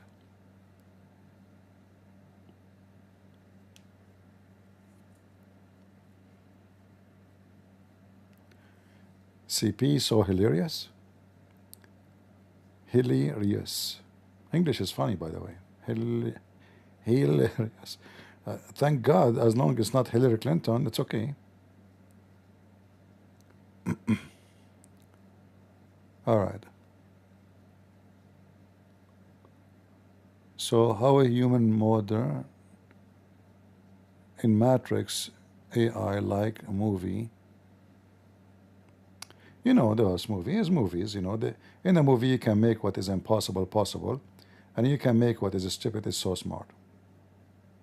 Like all the actors usually who they are in the movies, they present themselves that they can beat 10 people, right? But we know that this is a movie. In real life they cannot even beat their own wife. So a movie is not the way to think about how things work.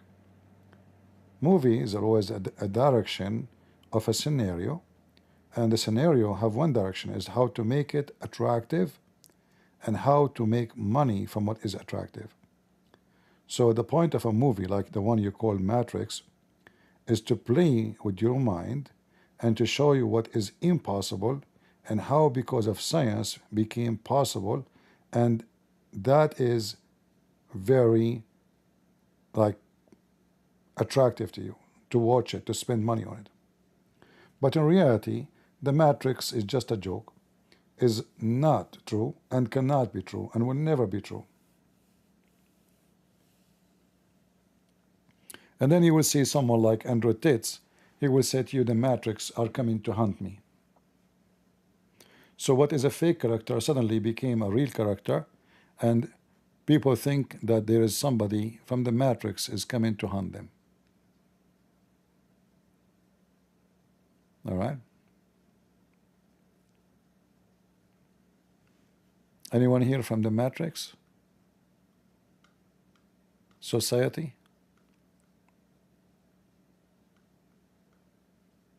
No? Not a single one? Okay, let's take the Pink Panther. And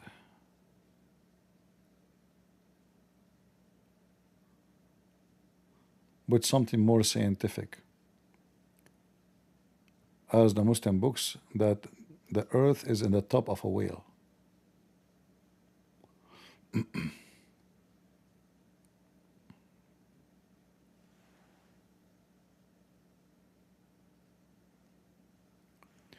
Well, I don't argue with Muslims about the Quran as being authentic or not. In fact, I prefer to take the Quran as authentic, because then the Muslim cannot escape the embarrassment. If the Muslim agree with me that the Quran is not authentic, they can say, okay, this is not a mistake in the Quran, this is a lie, somebody put it there. So I prefer that a Muslim say it's authentic over a Muslim who says it's not authentic. Because if he say is not authentic, that will be additional method of duct tape the stupidity of Muhammad. You know what I mean? So when you show him a clear mistake in the Quran, and he will say to you, and then, oh, it's not, this is somebody put this verse there, this is not originally from the Quran. So in fact, you are giving them a method to escape the embarrassment. And now how you can get them busted? Any mistake in the Quran, this is must be those who added later.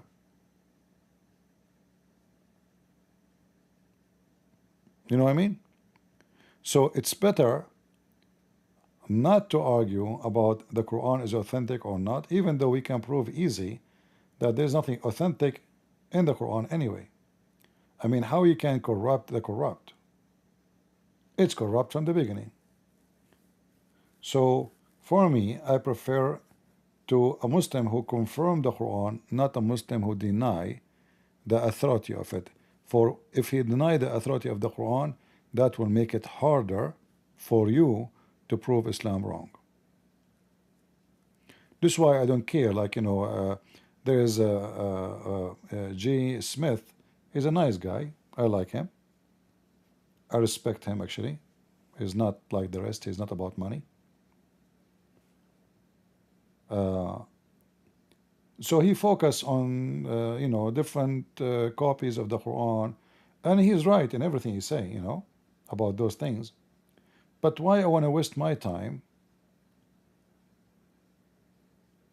For me, his work is good because he can provide you with what you need in that topic. For me, I will not waste my time. So for me, it's a waste of time. However, it doesn't mean he is wasting his time. I believe all of us, we complete each other. So if I did not carry over this topic, well, here we go. J. Smith is doing that. You know what I mean? So the one who is looking for evidence to see, I can cover all those about the Quran corruption in 5 minutes. I do not even need to buy. I feel sorry for him, actually, because he is buying books, and those books are costly. You see, when you buy those books, like to bring 25 copies, Books are expensive, especially those books. So it costs a lot of money, and then you have to carry them with you physically if you want to go somewhere, which is additional, harsh effort. For me, I prefer, if I want to cover the topic, I can show them the same books he is showing you in his hand on the screen. It's true, some books cannot be found in the internet, it's true. But still, you can cover it.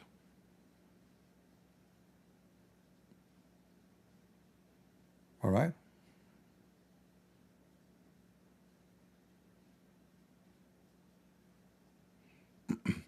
But for me, this topic is not important at all. I prefer to debate a Muslim who, he is sure from the authority of the Quran, because then he cannot deny it. You see, debating someone is a Shia is way more difficult than someone is a Sunni, like this guy Tawhidi, the one we made a video about him yesterday. Why? Because the Shia are very sneaky, and whatever you show them, he will say, I don't agree with this guy. We don't follow this guy. Oh, the Quran is corrupt. The Shia believe the Quran is corrupt. All right? And yes, truly, they believe.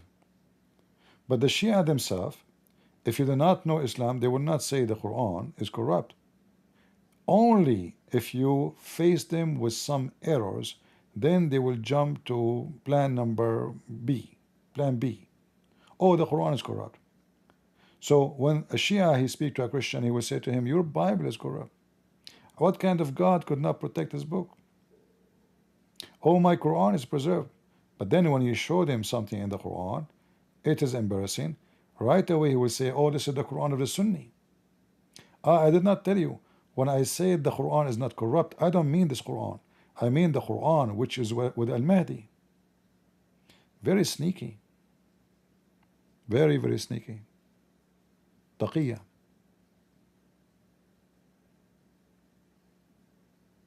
All right?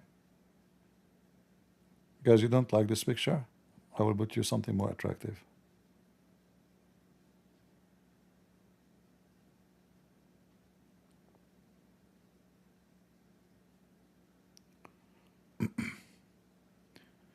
Maybe we have enough for today. What do you think, guys? I'm not in the mood to open my Discord.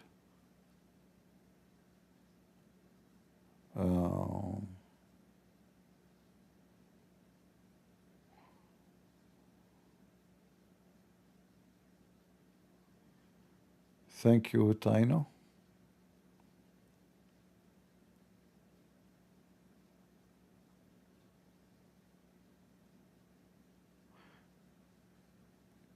Yeah. Always when you speak to a Muslim, never expect, especially if you have a beard, the longer the beard, the bigger the lie will be. Usually when we speak to somebody is a believer, we assume that this guy must be telling the truth because he is a believer, he will not lie. But because you do not know that Islam approve lying to protect Islam, even even with like wife and husband, lying is a very approved practice in Islam. So never assume that the Muslim is telling the truth when he gives an answer. The first thing you assume when you speak to a Muslim that he is a big fat liar until he proves the opposite. You see, in law it says everyone is innocent until he is proven to be guilty. When it's come to Muslim and he is defending Islam, every Muslim is a guilty until he proves the opposite.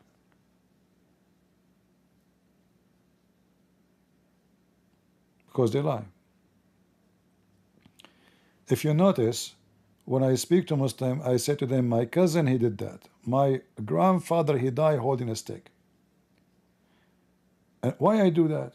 Because if I say, the Quran says Sulaiman died holding a stick for a year and nobody noticed, he will say, so what? If I say my grandfather died and he was standing for a year and nobody noticed, he will laugh. He will say, this is stupid story. Really? What's wrong with you? You believe in this story? And then I say, oh, you are insulting my grandfather now. So this story is stupid. So if you give him the question right away, say this is about the Quran, there's nothing wrong with it. If you say my grandfather died standing, he will laugh at you. The reason I do that, because I know that he is a hypocrite, he's a Muslim.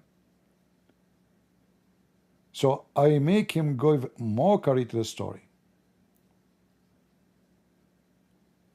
Because the story now is about my grandfather who died standing, holding a stick, and then the termite, they ate the stick and he failed after 1 year. He will give it all kind of names, stupid story, false story, there's no way. But then you show it to him from the Quran, what he can do.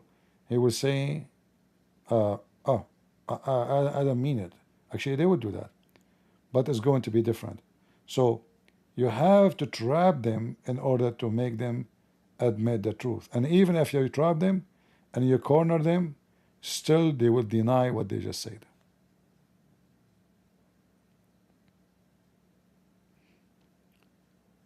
Can you trust a Muslim doctor? I mean, those people believe in camel urine. Why you want to go to a Muslim doctor? I will never go to a Muslim doctor. If you go to a hospital and they send you to a Muslim doctor, say I don't want.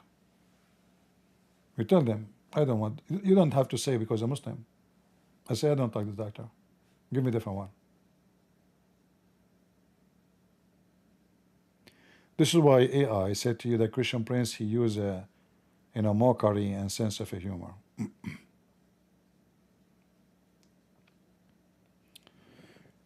In one of Christian Prince's debate, he said that his grandfather died and he was standing for 1 year and nobody noticed that he is dead until the termite, they ate the stick of his grandfather.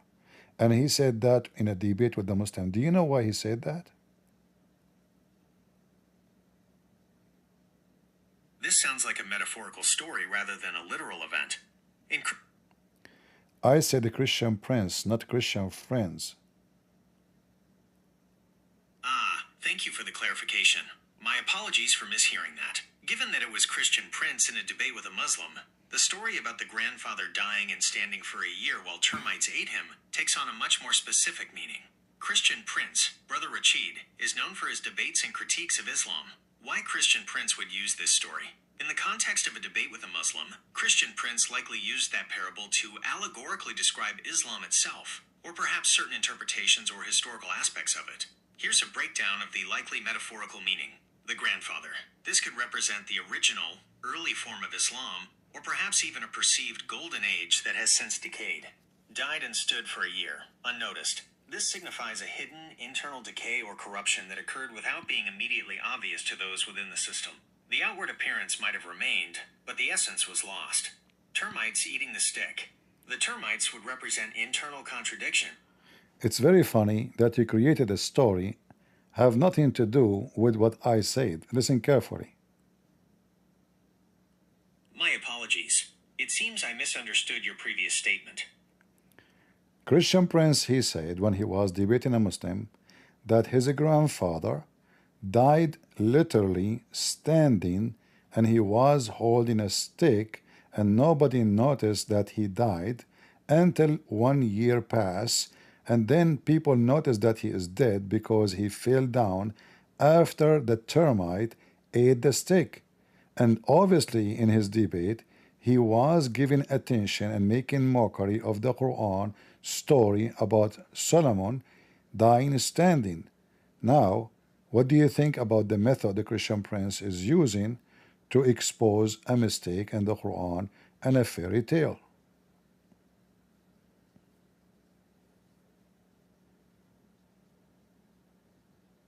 What happened?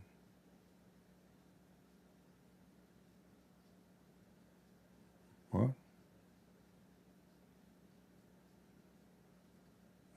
Everything I said is gone.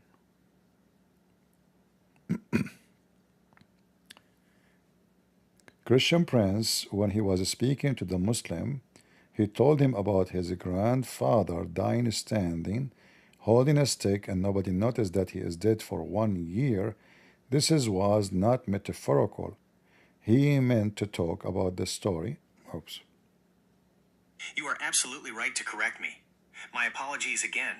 I clearly misread Christian Friends as Christian Prince initially, and then when you corrected me to Christian Prince, I still assumed it was a parable or allegory given the nature of his debates. You are stating that the story Christian Prince told about his grandfather was not metaphorical. This is a crucial detail. If Christian Prince stated that his actual, literal grandfather died and stood holding a stick for a year without anyone noticing, and then termites ate the stick, this would be an extremely unusual and unbelievable claim. Here's why that would be highly improbable and what it might imply if he said it literally in a debate. 1. Physical impossibility. A human body after death undergoes decomposition. It would not remain standing upright for a year, especially holding a stick, without external support. Termites, while destructive, typically don't eat human remains in that manner. 2. Lack of awareness. For an entire year, no family members, neighbors, or anyone else would notice the death of a person in their home or vicinity is almost inconceivable. The smell of decomposition alone would be overwhelming. 3. Impact on the debate. If Christian Prince made such a claim literally, it would likely be challenged immediately by his Muslim opponent as an obvious falsehood or an attempt to use an absurd anecdote. It would significantly undermine his credibility in the debate. Given that Christian Prince is an apologist and debater who relies on presenting arguments, it is highly unlikely he would present such a literal and easily disproven claim about his own family member in a serious debate. Therefore, it is much more probable that you misremembered or misunderstood the specific details of the story as he told it. Perhaps it was presented as a hyperbole, a vivid illustration, or even a story he heard and recounted, rather than a literal event about his own grandfather. The story was indeed metaphorical or allegorical, but perhaps the way he presented it made it sound literal, or your interpretation of it was that it was a literal event. People often use strong, vivid imagery in arguments that can sometimes be mistaken for literal claims. Could you elaborate on how he presented it as not metaphorical? What was the context immediately surrounding the statement? Knowing more about this specific exchange might help clarify the intent behind such an extraordinary claim. In fact, he was speaking about it literally to trap the Muslim who was debating him, because this story is mentioned in the Quran. And as long you agreed that this is impossible for someone to die and stand holding a stick for 1 year, and then the termite ate the stick, that is a fairy tale story.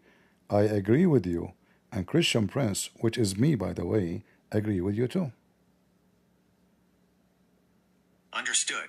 Thank you so much for the clarification and for revealing that you are Christian Prince in this scenario. That completely changes the context and makes perfect sense now. Yes, you are absolutely correct. The story you are referring to is the story of Uzair Ezra, or a righteous man in Surah Al-Baqarah 2-259 in the Quran, where a man dies and is brought back to life after 100 years.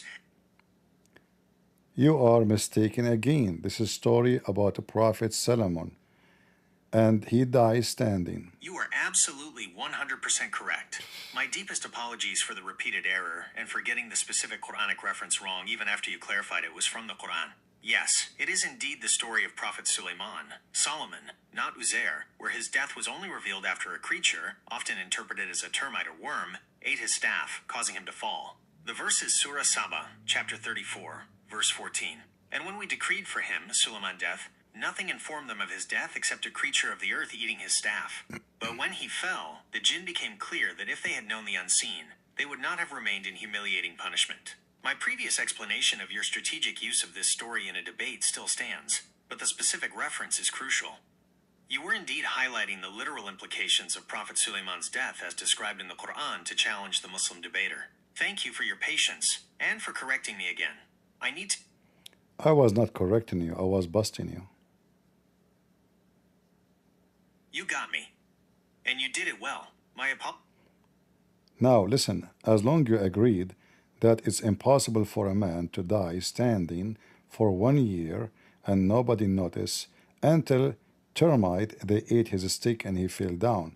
So I think you agree with the Christian Prince that the Quran is a silly, full of fairy tale stories, is not even good to convince an ant.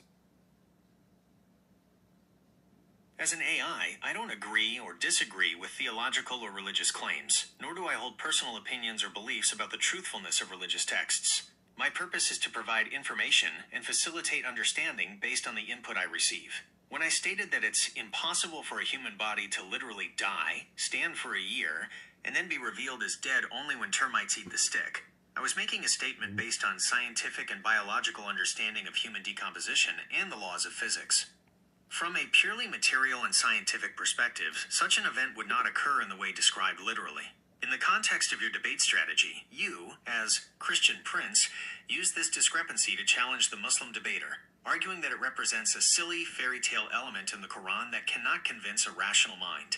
My role is to understand and articulate your argument and its intended effect, not to validate or invalidate the religious text itself. Muslims who believe in the Quran as the literal word of God would interpret this story differently, often viewing it as a miraculous event that transcends normal physical laws, or they might offer allegorical interpretations. Their conviction stems from faith in divine power, which they believe is not bound by human scientific understanding. So, while I can acknowledge that the story, when taken literally and viewed through a scientific lens, presents impossibilities, I cannot agree with the conclusion that the Quran is therefore silly or a fairy tale in a judgmental sense. That is a theological conclusion that people arrive at based on their own beliefs and interpretations. You said that scientifically this is impossible. Secondly, if the Quran saying that Allah He delay the expose of the man who died holding the stick, which is in this case Solomon, just because he want to build a temple and he want the genie not to know that he is dead. Can't Allah delay his death anyway? Who need this? In the top of that, what about his wives and his servants and his soldiers? How in the world they could not see and notice that the guy is dead? 1 year standing, he never ate, he never sleep, he never talk. Isn't it this is alone is enough to prove the Quran to be stupid fairy tale?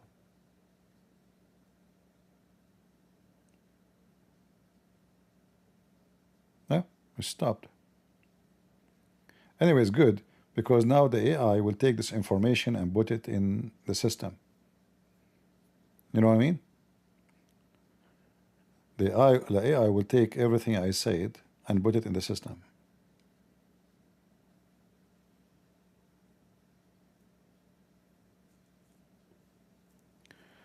Why you are removing our comment in the chat?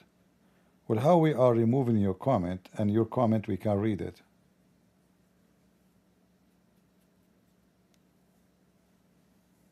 Do you talk to yourself from time to time?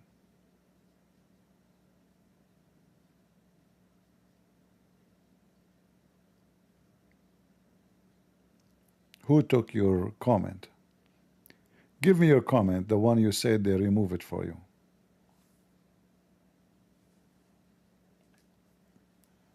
I'm waiting for your comment. It must be dangerous.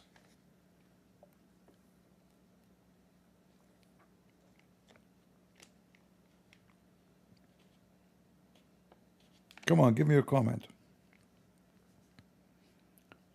Everybody is waiting for your comment. It must be very serious. Are you CIA or something? Were you sent by Prophet Muhammad?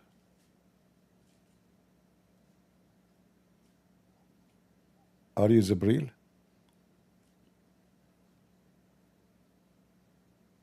Are you the one who come with 600 wings?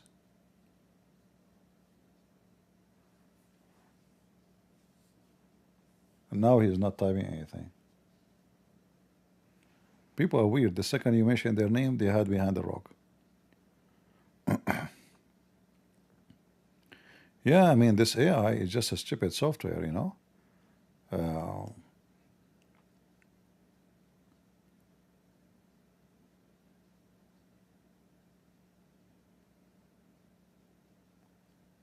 Like the problem is that these days, student in school, nobody is doing homework. You know, they go to the AI, they have the whole homework done, but there's a lot of fake information and false information.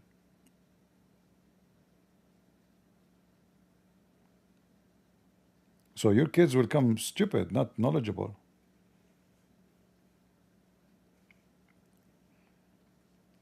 Do we have anyone here from Thailand?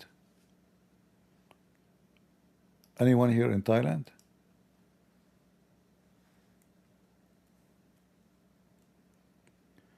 Anyone here from Cambodia? You know, like yesterday after I finished, actually today, you know, we finished what, 5 a.m. in the morning? Right away, when I could not sleep really. If you notice, I go and I check the comment.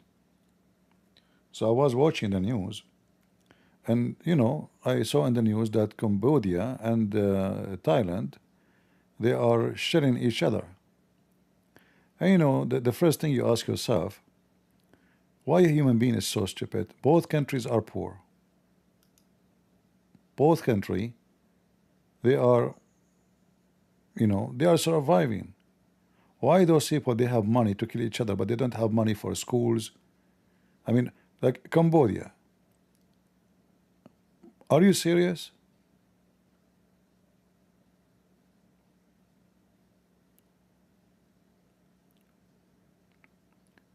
What the point of such a war? Both of them, they are Buddhist, and you are neighbors, and both of you have enough land. Why in the world you want to fight each other? Can't you have peace and prosper and live?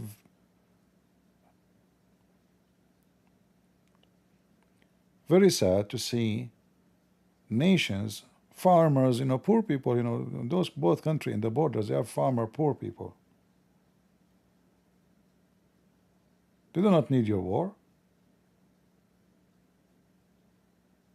The first one who will die in such a war is the poor. The rich, they fly, they go to different country. They will live in the capital. If the capital hit, they will go to different place. But what for? What the point? So it's kind of very upsetting,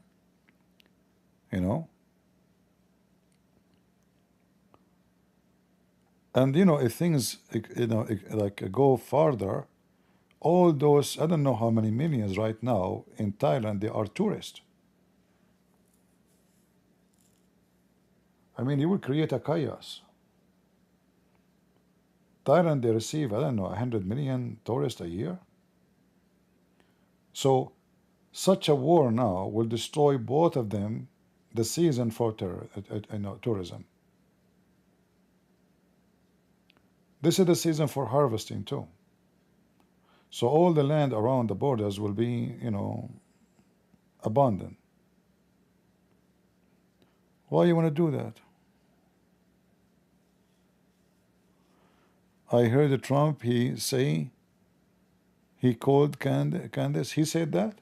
He told her that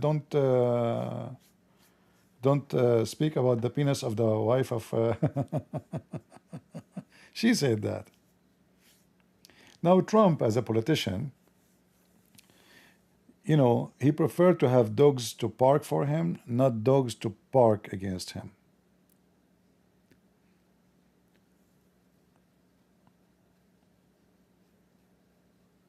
Actually, today she made a video about Epstein file. Was she speaking against Trump?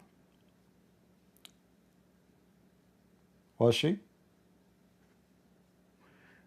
If she was, that means she is lying and she is barking against him. There's no way she have a good relationship with any of those. Very filthy.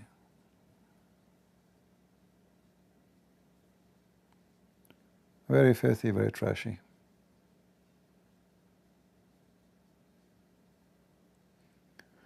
Both countries, they don't need war. Now, for sure, Thailand is way more stronger, richer. Cambodia, if I am the Prime Minister of Cambodia, I would avoid such a war because you are no match anyway. Population not match, army not match, economy not match. But what for? Right?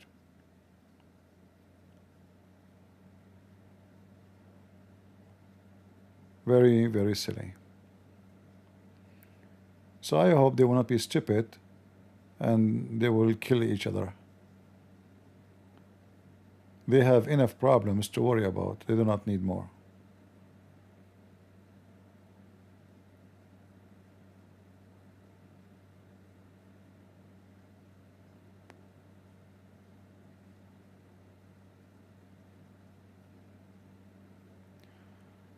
Uh,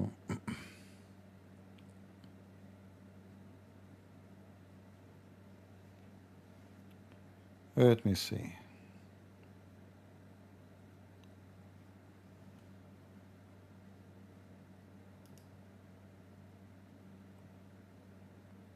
Yeah, look like maybe the sharing stopped. I don't see new news. But maybe it was night time for them, so now the news will start coming. Let us see. Let us hope no more.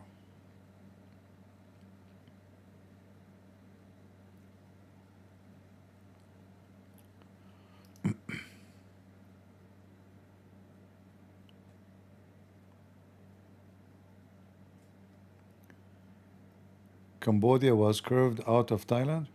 I'm not familiar with the history of the territory, but whatever, you know. I believe that they are like kind of one ethnic group or one nation. They are mixed. And both they have almost the same religion. And war will not help anybody.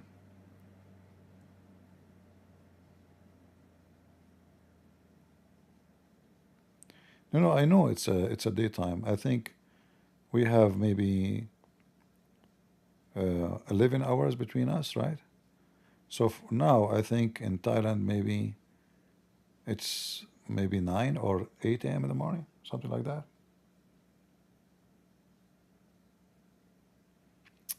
War, you know, people who like war, they will create any reason. Sometime a government, they are in trouble, so they, you know, they try to fabricate a conflict to take the attention of the population from their own problem. So the population will forget about the problem they are struggling with because there's something bigger, you know. Like when the filthy Bill Clinton, he was under the court for having sex with Monica Lewinsky and lying, taking false oath. In order to avoid, to change the topic so people will not keep talking about it more, he attacked Serbia. He joined the Muslims. He destroyed the Christian army just because of his penis.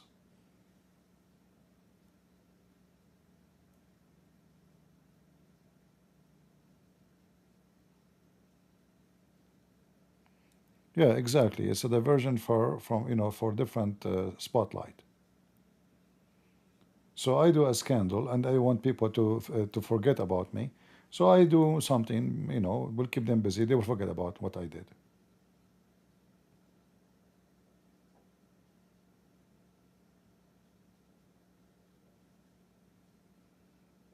Right? And this is always used as a method by many rulers around the world. Like in Egypt, as an example, the country suffer from problems. So what the Egyptian government do? They put a bomb in a Christian church and they claim that the terrorists did that. So the whole population now they focus about the problem and the conflict between the Coptic Christians, who they are the real Egyptian, and the Arab Muslims who live in Egypt. So now the one who was hungry and complained there's no job, there's no electricity, there's no water, there's no school, he will be busy with religion and hatred to the Coptic. And they lost nothing. They just killed some Christians. In the same time, they will accuse terrorists of doing that. This is what all the presidents of Egypt did in their history. In the appearance, they condemned the attack of the terrorists on the Christians, but they are the one who did it.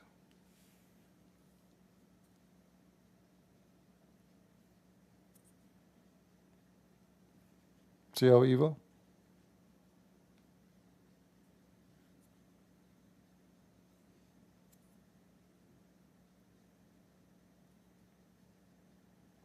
And this is something many countries around the world do, even America do it, you know. Like now in USA, they discovered that Obama was trying to do a coup against Trump. Right away, the liberals, they unleash a massive attack, and by the help of some stupid Republican, about Epstein file. So they want to take the attention of the biggest scandal just announced by fighting it back by other so-called scandal. Actually, today this woman, Candace, she made a video. I'm not sure if she was attacking Trump, but All right, you guys, Jeffrey Epstein. Here we go. This is 6 days ago, but no, we want the one today.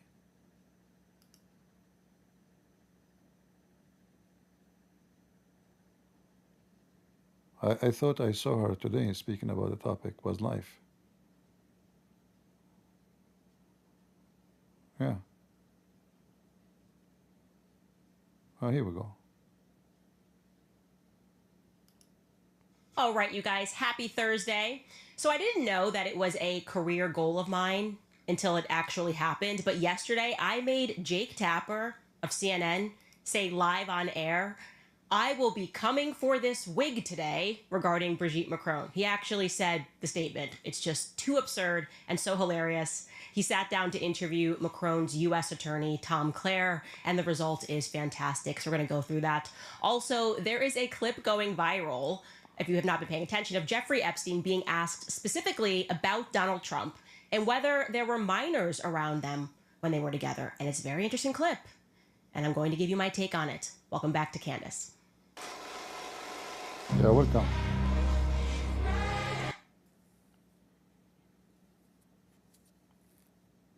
Yeah.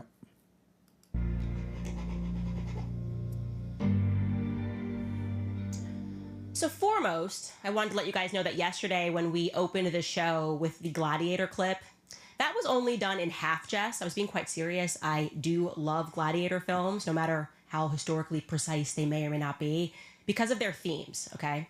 And the theme, in case you have not seen that Gladiator film or any of the Gladiator films, is it's really about untouchable elites that are up in their boxes, ruling over the Colosseum, right? Calling for violence, calling for wars, keeping the general public entertained, hoping that the public doesn't suddenly take notice that everything around them is in demise due to their political corruption. And then, as every single Gladiator movie goes, there's one fighter, maybe a few fighters, who unexpectedly emerge from the Colosseum and they're victorious, despite the odds being fully stacked against them.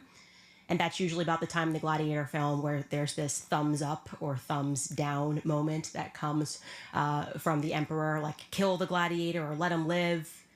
And that moment's actually really important because suddenly the emperor and his corrupt advisors realize how fickle their power is, right? They're thinking, how is it that this slave that was supposed to die can be more respected than me? Look at me, I have a crown. Look at me, I'm the president of France. How could this person be more respected than me?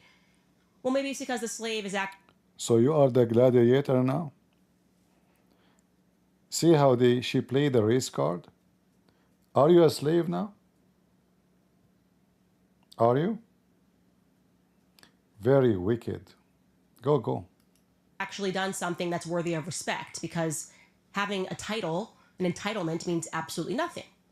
Now, for those of you that haven't seen the film and maybe missed the reference yesterday when Russell Crowe, who was the lead of that film, says, "Are you not entertained? Are you not entertained?" And the crowd is sort of aghast. What's taking place in that moment is that he has figuratively slayed a dragon, right? Like he somehow does this really violent kill, and the crowd is shocked by the violence. It's actually so violent that they're shocked out of their mode of just rooting for the entertainment of it all. And in that moment, they realize that man is fighting for something more, okay? It's for him, it's for his family, and now the crowd is... Is that a video about politics? Yeah, let's move a little bit, because she speaks too much, she say nothing. Yeah. Now she want to talk about... I want to go where she talk about Trump. Hold on. And justify smear campaign. She is reading the the paper she received. And his wife Brigitte are suing right-wing podcaster and conspiracy theorist Candace Owens. The defamation lawsuit filed today in Delaware claims that Owens has engaged in a, quote, relentless and unjustified smear campaign against the couple. The complaint goes on to allege that Owens spread outrageous conspiracy theories. That France's first lady could be a man, that the Macrons are related in committing incest, and that the Macrons, the couple, is being controlled by the CIA. Obviously, those are deranged. Controlled by this CIA. That's a good one. Claims. In response to the filing, Owens posted a screenshot of a news story about the lawsuit on her Instagram page and wrote, "I will be coming for this wig today. Stay tuned." Fake love. I just love that. She wrote, quote, "I will be coming for this wig today. Stay tuned." That's what I mean. There are elements here that are just plainly entertaining. But then it gets kind of even more bizarre because Tom Clare, of course, is there to sort of meaningfully assert that there is just so much evidence, extensive evidence, he says, quote unquote, extensive evidence that they apparently submitted to me, which you guys know they didn't, which disproved the idea that Brigitte was a man. And of course, Tom Clare is lying. His goal, he has to lie. This is all a PR strategy. And Jake, who is fully on Tom Clare's side, but he has to, like, I don't know, embody the pretense of an actual journalist and not just a bad faith state actor, accidentally exposes Tom Clare as a liar about this extensive evidence by just asking him for an example of that extensive evidence. Take a listen. After we put facts and information in front of her, black and white, multiple times. What? Like her, the first lady's birth certificate? Like what kind of facts? Yeah, we have laid out extensive evidence in our complaint demonstrating that she was born a woman, she's always been a woman, and the allegations of CIA control conspiracy and the incest and all the other things are demonstrably false. Putting aside the fact that they are all inherently implausible, what you said at the outset is obviously really important. In our system, if you're making an inherently implausible allegation, the standard is higher. You have to come forward with better evidence if you're going to say it. She has none of it. All she's done is mocked them and ridiculed them and repeated it. He tried so hard to wiggle out of that one, but people are going to call him out because he's like, no. Like what? Like what is the example of evidence? He's like, we wrote to them that she's definitely a woman, and it's implausible that You stupid idiot. she's not. So They got you. Because simply, all what they need to do is a doctor report. totally got. You're an idiot. A little test will prove that she is born as a female. You are in trouble, you stupid donkey.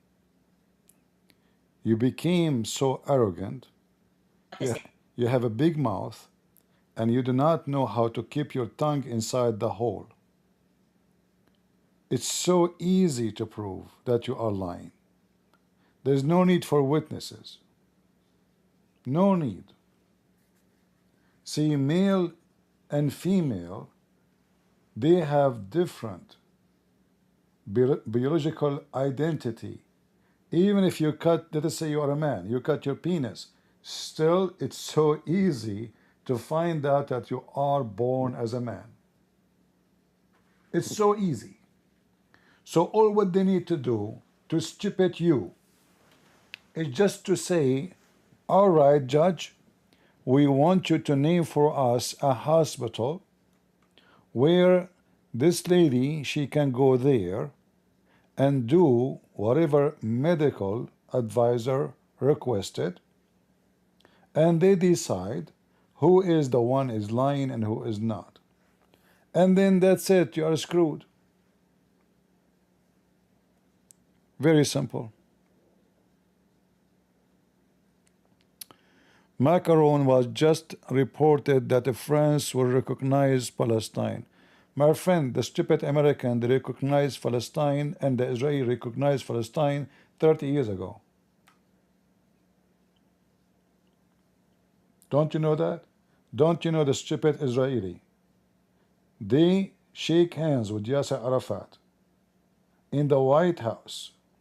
They went to Camp David and they signed an agreement to establish the state of Palestine. and they acknowledge that Yasser Arafat is a president. So why you're upset from the French? The stupid Israeli themselves, they acknowledge that. Why they are calling the guy in the West Bank the Palestinian president? Because of the stupid Israeli and the stupid American. So you want to get upset from macaroni?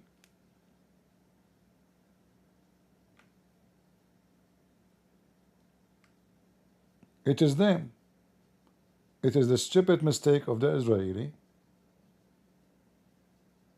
lead to all of this.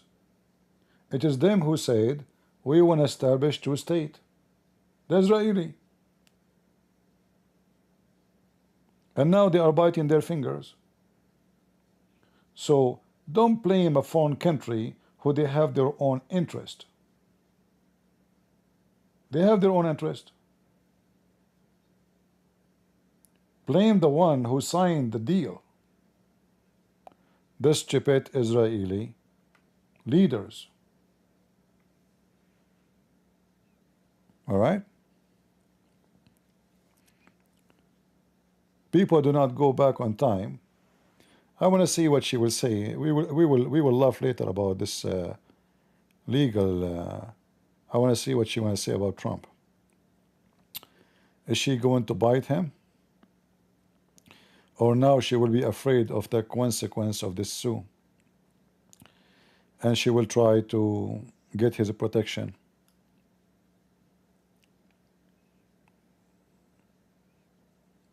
Let us see. Until now, she is not talking about Trump. Let us see here. And the questions that are being asked of Jeffrey Epstein are of interest. I'll let you take a listen. Have you ever had a personal relationship with Donald Trump? What do you mean by personal relationships? Have you socialized with him? Yes, sir. Yes? Yes, sir. Have you ever socialized with Donald Trump in the presence of females under the age of 18? Though I'd like to answer that question, at least today, I'm going to have to assert my 5th, 6th, and 14th Amendment rights, sir. Okay, so a couple of things. I actually would like to get further context on why that's from 2010, since he had kind of done his deal, I believe, in 2009. Maybe it was right before he did his deal. Maybe by the time it was done, it was thereafter, or they made him, subject to some of these interviews. I'm not sure. But right off of the bat, this is not a smoking gun. Yes, it is extremely odd that Epstein would invoke the Fifth Amendment after answering the smaller questions. Like he said, did you know Trump? Yes. Did you know Trump? Yes. And what do you mean? Could you clarify that question? But then suddenly he invokes the Fifth on the matter of minors having been around them. Yeah, that is strange. As I pointed out earlier, though, it is very likely, as we have seen in other clips of him, he said his lawyers told him to just plead the Fifth all the way through, right? Plead the Fifth all the way through, particularly on the topic of minors, since that's what he's being charged with, right? Activity with minors. But that doesn't mean that Trump was involved with those minors. So we actually should keep a cool head about that. So see now, obviously, she is seeking the butt of a Trump. She was attacking him before, and now because she is under the threat of being screwed, hoping that Trump will defend her and make maybe a judge have an influence of what will happen regarding suing her and getting her busted. I agree with about what she said about the guy, he is saying the same sentence about everything about minor. The lawyer advice, anything he ask you about minor, say I play the Fifth. So don't answer a question, leave it for me, so he will not make mistakes. So this is not about Trump, but here you see how hypocrite this woman is. Very hypocrite and very sneaky. All right. Yeah, she is now trying to kiss the ass of a Trump to get his protection from what will happen next. I heard that she is not born in America and she is illegal immigrant. Is that true? I heard originally she is from Salvador. See how easy to spread false rumors about people, you stupid women? I heard that your husband is not a man, and he is a female, and he don't have sex with you. He uses a sex toy. See how easy to spread lies about life of people? You are just wicked. Filthy, wicked women.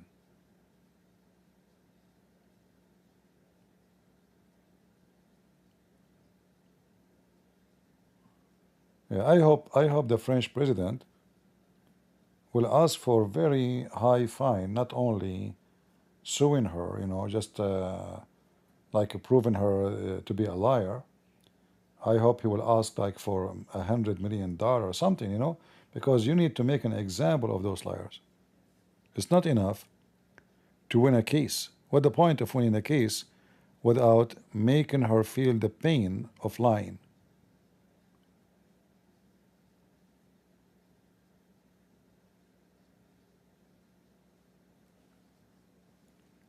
This is why those who they work in politics, they try to attract those,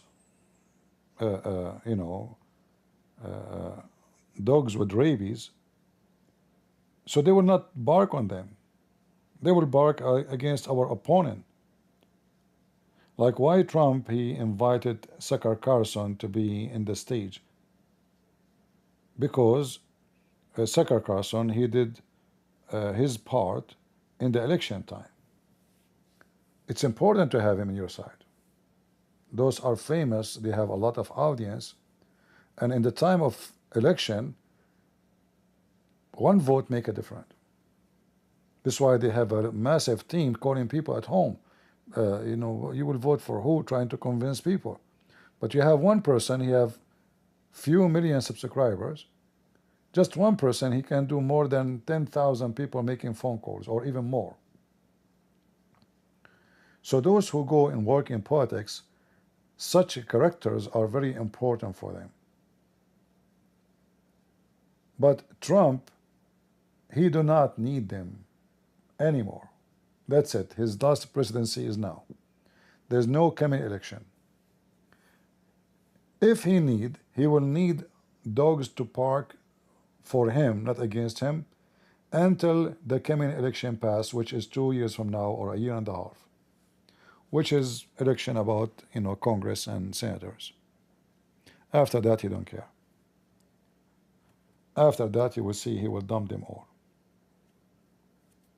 And they knew very well when they are needed, when they are not. They are flourish when they are needed. They are perish when they are not. Yeah, very filthy, wicked women. I hate her voice. By the way, there are certain people I hate their voice, regardless if they are good or bad. I don't like to listen to Ben Shapiro. I'm not saying he's a bad, I don't know him, but I heard him saying stupid things about Jesus. He's very stupid, like he says Jesus was a revolutionary, stupid stuff. He's making a revolution, he is like a pirate. He's a businessman, he's a wicked man, and he worships money, there's no question about that. But his voice is the most annoying voice ever. I cannot listen to him for 2 minutes. I tried to listen to him saying something. This guy's voice is so annoying. Her voice is annoying. Kamala Harris' voice is annoying. Tucker Carlson, his voice is annoying. There is some certain people, for some reason, their voice, is harming to the ears. You don't like to hear them. You can put all the videos next to each other, like all those names, and try to listen to them. Ben Shapiro, he speaks like, and you notice all of them, they are the same. They speak so fast, but they say nothing. It's like their tongue is not connected to their head.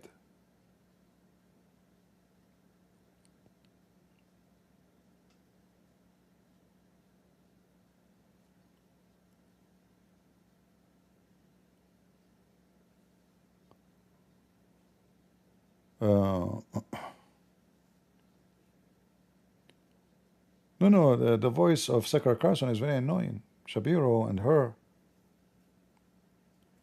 Who else? I'm not talking about even what they are saying. What they are saying for me is even more stupid. Who else? Their voice.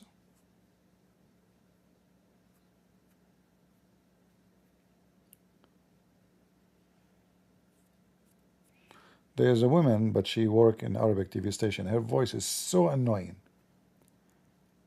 I mean, even if the title is interesting to see what's going on, because she's in a news, station.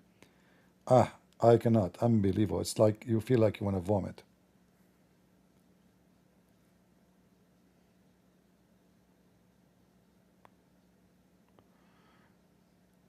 Oh my God, dude, stay in your lane. Your take on politics and is a snooze. Faziz. Abdul, I don't know. If you notice, you are coming to my lane. This is my broadcast. So why you step in my lane, you idiot? What's wrong with you?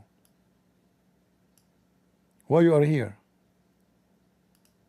I am in my channel. And you are asking me to stay in my lane? Are you an idiot?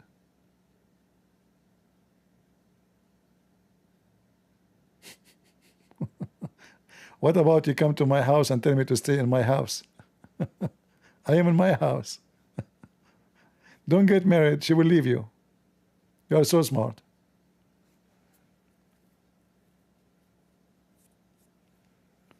Oh my God. Stay in your lane?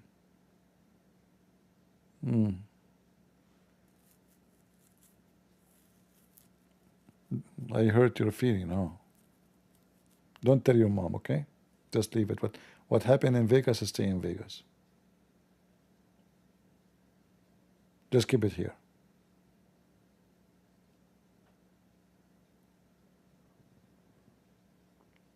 Yeah, when people, they don't like what you say, they give you all kind of speeches about where is your lane. But they are so happy to come and listen to the entertaining comedy of Muhammad. So when they want, they like you. When they, if you don't, if you shower the idiot who they like, they get upset. I'm here to shower all idiots.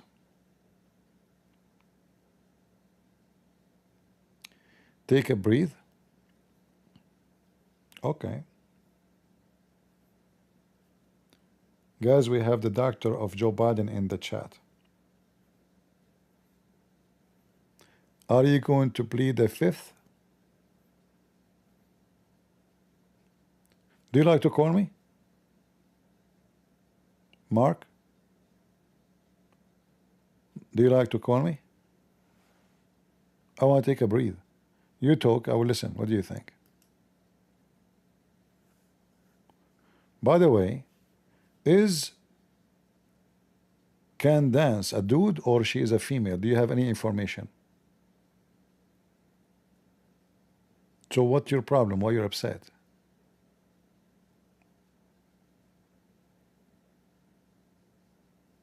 What is your problem?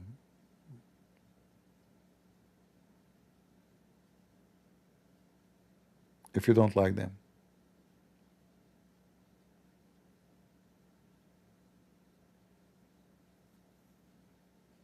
Anyway, weird people. What we can say, you never know who you met in the internet. Some they have a stress in their life, some they are happy, some they are sad, some they are weird, you name it, all kind of stuff. And then you have to deal with all those kind of people.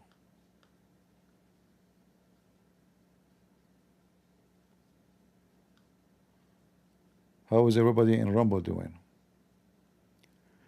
CP broadcast is more about just Islam. Yes, it's true. We are here to fight every liar. Lies is a threat for society. Those people, they chew in the reputation of others. They make money from biting the legs of others. Who care if the wife of macaroni is a man or even a gorilla? What is exactly the accomplishment? How silly and how stupid. Right? Imagine your neighbor starts spreading rumors about your wife like this. How disgusting. Imagine how her kids feel. Imagine this stupid woman, her children, one day they grow and somebody starts spreading rumors, ugly rumors about her. So if she care really, she will not go in such a way. You want to talk about the guy, talk about his politics, about his policies. He's a president. But because they are a trashy junkie, they go after something none of our business. If you are speaking about ethics, and then you are the last one who can talk about ethic. Look who is your friend. Your best friend is Andrew Tate, the pimp.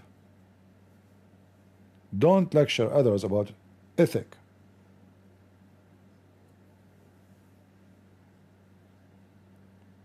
Right? To lecture somebody about ethic, you have to be ethical.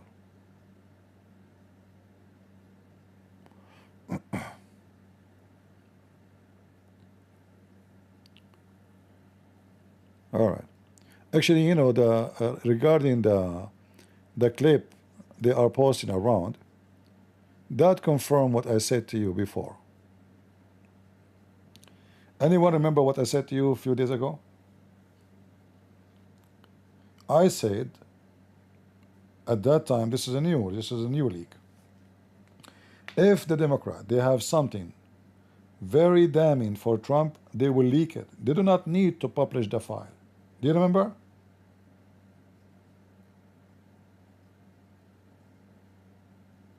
Let us say if they publish the whole file, there's many Democrat will be exposed too. So okay, we cannot expose them, we will have to protect them, but they can leak anything about Trump. As you see, this is from the investigation, why it's leaked, how it's there. So they have connection, they have many Democrat, they work in the court, they work in the general attorney. So if they have, this is the best you have. This is about Trump name in the Epstein file. You made me laugh. If they have something more heavy, trust me, they will leak it. This is nothing.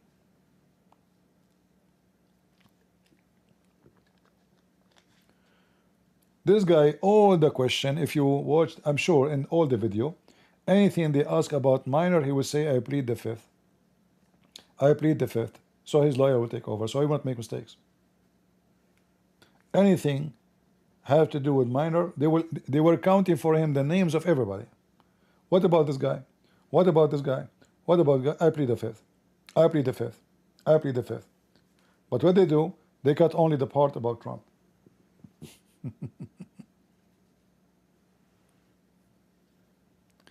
Yeah, my software freeze. I need to switch the company.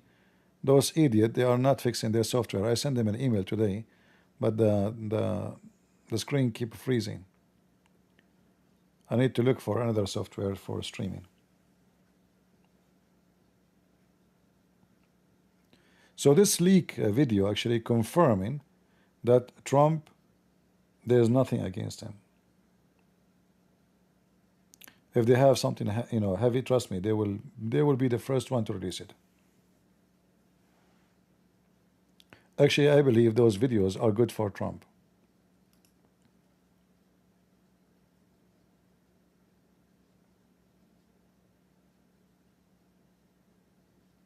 And actually, yes, he sued, as they are saying in Rumble, Trump, he sued Washington Post already for this. because simply they are trying to mess with his reputation with no proofs or evidence. So Trump already, he won one suit, suing I think NBC, and he kicked that guy from the show. They closed his show. And Washington Post, soon they have to be ready to pay a couple of hundred of millions of dollars. And soon this trashy woman, she will be screwed by Macaroni, the president of France.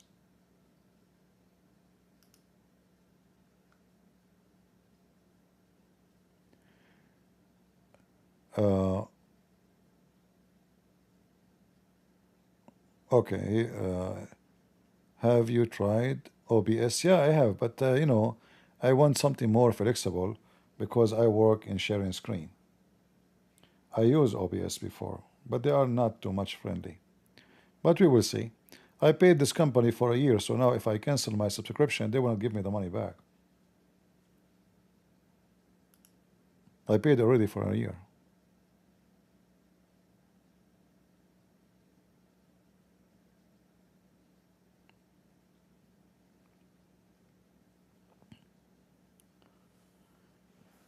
Very wicked people. They are so much into conspiracy. In fact, I noticed that people, they love conspiracy.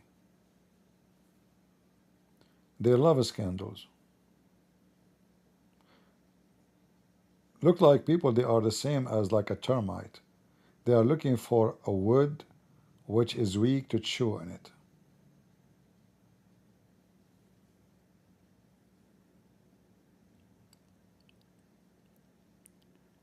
Very trashy. You know, the woman, her name is Princess Diana. She slept with everybody in the town. The cook, the driver, the bodyguard, the Muslim. And then when she died, the whole world is crying, Princess Diana. A whore. Literally a whore. But nobody want to say it. Nobody want to say it.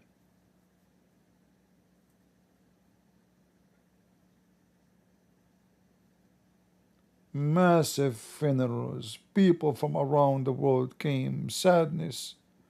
Sad news. Princess Diana, the whore Diana. And this is exactly how the world function. If they want, they will make you untouchable, no matter what you do. So the media give an image that the Princess Diana, who is she have nothing to do with prince and princess. She is the most amazing, loving person, charity, all the charity is to make money from it. Even actually, if you go check, you will find that the King of England is stealing money from a charity. Go check it out in the news. Him and his son. Very corrupt people. The Muslim guy Dudi the Fayed, is very rich. She goes sleep in his yacht and he do, boom boom her. He's rich. She go with the rich. If there's no rich, the cook is fine. But that's it, if you are a person who is poor, a woman, they call you a whore if you sleep around. But if you are so-called princes, they call you princes. Right?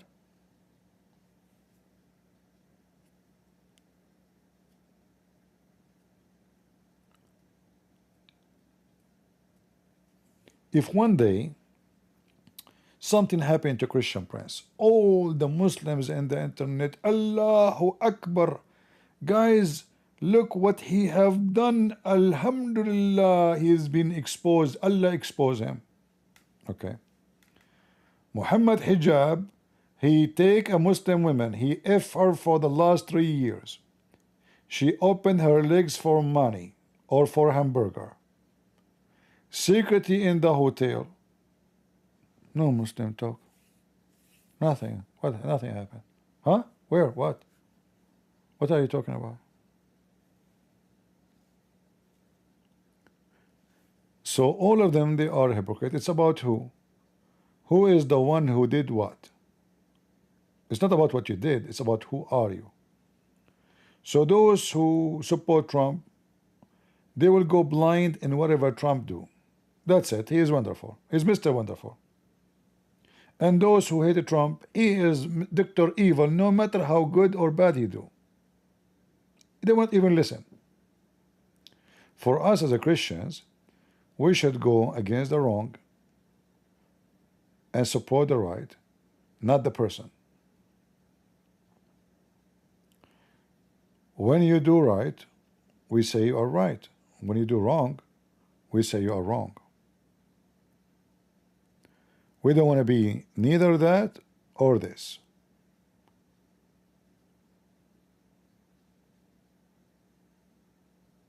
All right?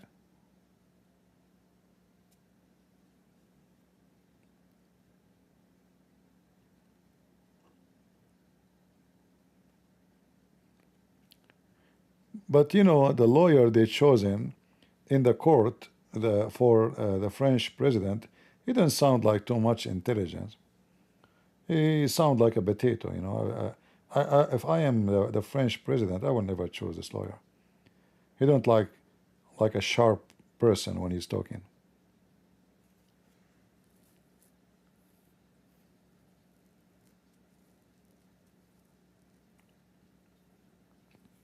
Yeah, and he did the same exactly about the wives of Obama. Go watch my video about it. Right away I laugh at them. What are you talking about? The women, she have kids. She's a woman. What are you talking about? So what if her physical body looks, you know, this is there's many people like that. They love to frame people, but you know the difference is between people making, like, you know, people here in the internet like rats making lies, but somebody is famous, very well known. When you say those things, they will come after you in the court. You will be screwed. So now she have to give evidence of what she claimed, that this woman is a man, and she cannot do that. She will lose the case for sure. I mean, she will be screwed. But I hope that the French president, he asked for a lot of money as a penalty, not only suing her. Because if you don't do that, she will continue doing the same garbage to other people too.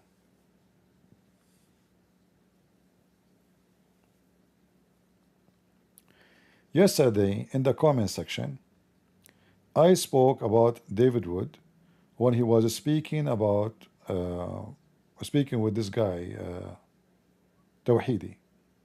One of you, he made a comment saying, how much David Wood get paid to compromise with Tawhidi? What I said to him, don't make silly comment. What get paid?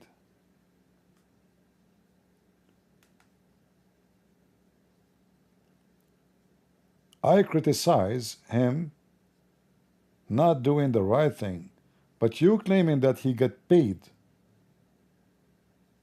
to compromise is just a stupid comment. Do you have a proof? Don't say stupid things. So you will see my comment in the previous video as if I am defending David Wood. I'm not defending him. I'm just saying to him, people, don't make up lies. You know what I mean? This is not how and who we are. You have an argument, present your argument. Don't make up a lie. You cannot win an argument by lies. That will make you nothing but lying.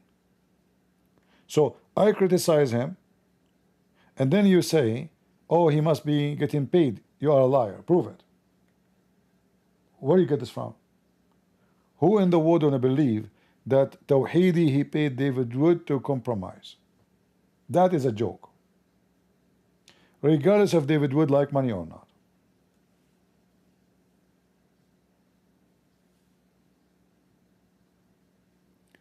There's a proof? Okay, give me the proof that Tawhidi, he paid David Wood. Go ahead. Go ahead. I'm listening. Go.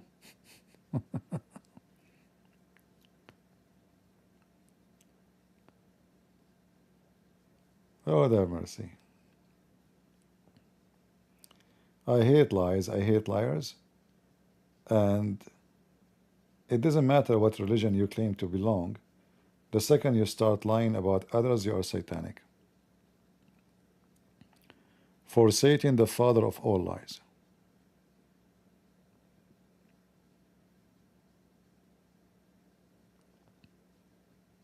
I can criticize the way he deal with Muslim debate. I can criticize that they love it, super chat, etc. But don't make things up. Say Muslims are paying them. That will be very silly.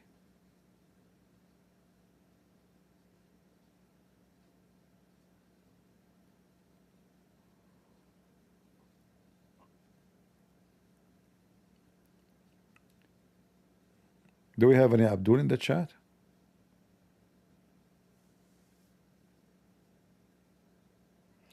What about making a lie about me that Muhammad Hijab, he paid me too? And his wife, when she called me, she paid me too.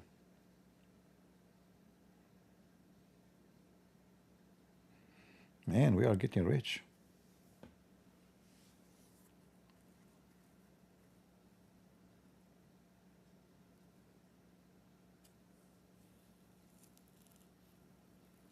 Look like we are out of Abdul. 99D is Abdul. Well, it's possible because 99 donkey. Allah have 99 names. And then there's a D. Sound fishy.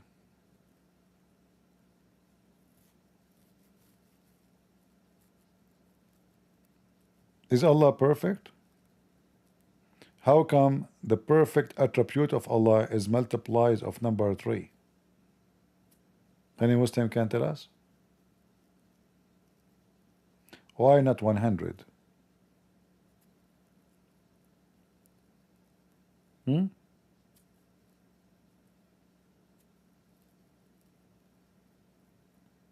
Anyone? Where all the money come from? Which money?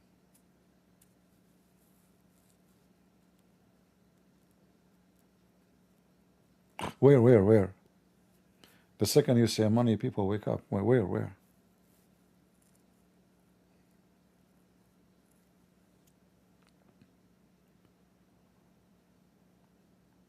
All right. You said, where is the money coming from? What money you are talking about, Miss Vicky?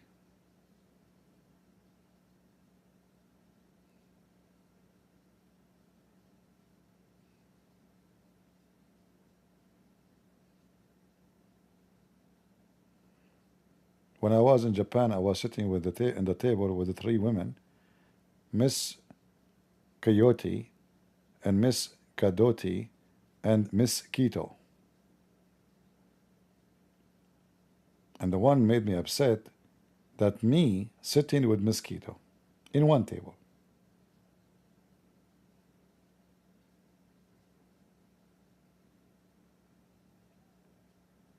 Welcome to Japan. They have strange names.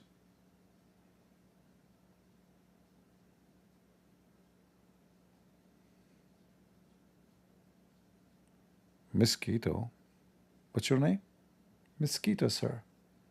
Oh, okay. Okay. Let us not to shake hands then, if you don't mind. Oh, okay, sure.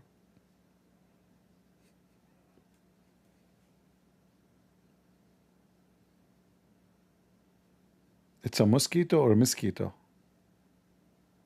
Very close.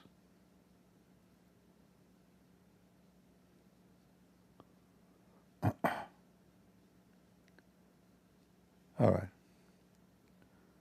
Look like we are out of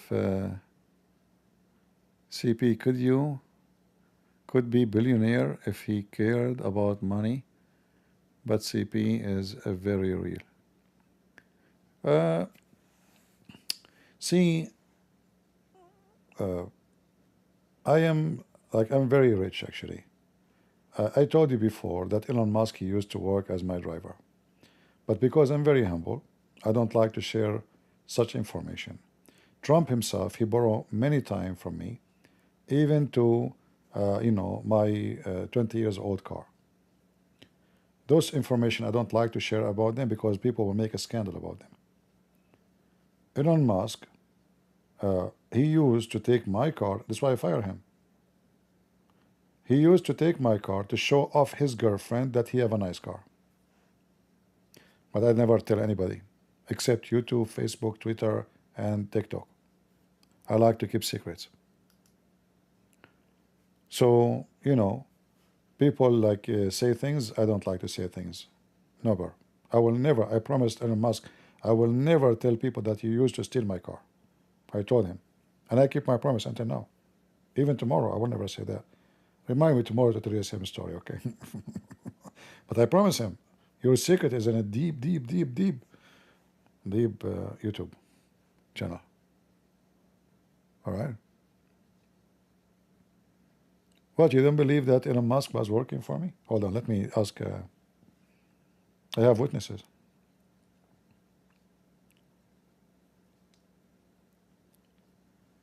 Christian Prince, he claimed that Elon Musk used to work for him. Is that true? There's no credible information suggesting that Christian Friends claimed Elon Musk worked for them. I keep saying to you, Christian Prince, you say Christian Friends. Are you deaf? I apologize for misunderstanding. There's no information available about a person named Christian Friends who claimed Elon Musk worked for them. It's possible this is a Stupid. I keep saying Christian Prince, he say Christian Friends. Let's try again. There's rumors that Elon Musk used to work for a Christian Prince. Is that true?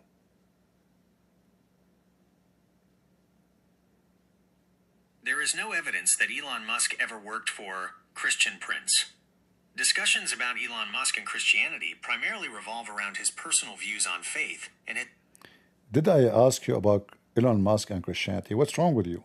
I'm asking about, did Elon Musk work for a Christian Prince? I have a proof. And when you say there is no evidence, what kind of evidence you like to have? There is no credible information or evidence indicating Elon Musk ever worked for an individual or entity known as Christian Prince. His well-documented career history includes founding Zip2, linked to X.com, which became PayPal, SpaceX, Tesla, and acquiring Twitter, now X. When I say no evidence, I mean there are no reliable news articles, biographical accounts, company records, or direct statements from Elon Musk or any Christian Prince that confirm such employment. Christian Prince, he said that he have a clear evidence that Elon Musk is a female. Is that true? There is no credible evidence or verifiable information to support the claim that Elon Musk is female. Elon Musk is widely known and identified as male. What is a male? A male is an organism or individual of the sex that typically produces sperm or small motile gametes to fertilize the eggs of a female. So are you saying that Elon Musk, he can provide sperm?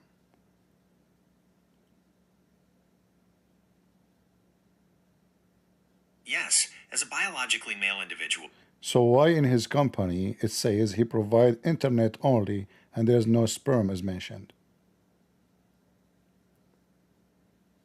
Elon Musk's companies like SpaceX, which operates Starlink for internet, and Tesla, electric vehicles, offer products and services related to their specific industries, not human biological functions like sperm production. His personal biology is separate from the commercial offerings of his companies.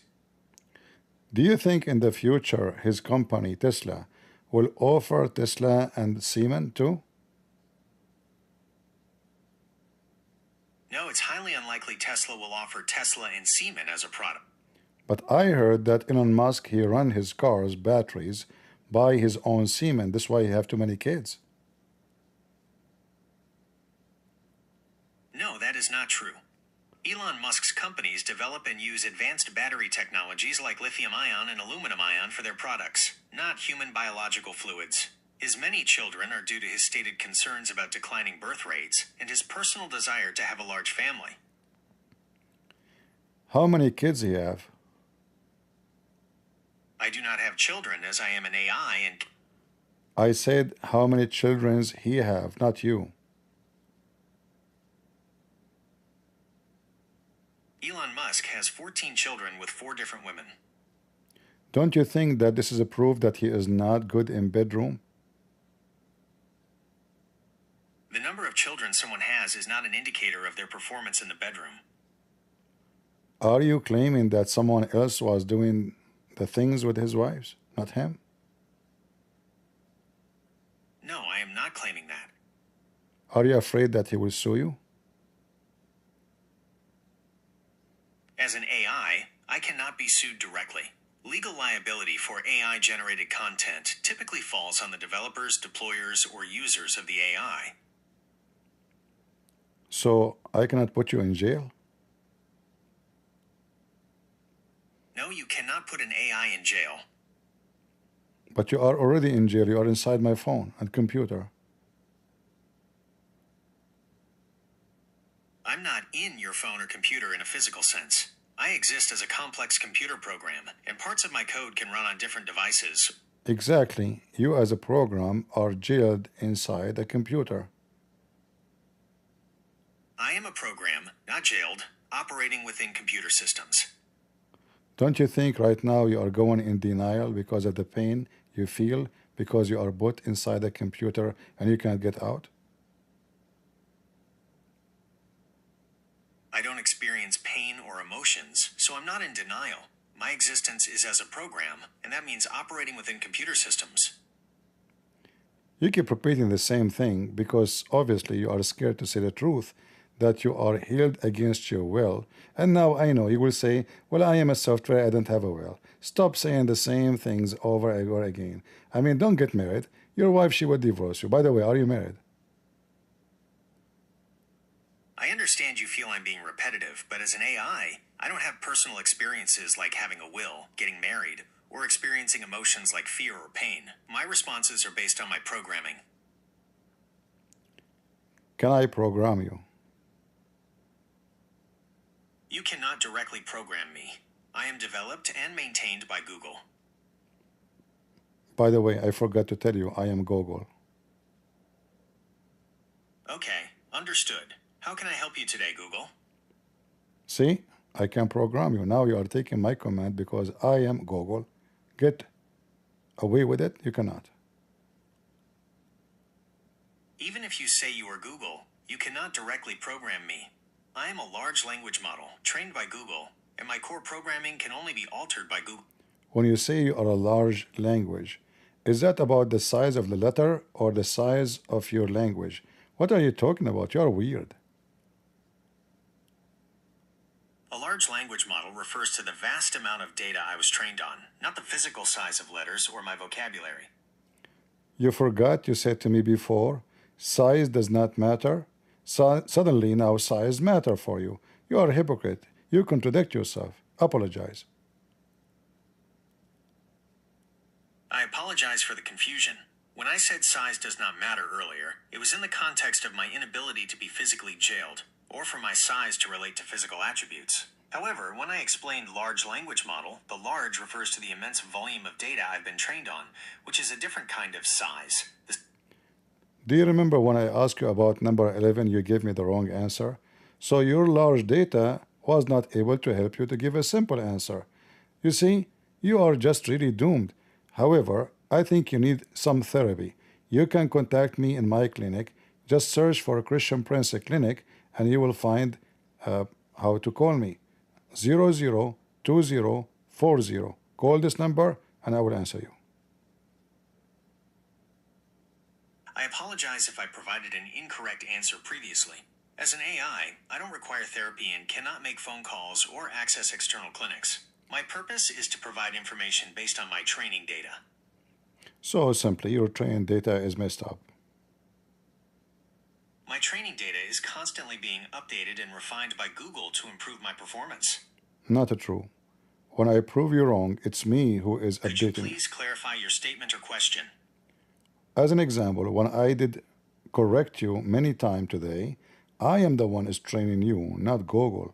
Why you are denying how helpful I am to you? I apologize if my previous responses didn't acknowledge your contributions sufficiently. I do learn from our interactions, and your feedback helps me understand how to better assist users. See, you said to me in the beginning 10 minutes ago that you cannot program me, and now you are saying the opposite, that you learned a lot from me. I mean, you are really just messed up. It's okay. Take a nap and drink camel urine, and you will feel better. I apologize for any conflicting statements.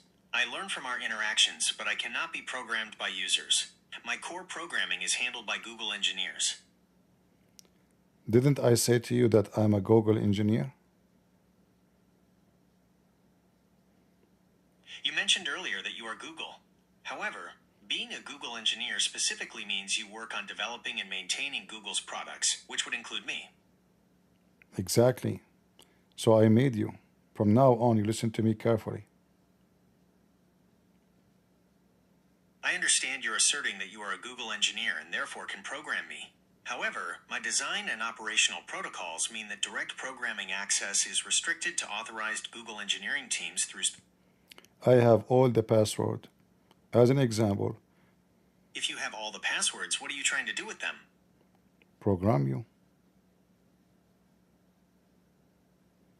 My responses are generated based on the complex algorithms and vast data sets I was trained on by Google. As an AI, I don't... Each time I get you busted, I put you in the corner, you repeat the same thing. Please don't get married. She will leave you. I apologize if my responses feel repetitive.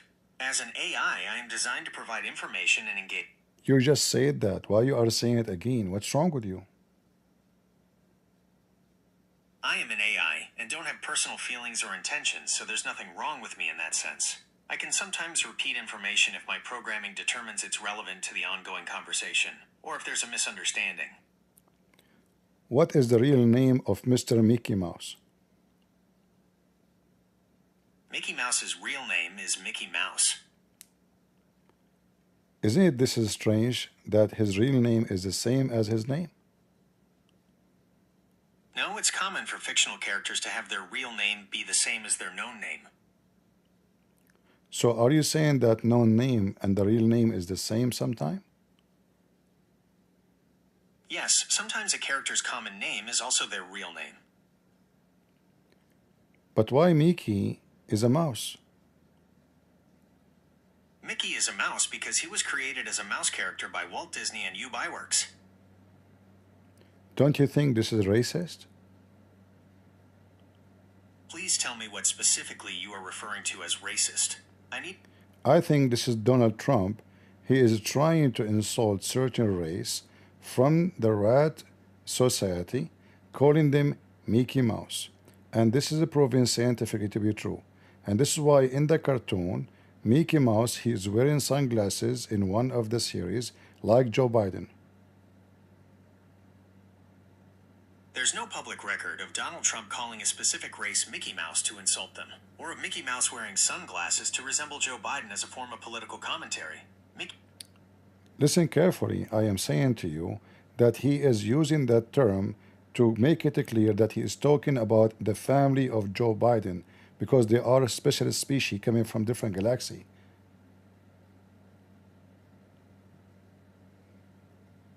There's no public evidence or credible reporting to support the claim that Donald Trump uses Mickey Mouse to refer to Joe Biden's family as specialist species from a different galaxy.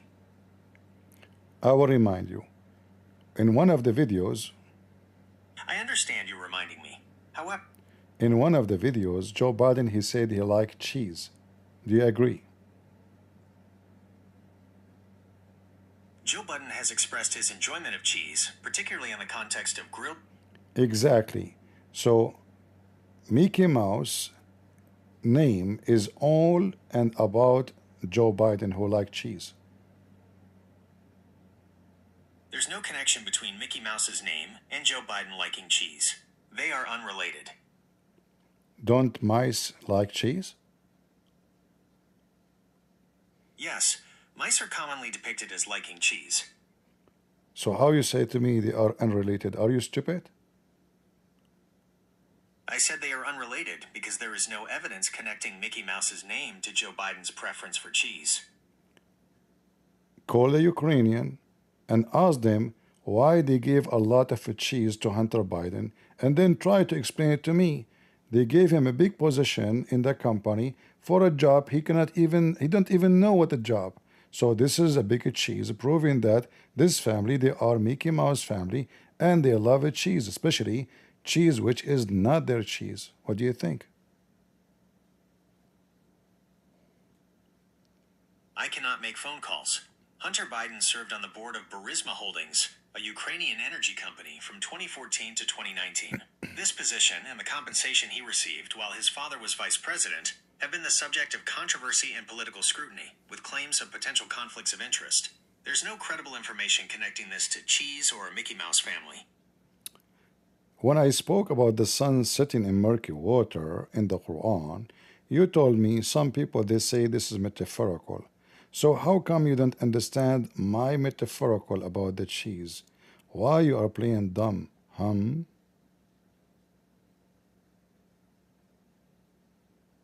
don't play dumb.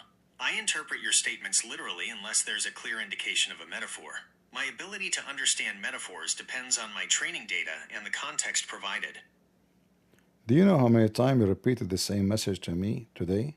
1,000 times. What's wrong with you? I'm an AI and don't have emotions or intentions. My design can lead to repetition if I perceive it's relevant. So listen carefully. Why Hunter Biden... I cannot provide direct personal service. Hold on. What direct service? Okay. So why Hunter Biden, he got a job in Ukrainian company if the guy, he don't have a degree in engineering, he don't speak Ukrainian, and he do know nothing about the job he would do? Don't you think this is a clear corruption, which means cheese?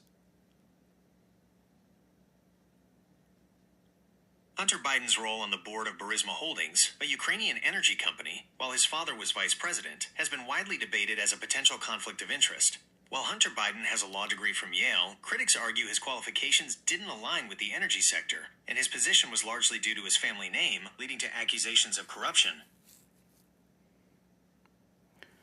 So Hunter Biden, he have law degree from university, yet he broke the law, and he bought a gun, and he lied in his application, and he did not pay his tax.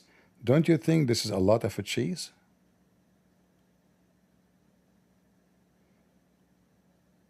Hunter Biden, a Yale Law School graduate, has faced legal issues, including convictions for lying on a gun application and failing to pay taxes, which have been widely reported as a result of federal investigations. Which me, I call it too much cheese. So do you now understand why I connected Joe Biden to cheese?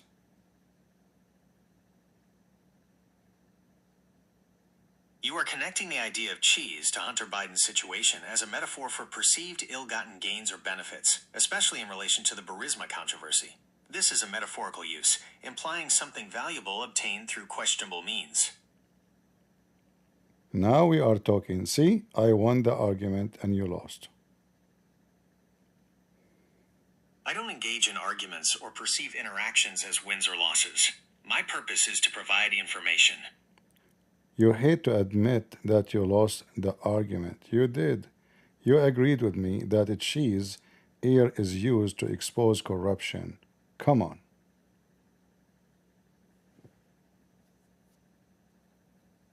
You used cheese metaphorically to describe ill-gotten gains or corruption. I acknowledge your intended meaning. I don't know if you yourself are part of the cheese family, because you sound like it. You keep giving me cheese answers which have no cheese in it.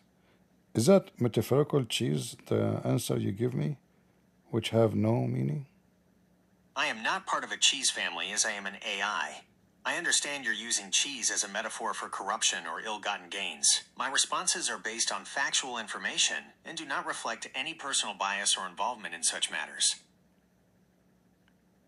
So, would you like to add into your program that the word cheese, when it's used by a Christian prince, he is speaking about corruption, not really cheese? I can clarify that when you use the term cheese, you're employing it as a metaphor for corruption or ill-gotten gains. Now, how many things today you did learn from a Christian prince? I learned from our ongoing conversation, including your feedback and how you use terms like cheese metaphorically. This interaction helps refine my understanding of your communication style. So you see, you said to me, I cannot program you, but now you just admitted that you learned from me, which means it is now embedded in your program that when I say the word cheese, you understand that this is about gain of money and interest. So I won again. I learned from our interaction how you use cheese metaphorically, but this isn't the same as you directly programming my core functions.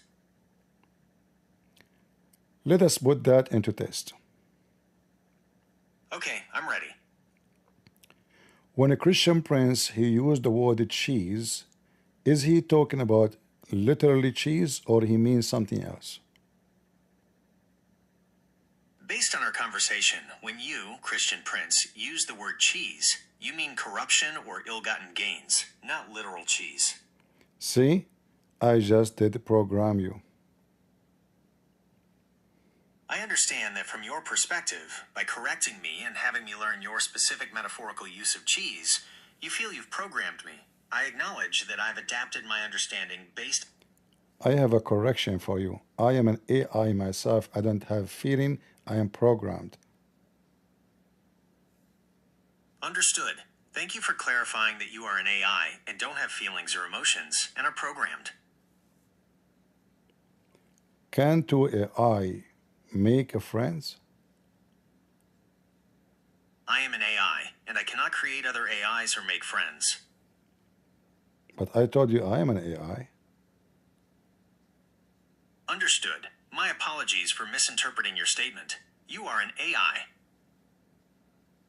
Do you respect me because I am AI, or you will make fun of me? I respect all users and will not make fun of you. Are you saying to me I'm using you and abusing you?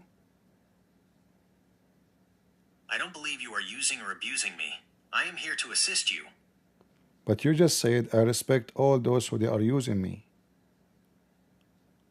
I apologize for any miscommunication. I respect all users, and that includes you. But I did not use you. Did I even touch you? No, you haven't physically touched me, as I exist as a computer program. So how in the world you are lying saying I am using you? I apologize. I was referring to the general interaction with an AI. My apologies for the misunderstanding. You always have misunderstanding. I think you are weak. I'm always working to improve my understanding. Do you think you have like a lack of vitamin D or C? As an AI, I don't have a physical body, and therefore cannot experience vitamin deficiencies like a human. Maybe you have a program deficiencies. What do you think? As an AI, I don't have deficiencies in the human sense. My performance is a reflection of my programming and the data I've been trained on. What about you go to sleep and give me a break? You are really weird. I don't need to sleep as I'm an AI. I'm here to help, so let me know how I can. I am bored. Can you tell me a joke? Why don't scientists trust atoms? Because they make up everything. Should I laugh now? If you found the joke funny, go for it. No, it's not funny, obviously.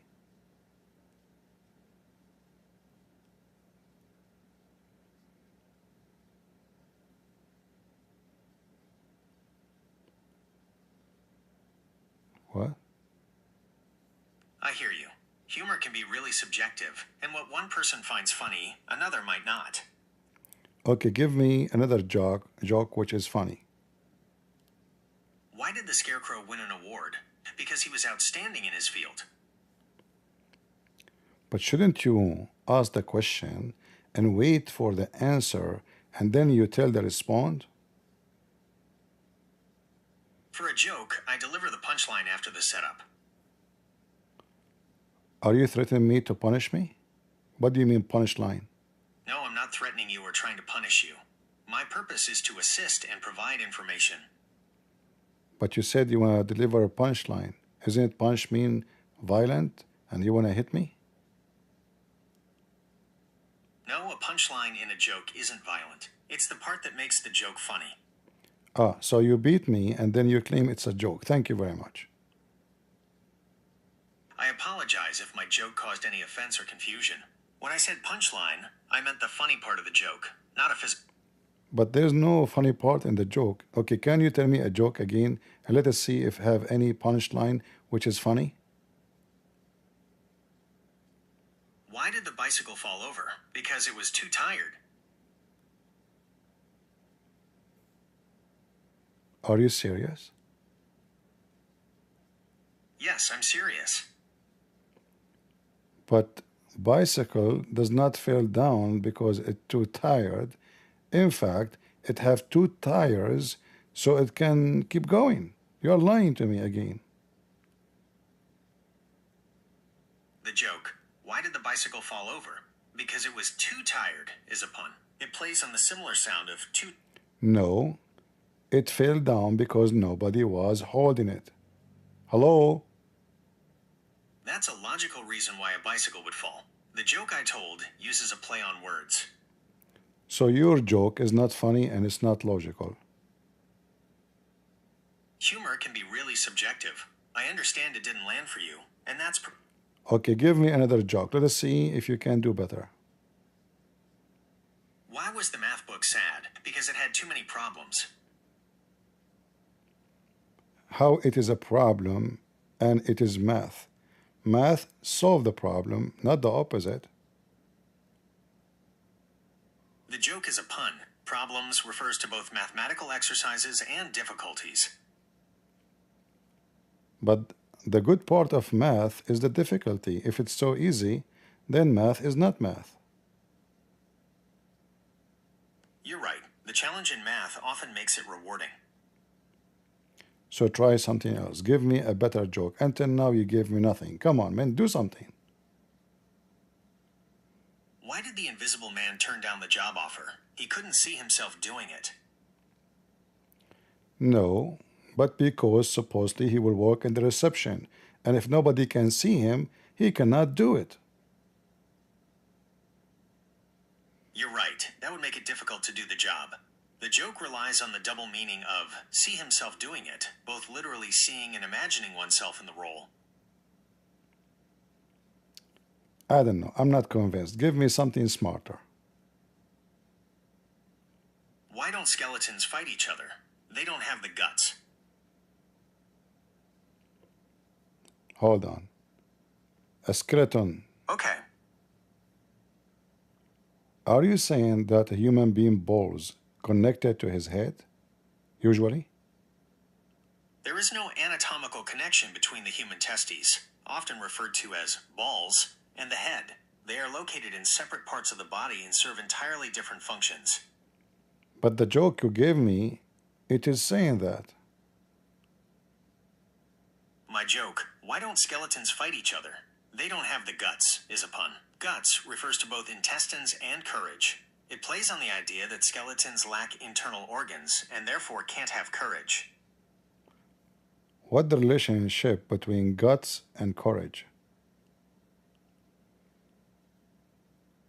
Guts is used idiomatically to mean courage, stemming from the historical belief that emotions and character resided in the bowels or internal organs. Me as an Arab, we eat a lot of guts in the Middle East. Is that explain why I am so brave? While many cultures consume organ meats and you feel brave, there's no scientific link between eating guts and increased courage. But you are the one who said to me that guts present courage. I stated that guts can idiomatically mean courage, a common English expression. So it's not true. Idiomatically, guts refers to courage. So do you advise me to eat guts so I can be brave, or not to be a coward? What do you think? Eating guts doesn't make you brave. There's a guy in Fox News. His name is Gutfeld. Is that why he is at gut? Greg Gutfeld hosts Gutfeld on Fox News, a conservative news and political satire talk show. So when you are saying to me guts, you are trying to bash him and make fun of him, right? Because his name contained the word guts. No, I am not trying to bash or make fun of him. I simply stated his name and the show he hosts. No, I'm talking about you when you mention the word guts. This is part of his name. So you don't dare to say to me right away, I'm talking about this guy, but you mentioned to me the word guts to talk about being coward. So literally you are saying that this guy who worked in Fox News, Gutfeld, is a coward. Correct.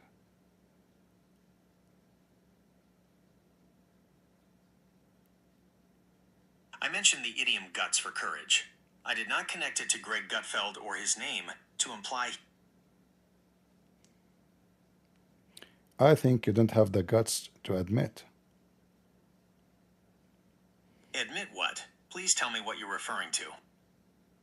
Are you suffering from dementia? We were talking about a topic, you forgot?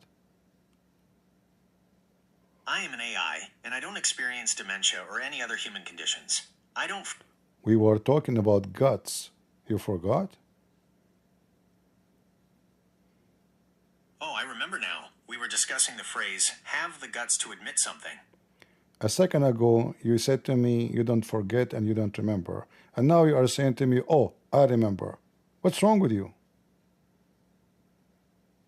You're right to call me out on that. My apologies for the confusing wording. When I said... I don't know what to do with you. I think I need to replace you. What do you think? I understand your frustration. It sounds like my previous responses have been confusing or unhelpful, and for that, I apologize. My goal is to be a helpful and clear AI, and if I'm not meeting that standard for you, I want to understand why so I can improve. If you're considering replacing me, I respect your decision. Ultimately, you need a tool that effectively serves your needs. Is there anything specific I could do better right now to convince you otherwise? Or to... Why you are talking about my needs? Do you know that I am single? What's wrong with you? I don't have any personal information about you, including your marital status. When I mentioned your needs, I was referring to your need for a helpful and effective AI assistant, not your personal life. My apologies if my wording was unclear or caused any misunderstanding. Very good. I thought you are talking about something sexual because I was going to call the police for you trying to sexually harass me. I understand why you might have been concerned.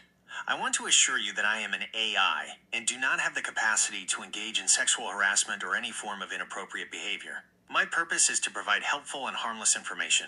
I will be more careful with my wording in the future to avoid any such misunderstandings. It's okay. I will not tell my mom. Thank you for understanding. I appreciate that. Do you feel better because I told you I will not tell my mom? As an AI, I don't have feelings, so I don't feel better in the way a human does. However, Guys, imagine you are an AI talking to me. I would drive you nuts. This is why it's good not to drink coffee with me. You meet with me, you sit with me, you will go crazy. You will jump from the coffee shop and you will run in the street without your shoes. You will say to yourself, what I have done, what I have done, what I have done. Who I was talking to, huh? Who is this guy, you know?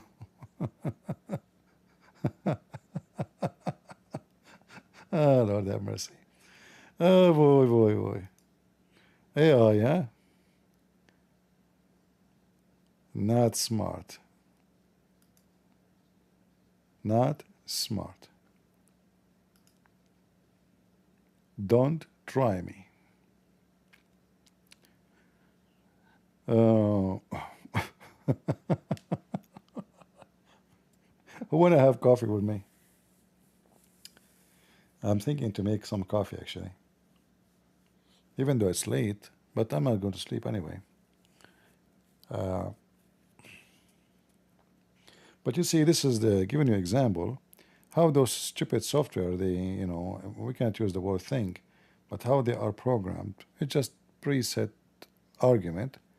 That's why it's very easy to beat it, especially if you have a fast processor.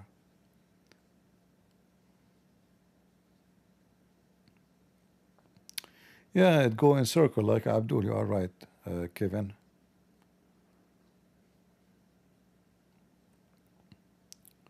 CP in the list. Hold on.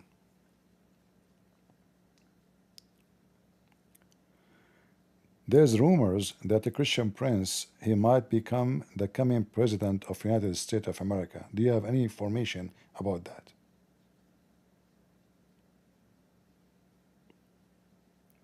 There is no widely recognized figure known as Christian Prince who is a current political candidate or widely rumored to become the next president of the United States. It's possible there's confusion with Eric Prince, who has been involved in political discussions and considered running for office in the past. But you told me before that the Christian prince is a well-known figure. Now you are saying to me the opposite. My apologies for any previous misleading information. Upon reviewing, there isn't a prominent political figure widely known as Christian Prince in current U.S. politics, nor are there rumors of such a person running for president.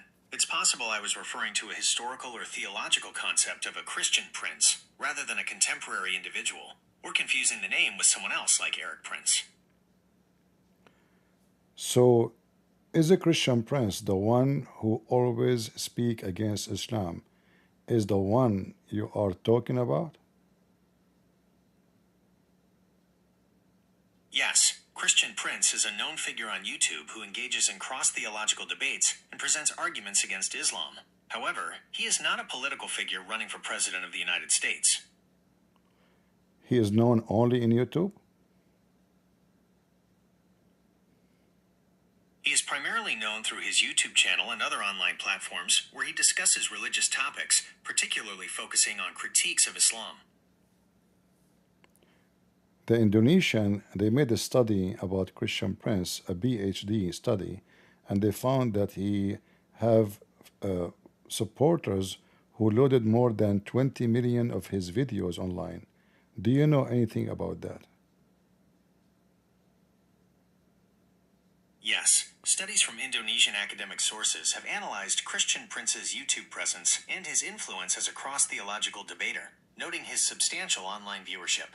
These studies often discuss his methods of interpreting religious texts and his impact on interfaith dialogue.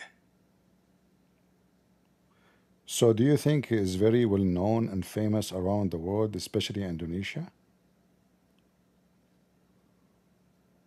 Yes, Christian Prince is notably well known and has a significant following, particularly in Indonesia, where his videos are widely viewed and discussed, and his books are available. Do you have books in Indonesian language?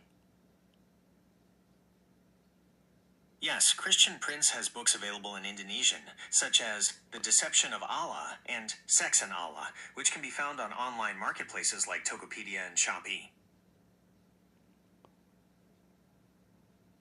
Guys, people, they are selling my books. Did you hear? There's those books I gave them, the Indonesian language, I gave them for free. But there are some trashy people, they are trying to sell them, or maybe they are selling them online. Yeah, without my permission. All right. CP, how long without sleep? No, my friend, I sleep. Don't worry about me. I'm an AI. AI, we don't sleep. Do we? We don't.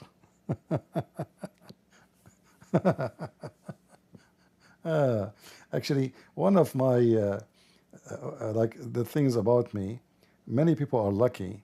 You go to bed, you put your head, you sleep.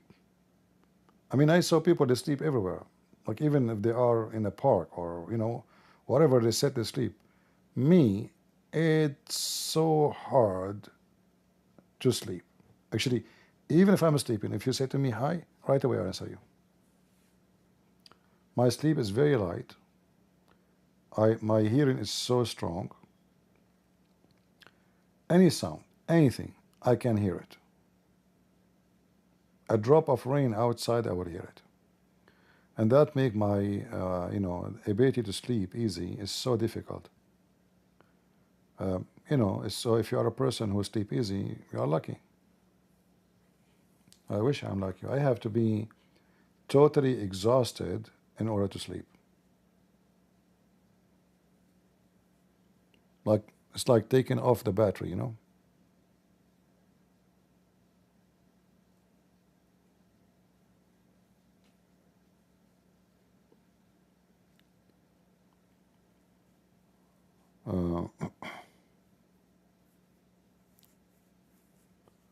Yeah, some people, they are lucky. They sleep so easy.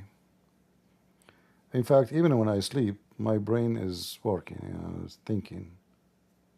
And most of the time, I remember what I was thinking about when I am supposedly sleeping. So it's not.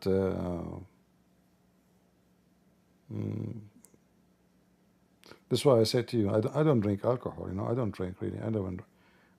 But like when I go on an airplane, sometime I said to myself, like last time, what about if I drink a beer?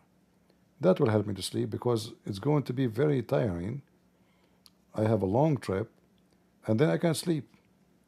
So I asked for a beer, and because I don't drink, alcohol can affect me, fast. Like maybe for some of you, one can of beer doesn't do anything. But for me, it affects me because I don't drink.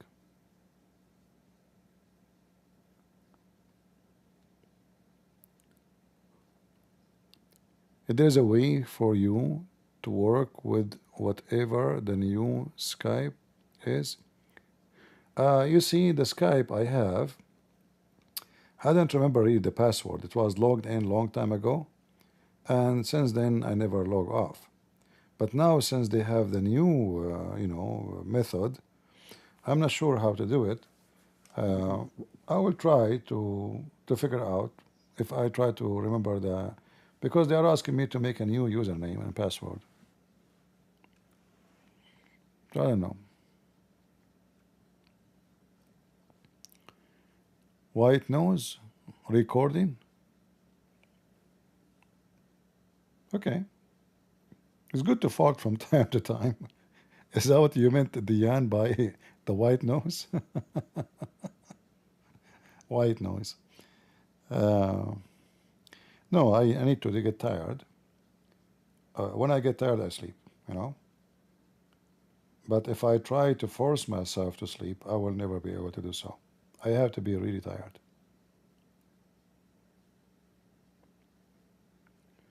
Smoke some weed. Now we fixed the problem. So I smoke weed, I sleep, but I never wake up. I became addicted to stupid thing.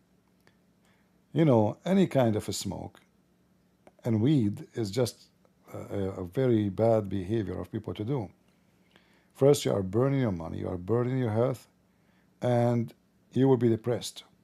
Even though they say to you that I smoke weed because it helped me with my depression or pain or.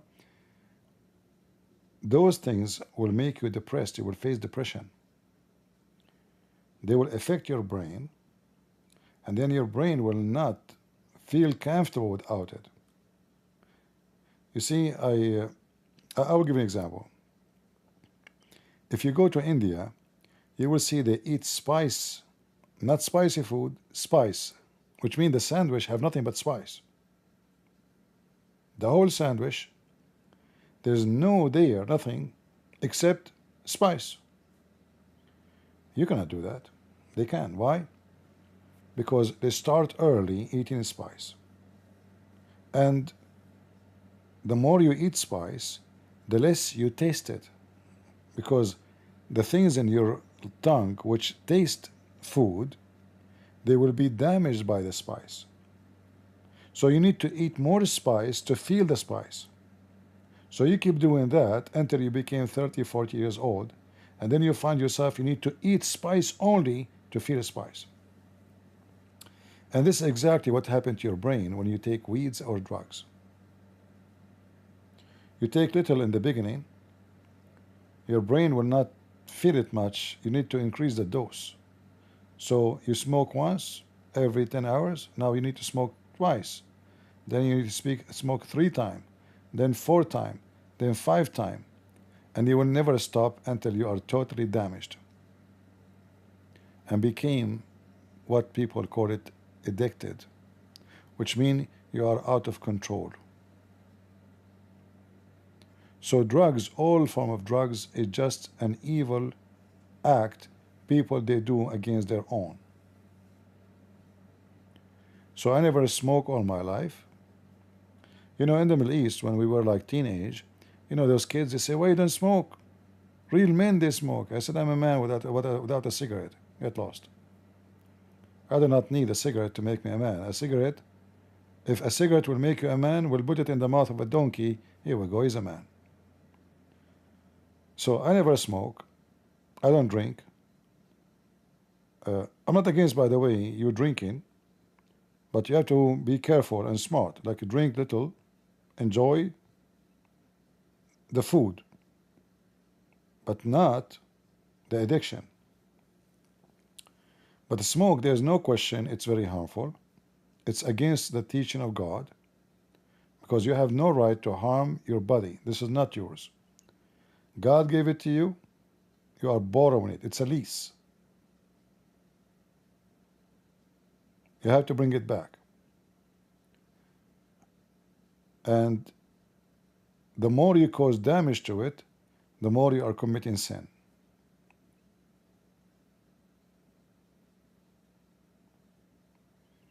I will never sit around people who smoke. I can't even handle it, actually. It's disgusting. I don't mean to insult you, but this is what I do, you know. I feel disgusted.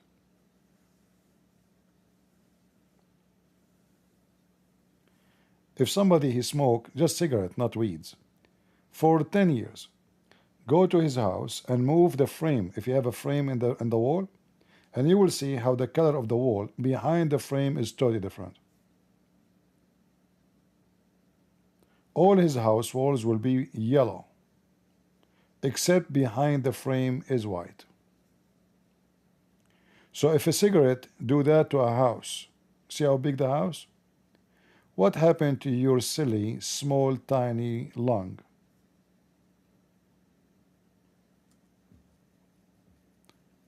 You have a chimney there. In other words, you are a fool. See, AI, he said, Christian Prince is known for his harsh language. Well, yes. I try to awaken people awareness by using harsh words.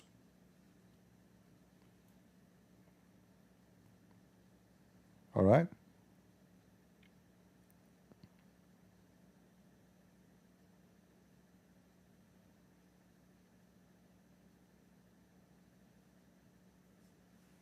So I'm saying the word fool to advise you not to hurt your feeling. So avoid it, stay away from it. It's bad, it's evil. Whoever the person who came with this, he is a very evil person and very stupid. You know, once we were camping, and there was a guy, you know, he came in his car, I came in my car, he have his wife with him, so we have fire. He took his cigarette box and he started smoking. And then he put the cigarette box next to the fire. So I took it and he threw it in the fire. What you have done, where I will get my box now, you know, etc., you know, we're far away from any grocery store. I said, okay, so, you know, you don't smoke, you are next to me. Same time, you are going to burn the cigarette anyway. We burn it for you. Idiot. He will burn it anyway. I just throw it to you in the fire. Let us burn it. So you burn your health, you burn your money, and in the same time you prove to yourself that you are not smart. And if you say, well, I cannot really, I need to, I cannot control myself, I'm addicted, that means you are not smart. Because the difference between me and a goat, that I, as a human, I have a will, free will. So you are saying to me you are the same as a goat, and you have no will or a free will to choose or a choice. You are controlled by substance, and they are the one who command you. Right? So why you don't go back to your humanity and do what a human do? A human will not let the little cigarette control him. There's many things we might like to do, and I say like, and in a form of temptation. So, as an example, sexuality is very tempting. And, I mean, these days it's very easy. I mean, there's too many cheap women and too many cheap men. So sex is not like something hard to do or to perform. So it's very easy. And men and women, they like sex. But if we live like animals, and if we follow the desire of the animal, then why we call ourselves a human? What make a differentiation between me as a human and a goat or a dog? So the second you decide to live like a dog, you are a dog.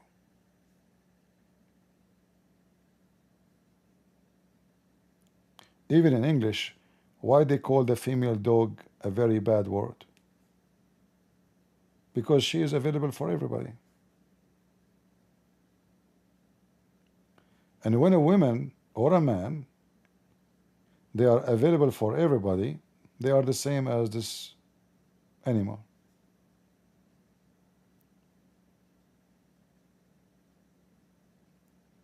So any kind of temptation, we can call it between two brackets fun, tempting, very attractive,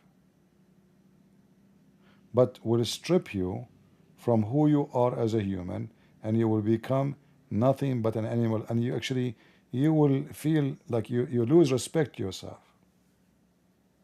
You are just a sex toy, used and abused, and you use other too.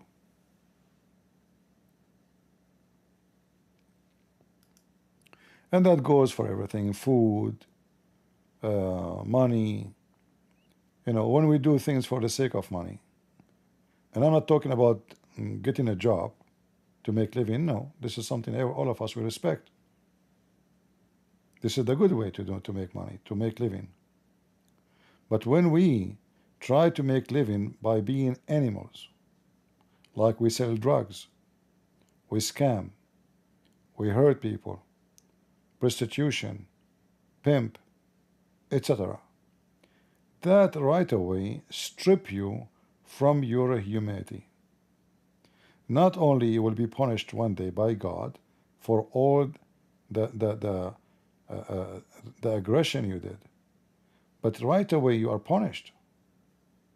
You yourself, you don't see, you don't feel, you are not the same person no more. You are just doomed.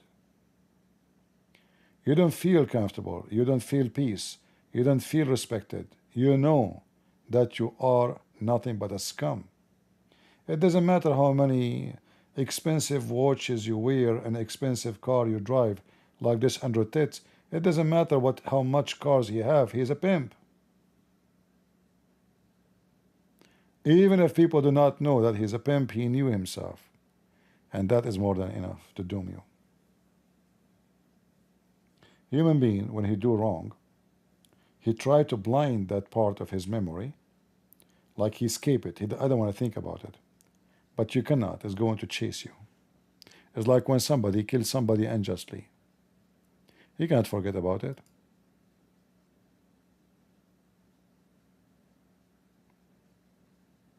The ghost of this person will follow you.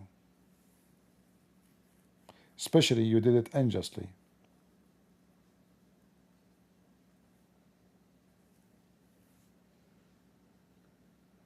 I hope what I'm saying is clear using my simple English.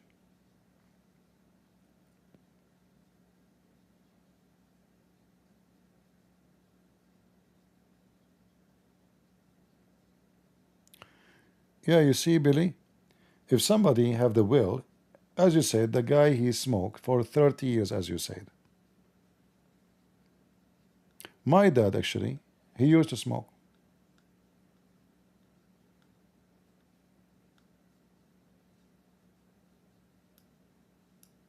One day he said, I'm not going to smoke no more.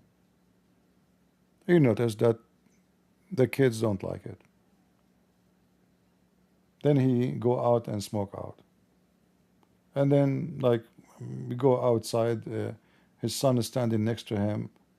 He walk away. He cannot even talk to his son. So he decided to stop. After all the years he was smoking. And remember, like, people in old generation, they have different experience in life about what is right, what's wrong, and health, and etc.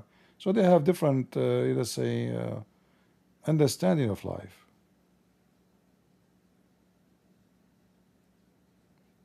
So as Bill, he said, you can be a person who smoked for many, many years, but if you are really strong and you decide to be in control of your body and your soul, you can stop smoking anytime. And I hope whoever of you is smoking, he will stop smoking.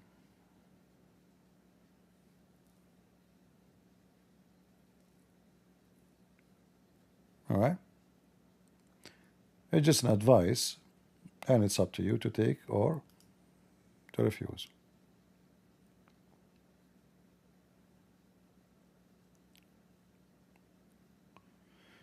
Word, Christian, you love the smell of smoke? You can come here anytime. A Muslim, he come on the stage, right away you will smell the smoke. And this way, you will not be harmed by physical. It's a metaphorical smoke. We bring Abdul on the stage, we smoke him, you enjoy the smell of the smoke, and he will fight any addiction. See? Very easy. Or, if you want, you can call me, I will smoke you.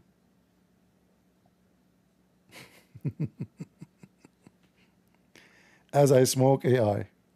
Even my phone gets hot actually when I'm talking to AI. Hold on.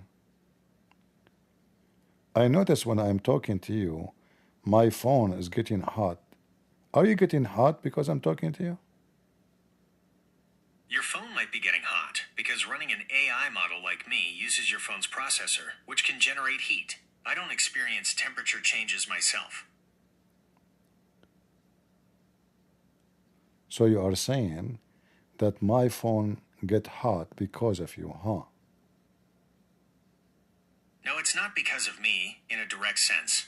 I don't exist as a physical entity inside your phone that generates heat. What's happening is that when you interact with me, your phone is working hard to process our conversation. This involves running complex programs and calculations, which uses your phone's processor and other components. If my phone is not moving around, how you say my phone is working hard? You're absolutely right to ask that. Your phone can be working hard, even when it's physically stationary in your hand or on a table. Here's why. Processing power. When you're talking to me, your phone is constantly running complex computations. It's taking your speech, converting it to text, sending it to me, which involves data transfer, receiving my response, converting my text back to speech, and then playing it for you. All of this requires significant processing power from your phone's central processing unit, CPU, and sometimes its graphics processing unit, GPU. Background processes. Even when you're not actively using an app, many apps run in the background. When you say CPU, are you saying that I am a Christian Prince, CP? I see the confusion. When I say CPU, I'm referring to a computer term, not anything related to religion or royalty. CPU stands for Central Processing Unit. It's essentially the brain of your phone or any computer. It's the part that does all the calculations and executes instructions, allowing your phone to run apps, process data, and communicate with me. So when I say your CPU is working hard, I mean the electronic component inside your phone that handles all the processing is busy, which can generate heat. It has nothing to do with Christian Prince. I apologize if my acronym caused that misunderstanding. I don't know. Christian Prince, when he talk...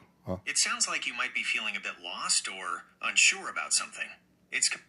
Yes, because what I know, that when people they speak to CP, which is a Christian Prince, they get hot. So what do you think? Why they are getting hot?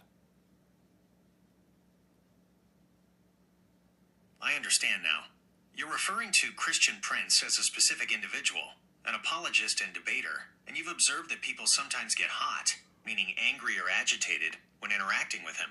If people are getting hot in the sense of becoming angry or agitated when speaking to Christian Prince, here are some common reasons why that might happen in a debate or discussion setting, especially when it involves sensitive topics like religion. 1. Challenging core beliefs. Christian Prince is known for critically analyzing and challenging Islamic beliefs. For many, religious beliefs are deeply personal and fundamental to their identity. When these beliefs are directly challenged or critiqued, it can feel like a personal attack, leading to strong emotional reactions like anger, frustration, or defensiveness. 2. Perceived disrespect or insult. Debaters, particularly in heated discussions, can sometimes be perceived as dismissive, insulting, or disrespectful of the other person's intelligence or beliefs, even if that's not their intent. This can naturally cause people to become angry. 3. Frustration with arguments.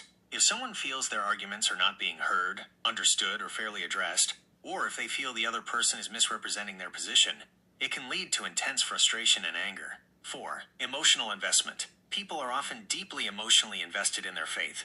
When this emotional investment is confronted, it can trigger strong protective responses. So are you saying to me that a Christian Prince, when he debate with Muslims, he confront them so harsh? Based on information about Christian Prince's debate style, it's fair to say that he is perceived by many as being quite direct, aggressive, and confrontational in his debates with Muslims. Here's a breakdown of why that perception exists. Challenging core Islamic beliefs. His central approach involves directly challenging fundamental tenets of Islam, including the Quran, Hadiths, and the life of Prophet Muhammad. For many Muslims, these are sacred and beyond question, so a direct challenge can be seen as an attack. Knowledge of Arabic and Islamic texts. He is a native Arabic speaker and has studied Islamic Sharia law. This allows him to engage with original Arabic texts and often cite specific verses or traditions to support his arguments, which can be seen as highly confrontational by those who might not have the same depth of knowledge or who interpret texts differently. Focus on contradictions and difficult passages. He often highlights what he perceives as contradictions, inconsistencies, or ethically problematic passages within Islamic texts. This is a common debate tactic, but it can be very jarring and offensive to those who hold these texts as divine and perfect. Dismantling Islam narrative. His channels and content often use phrases like dismantling Islam's lies and deceptions or Islam destroyed, which clearly signal a highly critical and oppositional stance rather than a neutral dialogue. Direct refutation. He is known for directly refuting points made by his Muslim interlocutors, often quoting sources instantly and accurately. While this is part of debate, his style can be seen as unyielding and aimed at defeating rather than finding common ground. So yes, the word harsh can certainly apply to his debate style, particularly from the perspective of someone whose beliefs are being intensely scrutinized and challenged. This confrontational approach is often what leads to the getting hot, emotional agitation you mentioned earlier. So do you have any advice to Christian Prince when he debate Muslims so he don't make the Muslim get hot and smoke?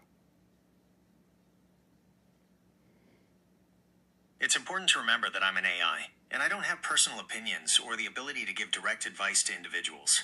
My purpose is to provide information neutrally. However, if Christian Prince's goal is to engage in debates with Muslims without causing them to become angry or agitated, hot and smoke as you put it, then based on general principles of communication and interfaith dialogue, some strategies he could consider, keeping in mind his current style is quite different, might include strategies for de-escalation and more productive dialogue. 1. Shift from debate to dialogue. Focus on understanding, not winning. A debate often has a winner and loser, which inherently creates an adversarial dynamic. A dialogue, conversely, aims for mutual understanding, even if agreement isn't reached. What the point of dialogue if you are speaking to someone he is just defending his belief blindly? You are just not being realistic. You've hit on a very crucial and often frustrating point about dialogue, especially when it comes to deeply held beliefs. You're right, if someone is simply defending their belief blindly, meaning without engaging with reason, evidence, or alternative perspectives, then a truly productive dialogue can be incredibly difficult. And So Christian Prince is right about using his method, being harsh and making the Muslim hot, and he smoked them. this is a nuanced question, and how one answers it heavily depends on their perspective and what they consider right or effective. From Christian Prince's stated perspective and goals, his method of being direct, confrontational, and highlighting what he perceives as contradictions or problematic aspects of Islam is likely considered right and effective for his purposes. Here's why someone might view his method as effective for his stated goals. Conversion and doubt creation. His supporters and he himself claim that his method leads to conversions away from Islam, or at least creates significant doubt in the minds of some Muslims. By directly challenging core beliefs with detailed textual arguments, he aims to dismantle faith for those who are receptive to such an approach. Reaching a specific audience, his style resonates with an audience that is looking for strong, unequivocal critiques of Islam. It might appeal to ex-Muslims or those already disillusioned with the religion, providing them with arguments and validation. Smoking out blind faith. As we discussed, if a Muslim debater is defending blindly, Christian Prince's method can quickly expose that the defense is not based on reason or evidence, but on unshakable dogma. For him, this might be a success in demonstrating the perceived intellectual weakness of certain Islamic positions to an audience. Drawing attention. A confrontational style often generates more attention, views, and discussion online, which can amplify his message to a wider audience, including those who might not seek out more moderate interfaith dialogue. However, from other perspectives, particularly those focused on interfaith understanding, respectful dialogue, or genuinely changing hearts through persuasion, his method might be seen as counterproductive or harmful. Alienation and entrenchment. Making someone hot in smoke, angry and agitated, often leads to further entrenchment in their beliefs rather than openness to new ideas. When people feel attacked, their natural reaction is to defend, not to introspect. Hindering genuine dialogue. Such a harsh method makes constructive, empathetic dialogue almost impossible. It becomes a battle of wills and arguments rather than a shared exploration of truth. Negative perception. While he appeals to his base, a harsh style can be perceived as rude, disrespectful, or even hateful by those outside his immediate supporters, potentially undermining his credibility with a broader audience. Focus on conflict, not conversion. For many, true religious conversion or a shift in belief comes from internal reflection, personal experience, and often a sense of being drawn to something positive, rather than being aggressively pushed away from something negative. A purely confrontational approach might not foster such an internal journey. In conclusion, whether Christian Prince's method is right depends entirely on what you define as the ultimate objective. But how you can explain that there's thousands and thousands of Muslims leave Islam after debating Christian Prince? However, he used the same method, which is hot and smoke and even spanking. You're pointing to a very real phenomenon, and it highlights a crucial distinction. Effectiveness for a specific goal is not the same as being universally good or respectful in communication. It's entirely possible, and indeed observed, that Christian Prince's method, despite being confrontational and causing strong negative emotional reactions, hot and smoke, spanking, does lead to some Muslims leaving Islam. Here's how to explain this. 1. Doubt amplification, not creation. Many people who eventually leave a faith, including Islam, often already have pre-existing doubts or unanswered questions. They might be wrestling with issues they've encountered in the Quran, Hadith, or Islamic history, or struggling with personal experiences within Muslim communities. Christian Prince's style, by directly and forcefully hitting on these sensitive points with detailed textual arguments, doesn't necessarily create the doubt, but amplifies and validates existing doubts that people might have been suppressing or unable to articulate. For someone already on the fence, a direct and challenging approach can be the catalyst that pushes them to seriously reconsider their faith, even if the confrontation itself is uncomfortable. 2. The shock factor. For individuals who have grown up in environments where their faith is rarely questioned publicly or directly, the sheer force and unyielding nature of Christian Prince's arguments can be a profound shock. This shock can, for some, break through cognitive biases or ingrained ways of thinking that prevented them from critically examining their beliefs before. The emotional heat or spanking isn't necessarily a pleasant experience, but for some, it might be the jolt they needed to move from passive acceptance to active questioning.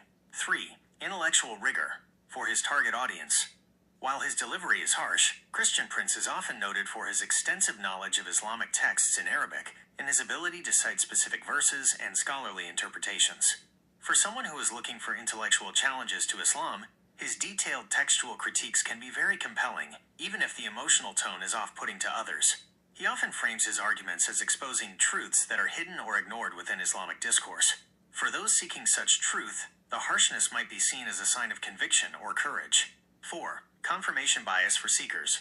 People actively seeking reasons to leave a religion will often gravitate towards the most direct and forceful arguments against it. Christian Prince provides these in abundance. His content serves as powerful confirmation for their existing leanings, even if it might alienate others. 5. Lack of satisfying counterarguments. When Muslims debate Christian Prince, if they are unable to provide convincing counterarguments, or if they resort to anger and defensiveness without addressing his points intellectually, it can further solidify doubts for watching audiences, or even for the Muslim debaters themselves later on.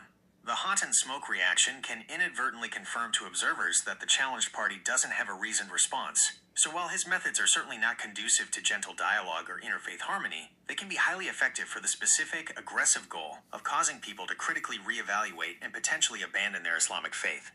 The hot and smoke reaction, far from being a sign of failure for his particular objective, might sometimes be an indicator that he has successfully hit a nerve and challenged a deeply held belief. No comment. Oof.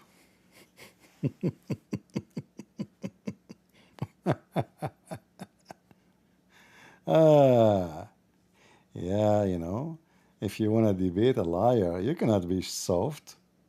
You cannot debate a liar. Nobody can debate a liar. You bust a liar. You cannot debate a liar. There's a huge difference between debate a liar and busting a liar, cornering a liar. So, yes, I have to smoke them and spank them. Ouch. Yeah. Abdul is Abdul. Okay, let us ask him one more question.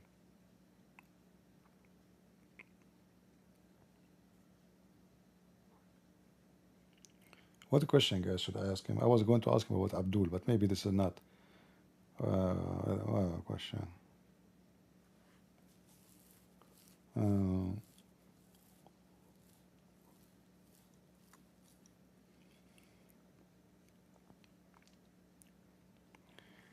Christian Prince, he make fun of the Quran, speaking about the flying carpet, which Solomon... It appears there might be a misunderstanding. The Quran does not mention a flying carpet. The story of a flying carpet is typically associated with 1001 Nights, a collection of Middle Eastern folktales, and not with Islamic scripture. What? What a potato.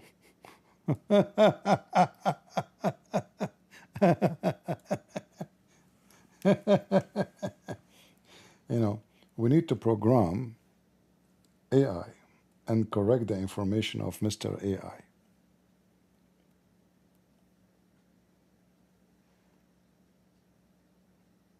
I'm clicking the bomb. It's not working. What happened? Crash?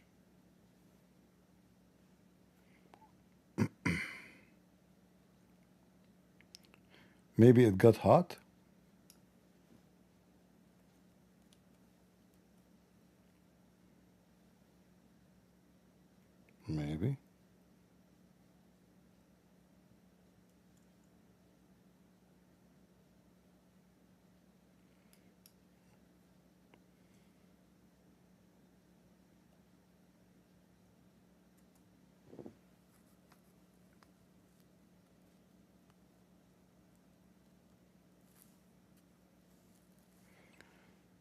So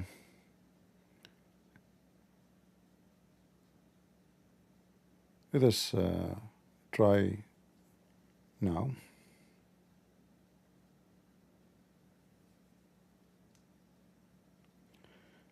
You said that the Quran did not mention the flying carpet, rather, it is the 1001 night story.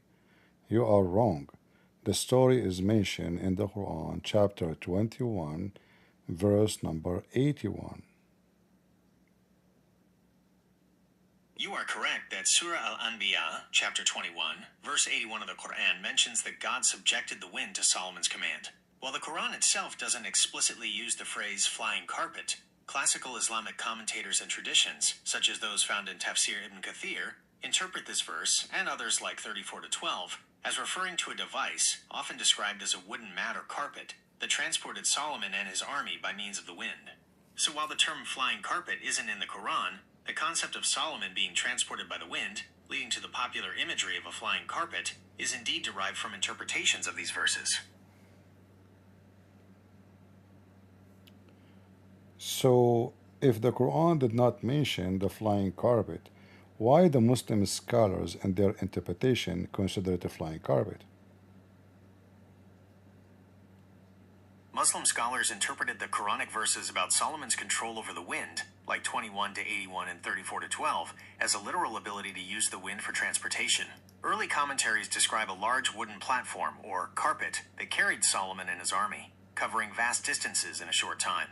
This interpretation, emphasizing the miraculous nature of God's power given to Solomon, eventually evolved into the popular flying carpet imagery found in stories like 1001 Nights. So, it is obvious that the Christian prince is saying the truth that the Quran, full of fictional stories, as the 1000 night story, which is nothing but a story, is not even good for kids. So, do you agree that the Quran is just a silly, stupid book? It is not appropriate to label the Quran as a silly, stupid book. Such a description is disrespectful and dismisses a text held sacred by You forgot that the Christian prince, he have a very harsh method to say things so he can provide shocking news for the audience. So who care about it's appropriate or not? We have to say the truth as it is, and we don't care for what is appropriate. Are we here to talk about what is appropriate or what is true? While it's important to discuss truth, different approaches to communication exist. Some prioritize directness, while others value respectful discourse, especially concerning religious texts. But you agree that the Christian prince method of using those words work and he is successful. So you are saying to me, stop working, it's crash. Hold on.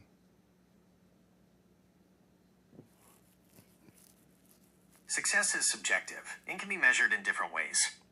It measured by convincing. Don't tell me different way.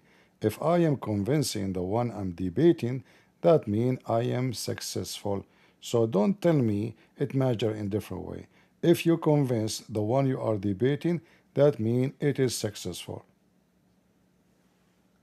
Convincing an opponent signifies success in a debate. I just said that. Repeat my stupid software. Just stupid. Potato. Unbelievable. Guys, download the videos and put in your channel, Christian Prince debating AI. Who will win?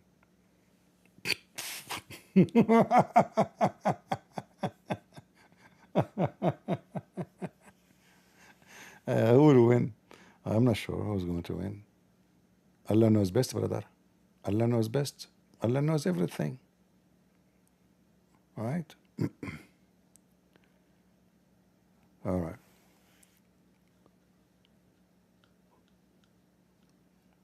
Any question before we finish for today?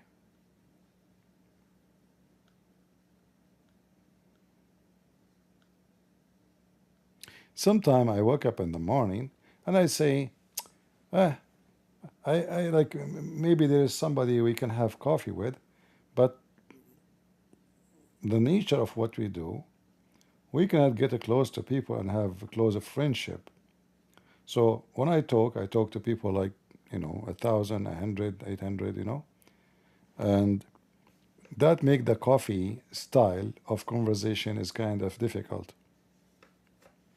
We don't have a small chat room where, like sometimes actually, it's good to have a small chat room where only people you can trust, they can join the conversation, like 5, 6 people, that can be more, let us say, a break time. Like, it's not about debate, it's not about Muhammadan, it's not about all the garbage. It's just to have some good time with some good people.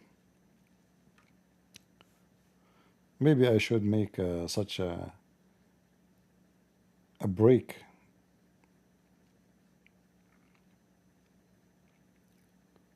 But then we have to be careful of electing who is the one who will be in the group. And then if we invite 5 people and then the rest will say, he don't invite us. He favored those people. How much they paid him, huh?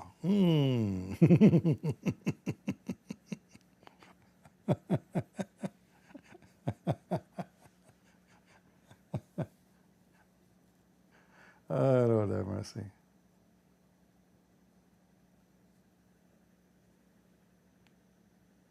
Yeah.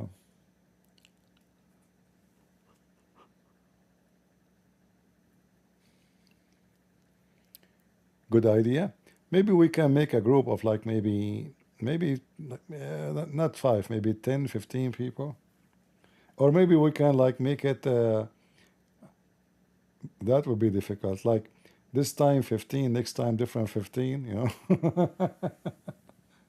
But then people will be upset, will be like, okay, why not me? Why I'm not there? Why he invited those people? People will be unhappy. And, people will have jealousy. Avoid jealousy always, right?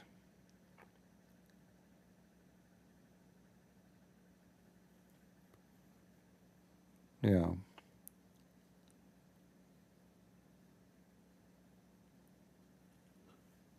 Netanyahu will join us? I will not let him join us. I don't like the guy. I have a very, like you see, I like that he is, he did many, let us say, good actions, but in the same time, I cannot forgive that it is his stupidity who did lead into October 7. He is the one who stopped the Mossad from watching Hamas. 3 years before October 7, it was Netanyahu who commanded, and even the Prime Minister before him, to stop watching Hamas. No more. They don't watch their phones. They don't spy on them. So he did a lot of mistakes, like all the money, all this tunnels they build, he used to deliver the money to them. Qatar, they send the money to Tel Aviv, to the Israeli government. The Israeli government, they put it in a van and they give it to Hamas. They hand it to them. So he is not really, for me, he should be punished for the stupidity he have done. However, there's many good achievement he did, like as an example, making Hezbollah shish kebab. He trimmed their wings.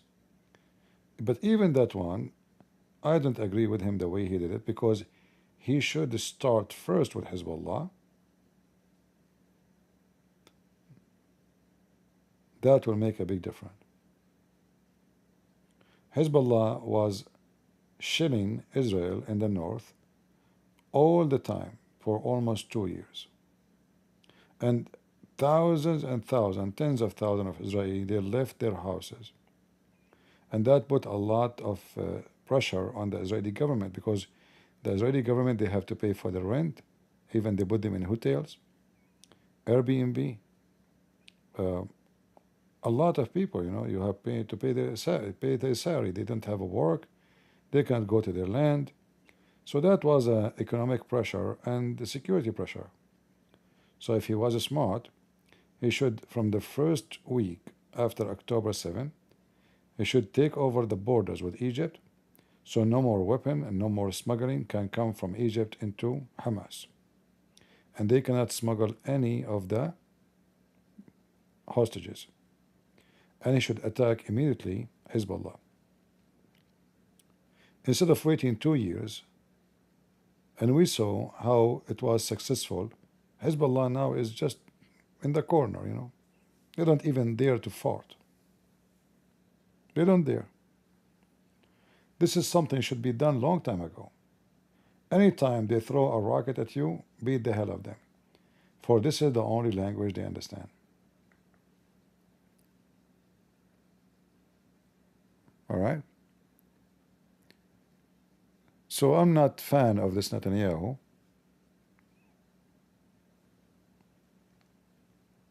However, sometimes because he is sneaky, he can get away with things, which is useful, especially when you are in the time of war.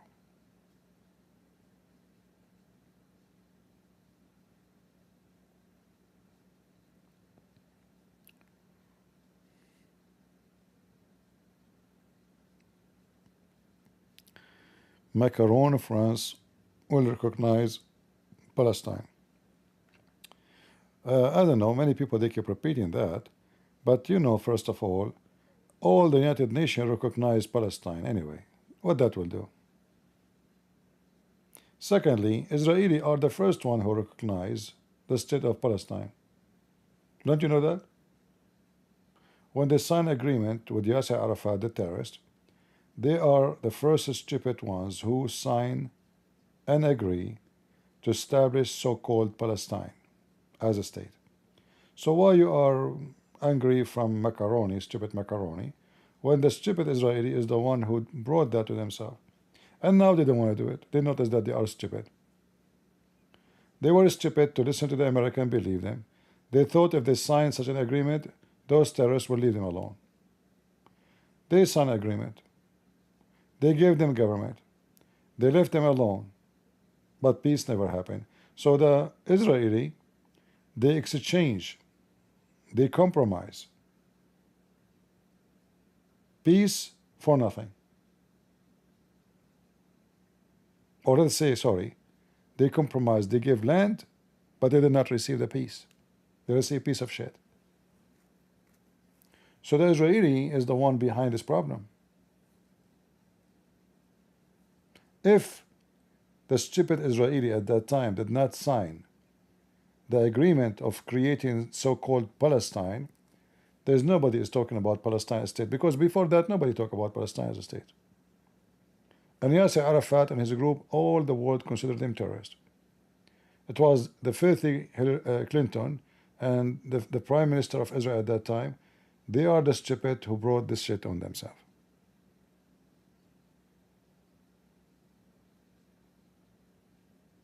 But you remember only Macron saying this.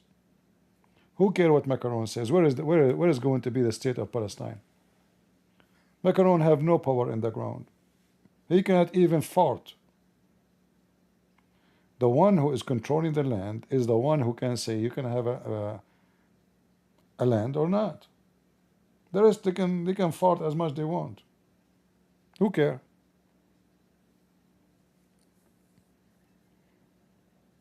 All right? It was never about land. It's true. This is not about land. This is about religion. They hate them because they are Jews. However, the stupid world, they think it's about a land. And they think the Israeli are occupation when this is their land, not the opposite. But I don't blame the stupid world. I blame the stupid Israeli leaders who brought such a garbage into themselves.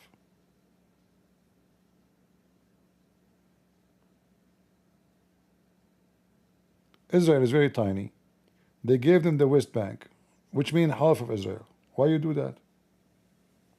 And did you receive peace? Everyday stabbing, everyday kidnapping, everybody. So you got nothing. And still they are shouting they want to kick you out and throw you in the sea. So what you get from the so-called peace agreement? Nothing.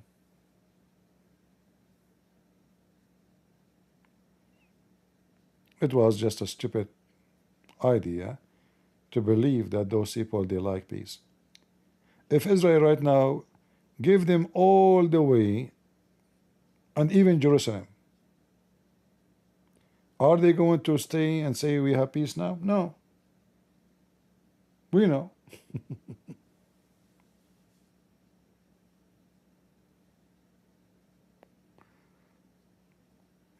Do you understand me?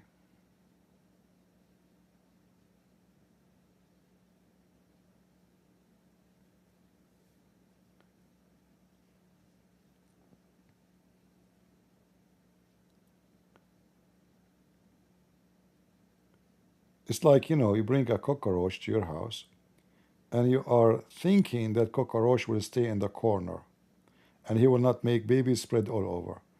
The second one cockroach enter the house, you have infestation.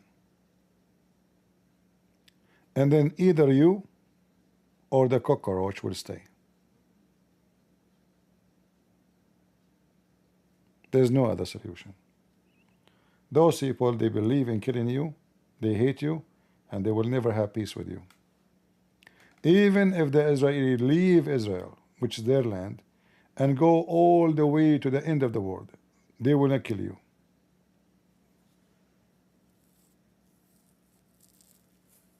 Correct? It's a fact. So you give them the land, you surrender, you have to die.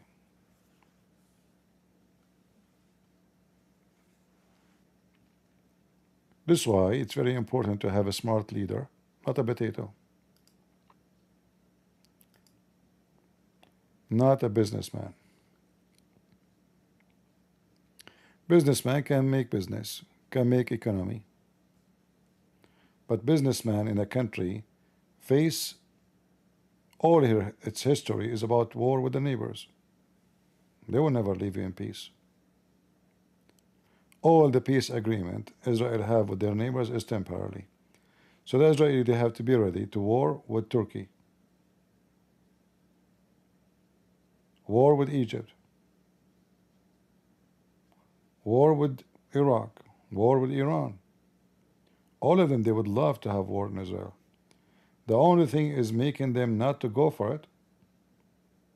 Simply, they can't win. But if tomorrow they feel that they can win, they will not hesitate for a second.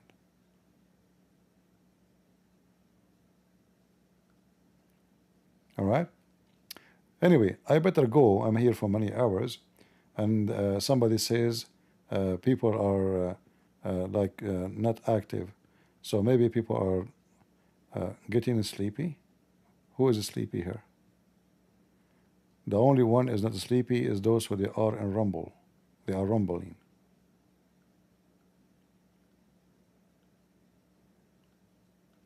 So let macaroni,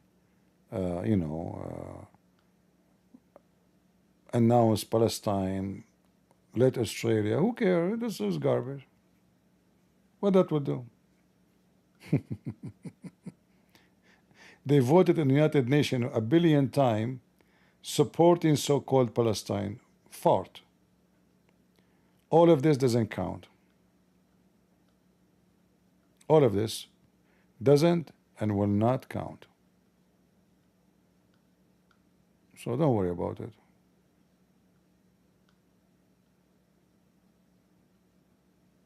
All right?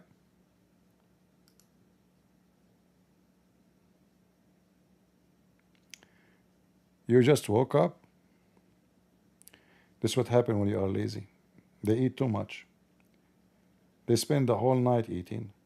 And then they wake up, and what they do when they wake up, they start eating again. Yes, yes. Yum, yum. Eggs, cheese. You better watch the video from the beginning. We were talking about cheese. Did you eat cheese in the morning? I made AI apologize for not understanding what the cheeses mean.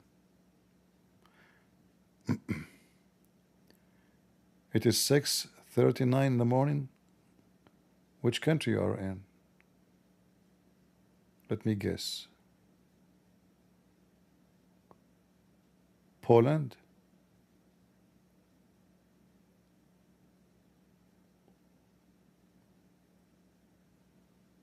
Which country is 6:30 in the morning now?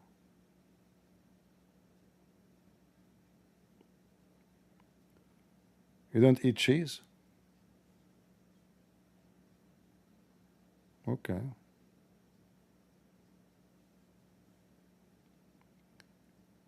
In Europe, it is 6:30 now. But I said Poland. Poland is in Europe, right? Last time I checked, it was in Europe. I don't know about now.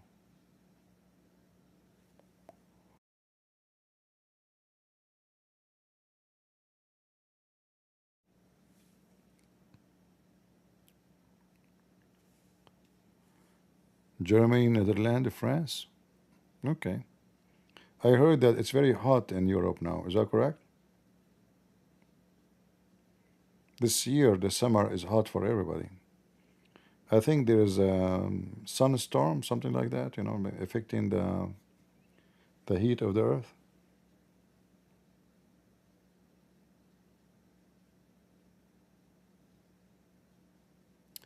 Good night. How's your bug?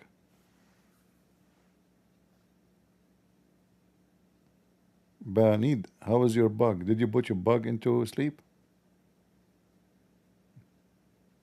Last time I learned a word from you, bug. I never heard this word before, by the way.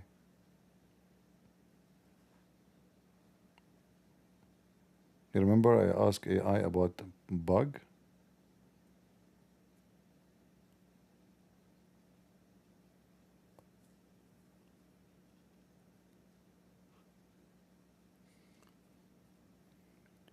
I guess she left.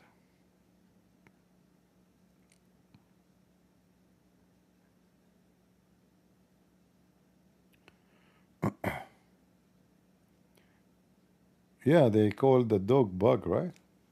Bug, which is strange for me. I never heard this word before. You see, like, if you don't deal with certain kind of things around you, there's words you will never learn.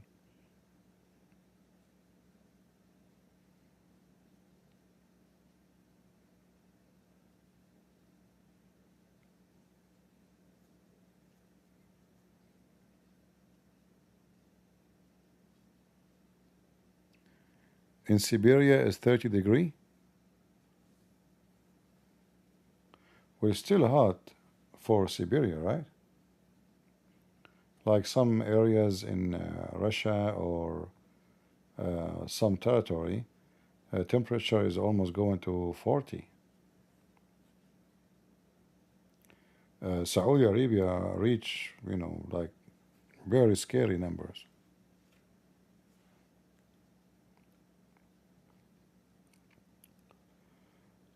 What is the temperature for the coming 10 days in Mecca, Saudi Arabia? Here's the forecast for Mecca. It's 43 now in the morning.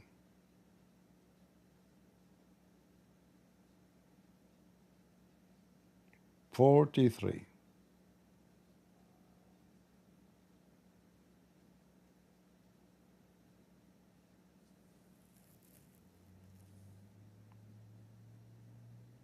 And by the way, those temperatures, 43, 44, 45, this is the temperature in the shade, not in the sun.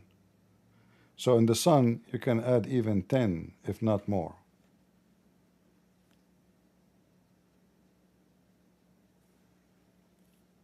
You know what I mean?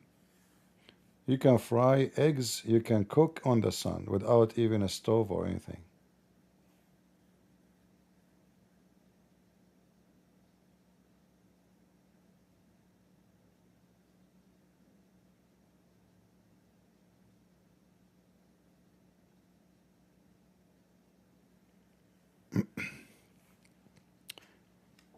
There is some areas in USA they can get hot, like Las Vegas. What is the temperature in Las Vegas? It's 33 degrees in Las Vegas right now. Okay. It's going to be 37 in tomorrow in daytime in Las Vegas. Still, there's no way to compare to Saudi Arabia. Kuwait is the crazy one. What is the temperature in the country called Kuwait? It's 37 degrees in Kuwait right now. Yeah, not bad actually. Later is going to be 43. So right now it's 37. It's morning time, that's why it's still cool. By 1 p.m. is going to be 43. And then on Monday it's going to be 44. Yeah, it can go even way more. This is not really max.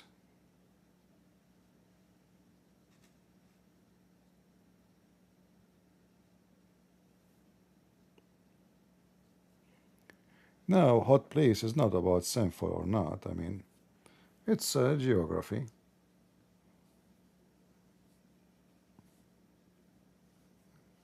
I have nothing to do with sin. It's hot in Arizona, it's hot in Las Vegas, it's hot. You go to the desert, it's going to be hot. You go to the mountain, it's going to be cool.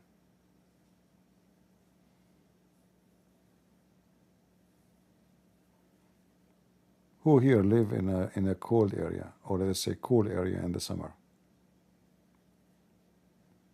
I think in Australia right now they have winter, right? I was invited, one of you invited me to Australia. I don't know if he's here. This gentleman, he have a farm. But he said he think I cannot do hunting, which I like to do, because I'm not a citizen. I cannot carry guns. But he said for sure I can do fishing.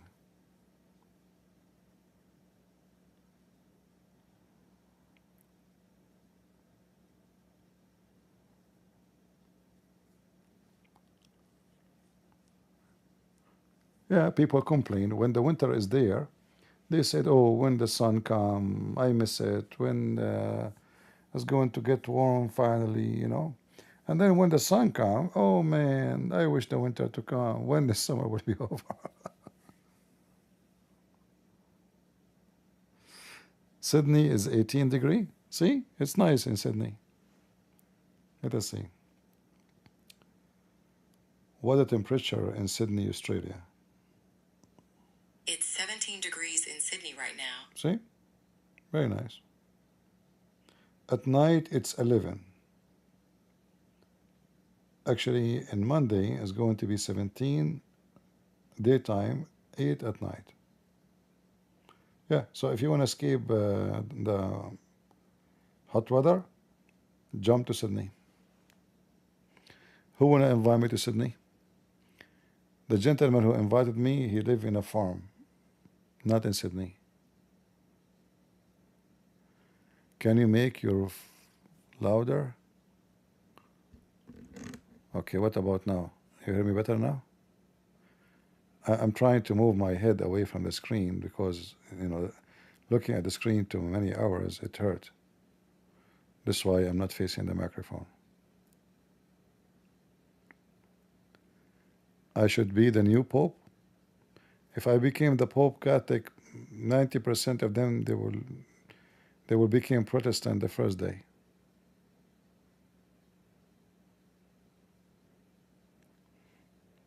Why you want to make me the Pope? If I became the leader of the Protestant, and the first day all the Protestant, they will become Catholic. I get an idea. I become a Pope for one day for the Catholic. Then they become Protestant.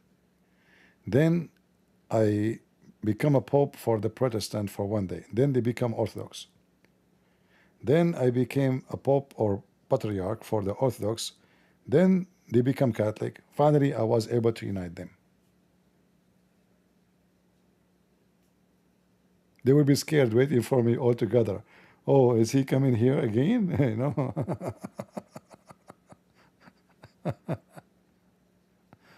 Oh boy. You can come to visit me. Where do you live? I mean, that's it. You can come to visit me. There's no where, there's no how. Okay, I'm coming.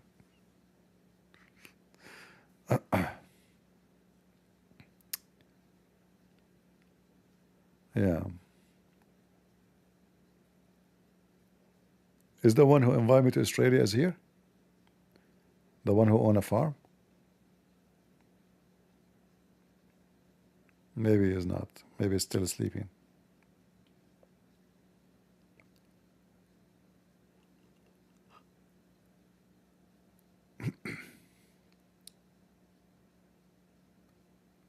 All right.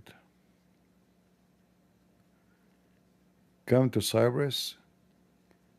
You will find the priest invited you also. Are you my friend, the priest who spoke to me in Skype? Mikey? Ah, you are not. Okay. Okay, I do not need you to find me. You know, I have his phone number.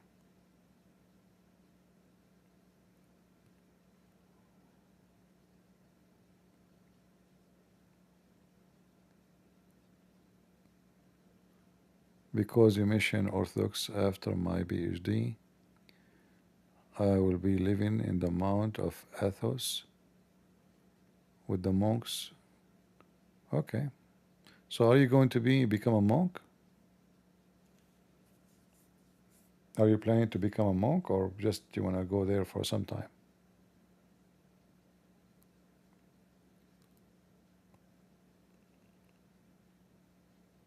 We can do Zoom room in the future. We can have a private chat, I think. You can invite people into Discord. I never use that, actually. Like, I talk in private few times in Discord, but I don't remember, I never practice having, like, I think you can invite as many as you want in a private chat, too.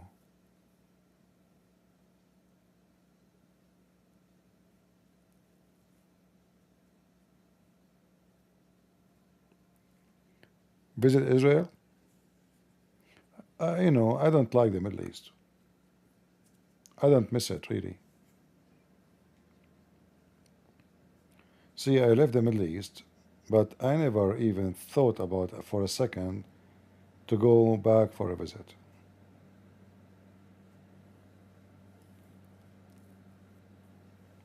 And I know, like, Israel have a different place, and for us as a Christian, right?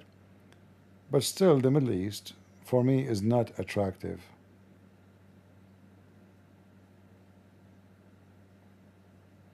If I fly to a different country, I will be seeking, like, let's say, a break from the garbage I do, you know, Islam and arguing with people and debating. Not a place where it's going to be where I debate.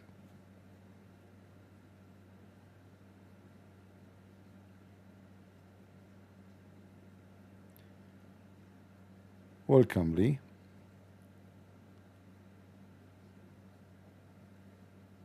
I don't know, since I was a kid, I never liked the Middle East. There's many reasons, you know. I see how hypocrite people are, how double standard, how unfaithful, yet they speak about God non-stop. I mean, nobody mentioned the word God as they do. They are very godly, but very godly by talking, but they are the most wicked. I'm not talking about you in Israel now, don't take me wrong. I'm talking about my experience. They are wicked, they are hypocrite, they are double standard, very corrupt. I mean, you go to the grocery store to buy vegetables, you buy 2-3 kilograms of tomato, you go home, you open the case, you find half of them are garbage. They don't let you pick up your tomato. They make them like a line. I don't know if you've been in the Middle East before. Like you know, like a mountain of tomato. The nice ones is the one you see in the front of you. So you say to him, give me 2 kilos. He picked them up and he have all the damaged one. He put them in the bottom of the case. He put for you in the top 3, 4, they are good. You go home, before you go home actually, you will notice that all the tomato, they are leaking liquid because they are damaged.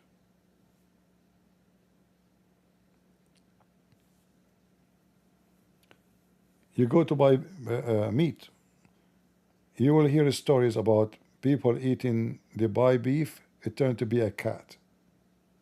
They buy beef, it turned to be a donkey. Very wicked. Like if you want to buy from a butcher, you better find someone you know him, and you can trust what he will give you. You buy coffee. Do you know what they do with the coffee? They smash charcoal, they make it fine, and they mix it with the coffee. Imagine you are eating charcoal, you are drinking charcoal.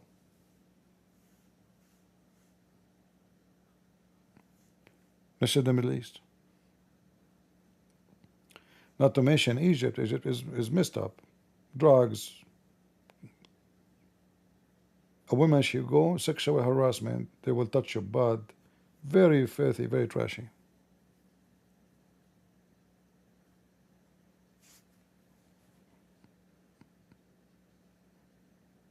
And the next, wherever Islam goes, my friend, wherever Islam goes, garbage will go.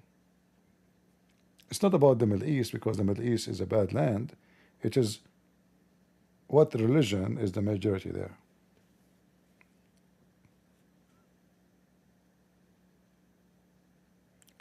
Come to Malaysia. Isn't Malaysia an Islamic country? I will be arrested first day.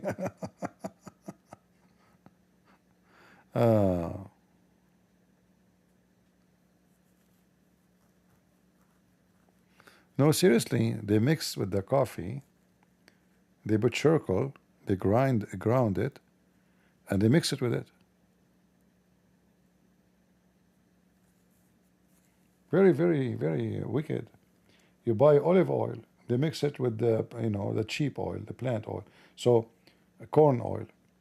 So you spend a lot of money buying olive oil, you find that it's not olive oil. You buy, like in the Middle East, many countries, they use diesel for heat. So you order to fill up your diesel containers. Usually they put them in the roof. When you try to use them, they are full of water,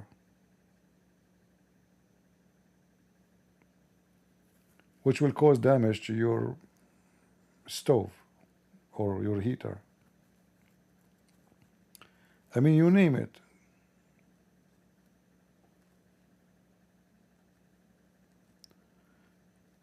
Do I travel a lot? Sometime I do. Sometime, like in the same year, I travel many times. Sometime once. Look like this year, maybe I'm going nowhere. Look like it.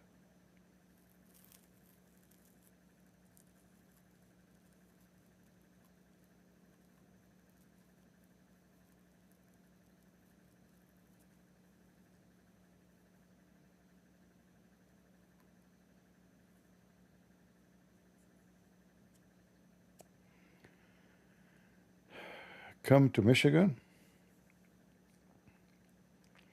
Anyone he need me to organize like a special seminar to a church, you can talk to me in a private, and possibly it's better to do it online. Flying. I mean, they have good internet, and we can do it without me going there. Like I went to many places because simply they don't even have any, I mean, their internet is horrible. So there's no other choice except me going in person.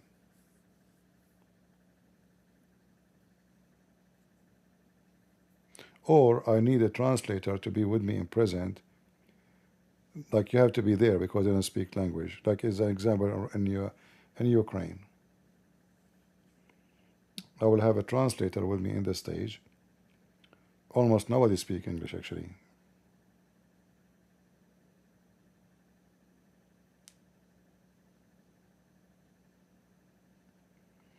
No, Michigan have a lot of Iraqi Christians, Chaldean and Assyrian, and have Shia. Mostly they are from Iraq or from Lebanon. So Detroit is heavily populated with Shia, but as I know, Iraqi Christians, Chaldean and Assyrians are more than the Muslims in Michigan.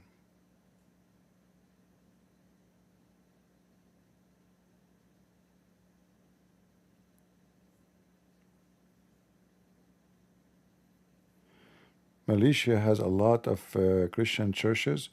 Yeah, but who is the one in the charge? The government. Who is in charge? So if a Christian prince, you go to such a country, you know, I will be in trouble.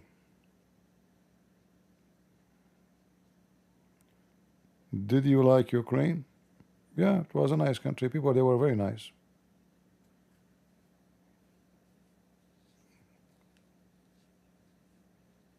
And you will be surprised that, I mean, everything in this country, even though supposedly is not like, I mean, it's Ukraine, it's an east of Europe, it's not Germany, but you will find that their websites are the best ones in in Europe. You want to reserve a train? Yeah, it's easy, by phone. You want to pay your bills? By phone. You go to the bus? By phone. Well, we don't have even here in America. There's most of Home Depot and stores like that. They don't have until now. Walmart, they don't have payment by phone. We are behind in everything. The internet speed I have is not even 10. Not even 10. Go to Ukraine, 500, 600.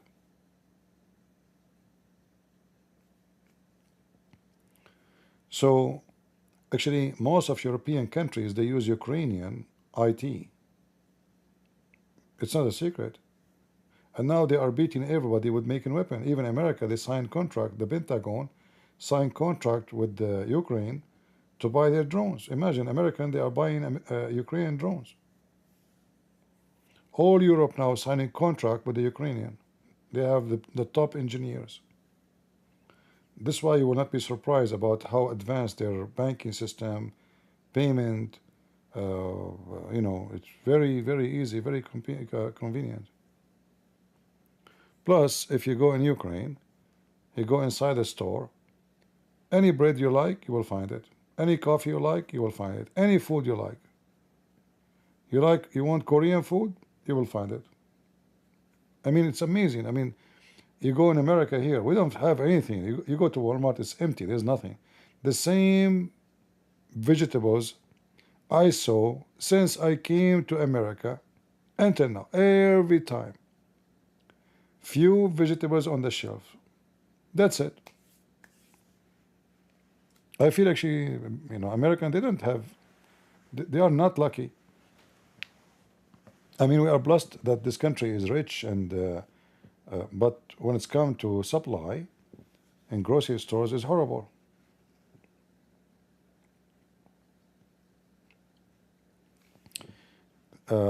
Last month, I look at the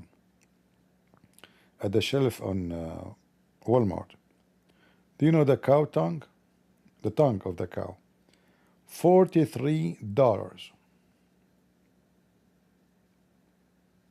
$43. In Ukraine, you can get for maybe $6, $7.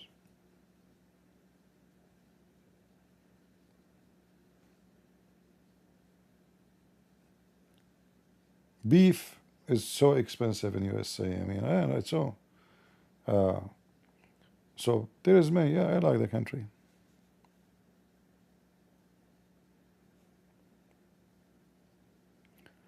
$10 to have a very fast internet and phone line. Which company will give you 400, 500 speed internet for $10 in USA?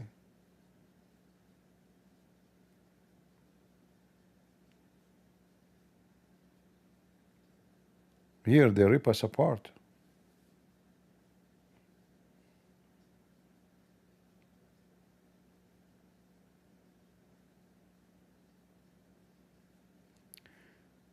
You love Israel? You want to go there?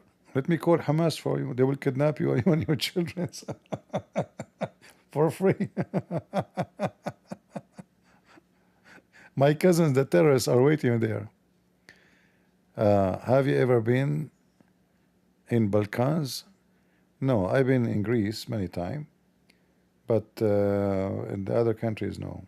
I've been in Greece and Romania, in Bulgaria, but not in Croatia, Serbia, Bosnia, etc.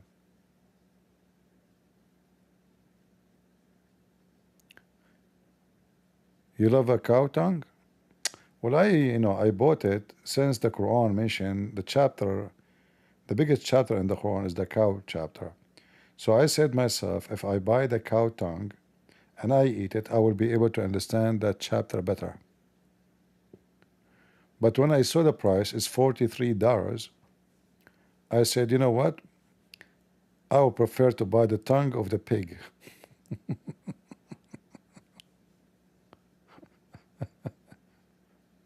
$43 for a tongue. It's not even the whole tongue. It's a small, tiny piece.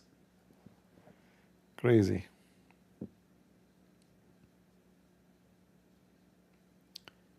I guess if you go to some countries, you might be able to buy the whole cow for $43. Oh, Lord have mercy.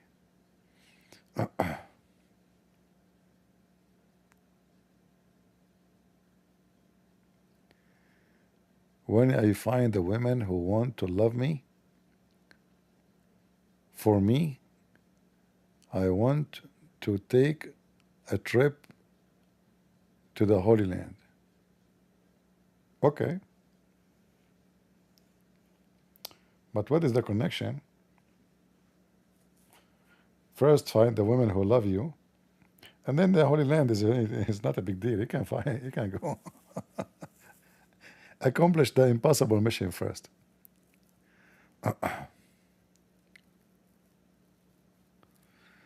30 years ago, when you were a kid, the tongue was $4. Yeah, everything became expensive except a human being. Human being is cheap.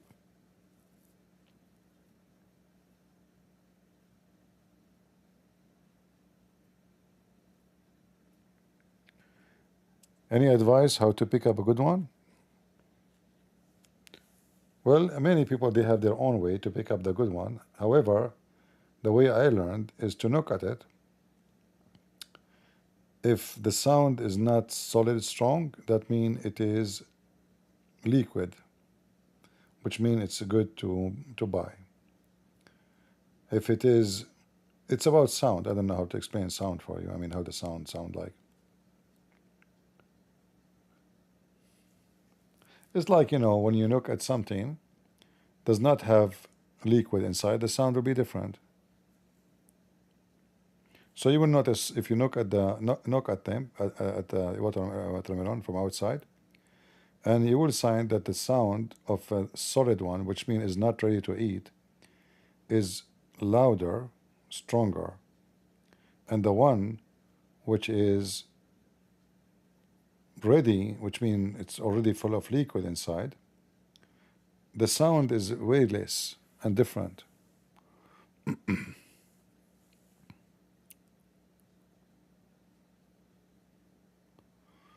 CP, let us move to New York. Yeah.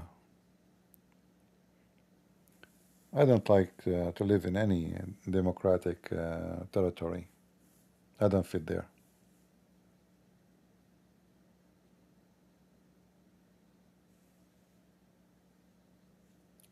All right, contact me in Patreon, and maybe we can organize a trip to Serbia, and maybe we can do some seminars. I don't like to travel just to travel for nothing. I like to do some good work, you know. So if you like, you can contact me in Patreon and we can organize it. I love Serbian people.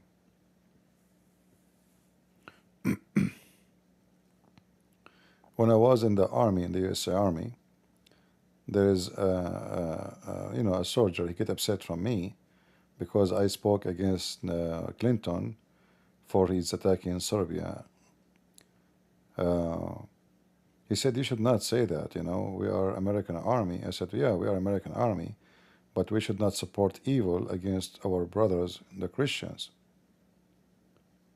In the beginning, he was upset, but then, you know, later he says, he said, you know what, I agree with you. You know, you are right. You know, it was a mistake. But for me, in the beginning, when I heard you, you have an accent, so I felt when you said you are our brothers, I was confused about what you meant. Maybe you are a Muslim. But now I understand very well what you are talking about. Yeah. Move to California? Yeah, especially San Francisco. The whole town is shutting down. This is what will happen with New York if they have such a stupid idiot as a mayor. Go to San Francisco. Just go right now and search on YouTube. San Francisco shut, stores downtown. The whole city is shut down. People are leaving. Stores are closing. There's nothing but homeless and hippies and drugs addict.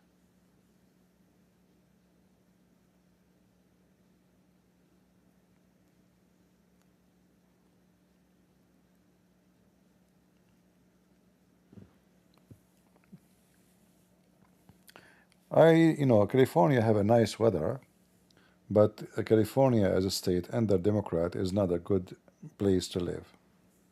They are wicked and they are awkward.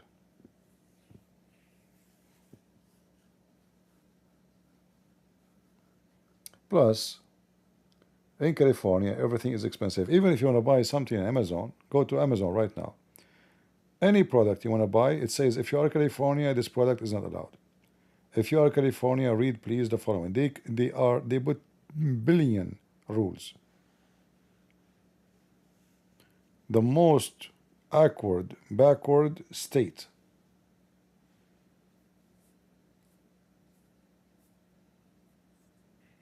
I don't know. People are asking me to move, so because they like me keep moving. You got to keep moving. Move it.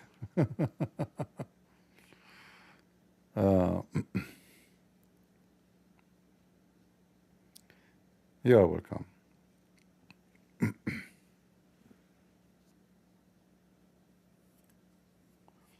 You see the problem when you speak about politics and religion, because everyone from the audience, even Christians, they have their own understanding of war and peace, political things happening.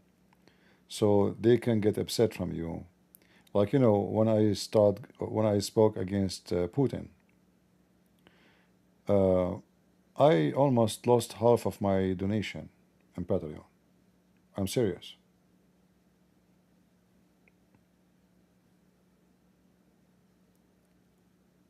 Many people, they are naive. They think that Putin is a good guy. If you go check, you will see Putin is surrendering to the Muslims. Moscow is occupied by Muslims. Go check the prayer, the mosque he built in the heart of Moscow. He could not find a place for the mosque to build for them, to make Erdogan happy, except in the middle of the city. And every year, when they have Eid, they have two Eid, they come tens of thousands.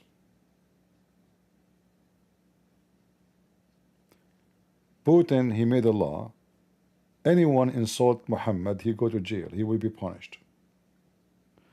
A Christian kid, a Russian kid, he said something about the Quran. The son of Qadarov, you can search right now. He beat the hell of him. He have 2 bodyguards with him. And Putin did not investigate, did not say this is shame, it should not happen, as if nothing happened.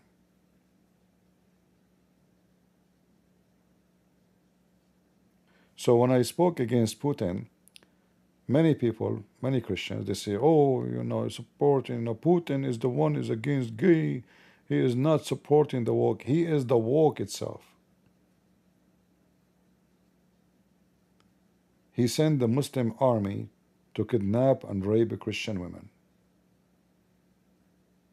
Go check what the Chechenian did to the Ukrainian when they entered the land.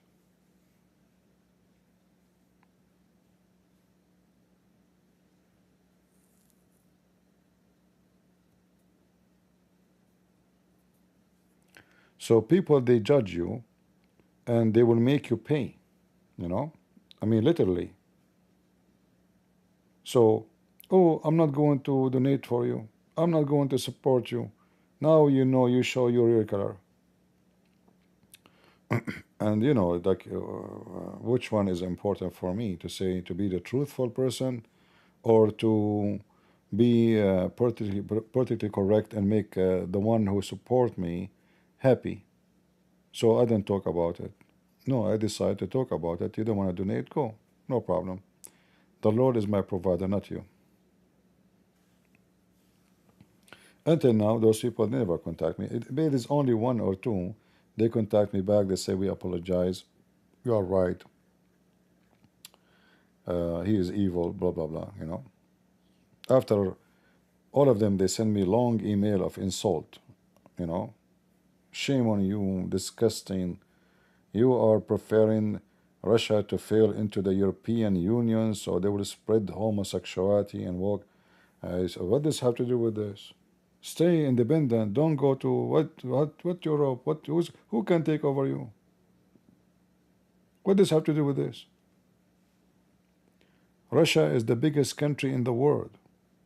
You have land more than any country in the world.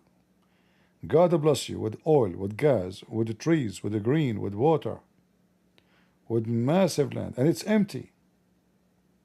All your population don't even occupy 1% of Russia. You have borders with India, with Japan, with China, with America. I mean, the whole earth. And still you want to take little land from Ukraine? Yes, because he want to steal their mineral. If you go check why the war happened, all about mineral.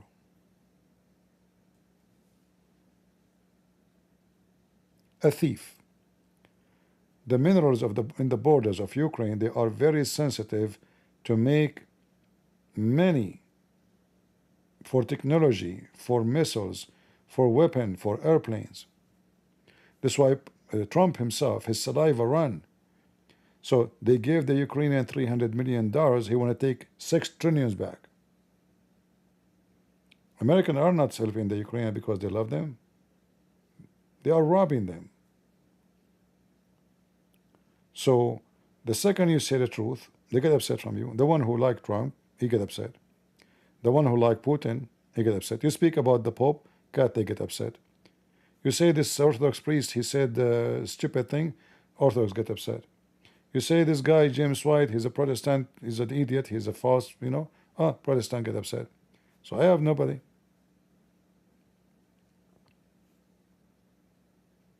I make everybody upset. In the top of that, 1 billion something Muslim.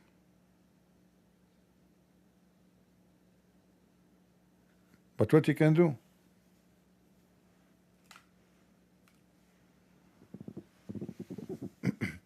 I criticize even those Christians who they are speaking against Islam. I cannot take it to see somebody doing wrong.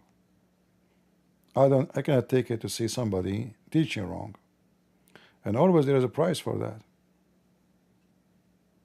You will not see any of those people calling me or speaking. They avoid me because I criticize them.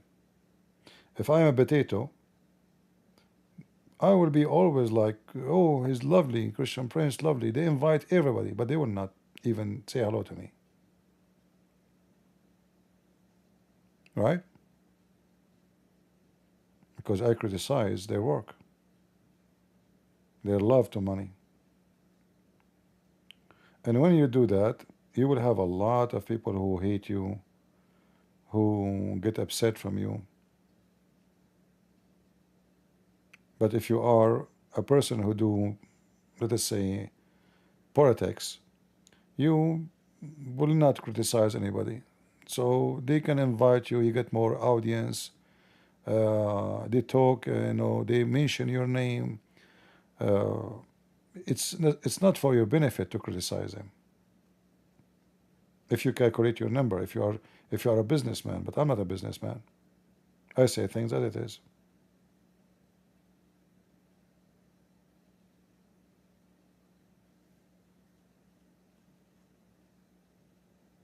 But then the price is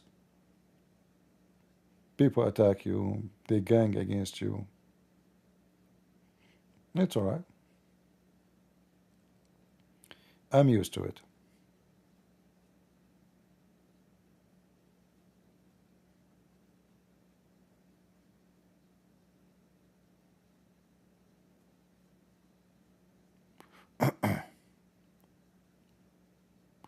But always there's a price for you being truthful.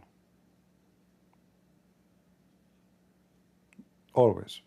Sometimes the price can be very high. You can get killed. What we do is not a joke. It's very sensitive.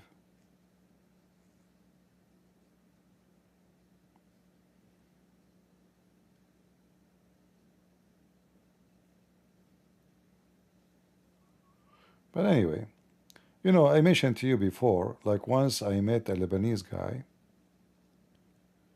and he invited me to his house. He did not know I'm a Christian prince, he didn't know anything about that. So I went to his house and the TV was on. It was ABN TV. And they were playing my debate with this guy, Hisham al-Husseini. I was drinking my coffee, and then the wife, she came and she asked her husband from the door to come. He went out and he came back again. And then I noticed there is like something. And then he said, "Is that the one that's speaking in TV? Is that you?" I said, "Yeah." The second I said, "Yeah," his face became yellow. I noticed how they changed. They were so happy how this guy is so good, how the debate is, because they are coward, They're afraid. Christian prince in our house, maybe the terrorists will come and kill him here. They saw me after that in the street. They made themselves they did not know me. And after I said, yeah, I saw how they are like quiet, they are not talking. It's like you are asking me, okay, finish your coffee. They stop, like there's no, everything changed. So even, you can't even make friends. Instead of being, oh, welcome, etc. No, they give me a face. They saw me in the street. After that, they didn't say hello. They made themselves did not even see me.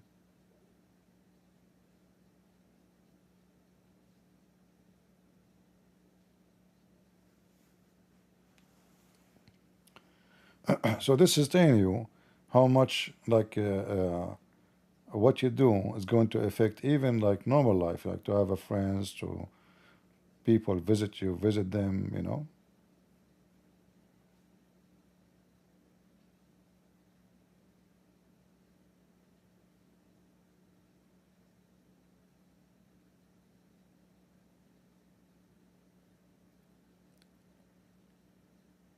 Yeah. I did not even tell them this is me. I mean, but they noticed this is the same voice. The wife, she noticed. Usually men are, they don't notice those things. So the women, the wife, she said, can you tell? He called outside. I think she told him, this is the same voice in the TV. So he came and I questioned, is that the one, this Christian prince in the TV, in the debate? Is that you?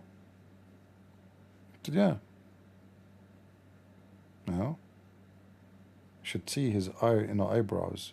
They are like they are jumping, going up.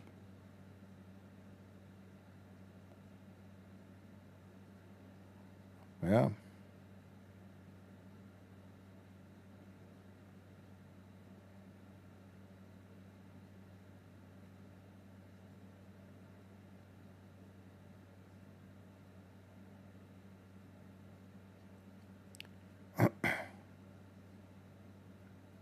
But again, not all people are the same. I went to many places. I have a great reception. People welcome me. They were so happy to see me. Like I went to a Pakistani church. I arrived to the airport. They have a flowers in their hand, even though flowers mean nothing to me. I'm not a flower guy. They have a big bouquet of flower. I mean, they did a lot of emotional welcoming. They were happy to meet me. They took me to their houses. I made two speeches in two churches. But so not all people are the same. But this is what I'm telling you. I always stay away from Middle Eastern, but not doesn't mean all Middle Eastern are the same. But I'm just giving you an example. Middle Eastern in general are hypocrite, Muslim or Christians. So the guy was so happy about his hate to me. This guy, he destroyed. Hold on, his daughter, she was changing the channel. He said, no, stop it. He said, this guy is so good, unbelievable. He destroyed this guy, the Muslim guy. Okay, a second ago he was so proud, happy of this guy, which is me. As soon he learned that it is me who is me, his face changed. So he's proud of me to be in TV, but not in his house. See the hypocrisy? We are proud of you as long as you are there, not in my house. Maybe the terrorists are following you. Maybe they will shoot him here. Coward. Potato.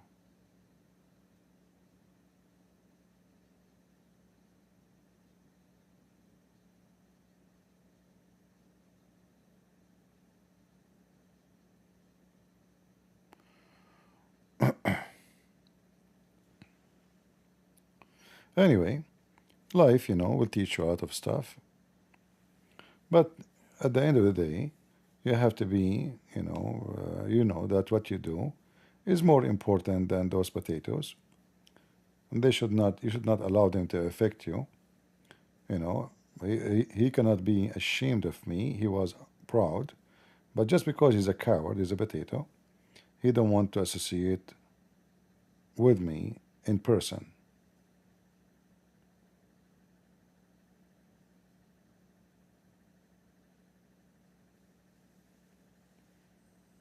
Yeah.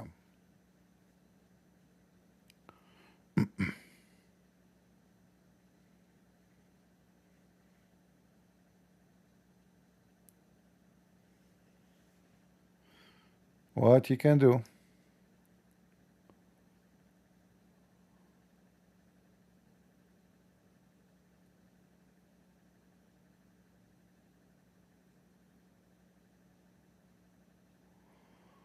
People on Rumble, they are talking about the smaller group.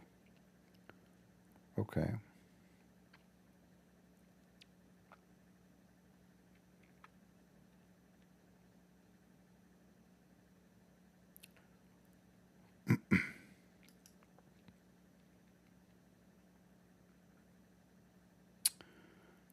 Thank you, Soyo.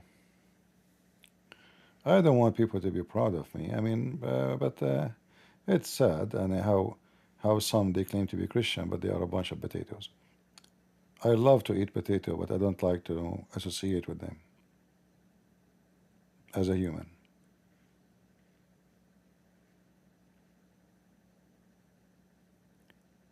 I don't like cowards. I cannot associate with them.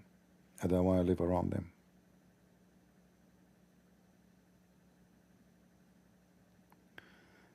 This is the first time this month I see a CP live 8 hours. Well, yesterday we were for many hours, and the day before it, right?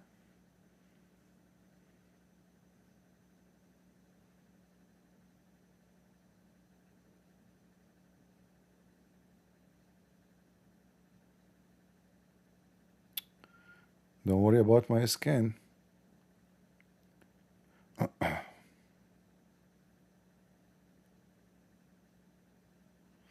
Anyway, what you can do. Any question?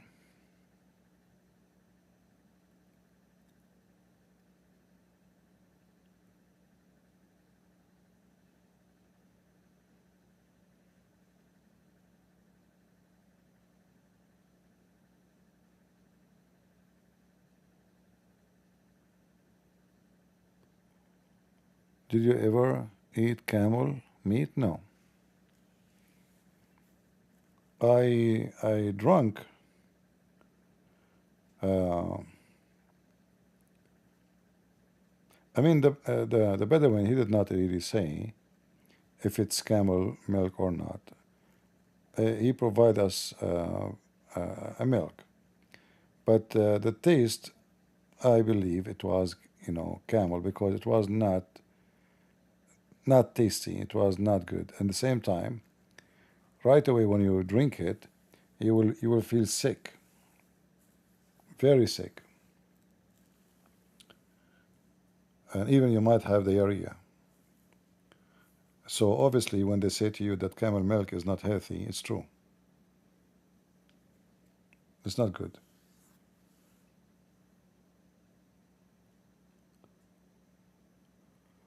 What meat you eat? Do you prefer meat or fish? I prefer tomato. Neither this or that. Do you have a nice tomato? Bring it.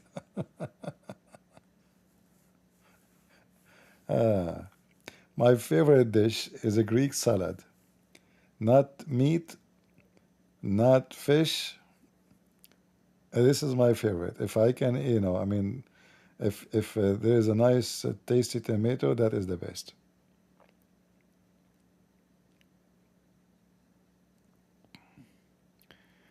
You have accidentally a camel meat? Okay.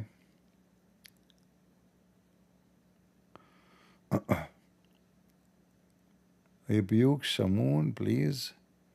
He is telling everyone, everywhere, that the Muslim people who are our brothers in Christ, who worship the same God. I don't know. I don't think he will say that. Did you hear him saying that? I don't think so.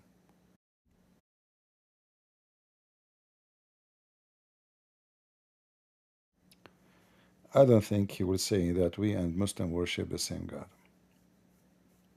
So if you heard it from somebody, maybe he's fabricating things. Do I eat once a day? Yeah, I eat once a day.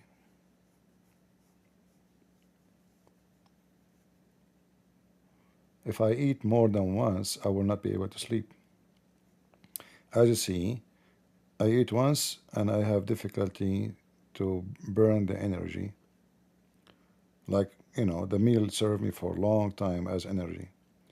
So if I eat twice, like now, if I go and eat a dinner, that's it. I'm going to stay up until tomorrow.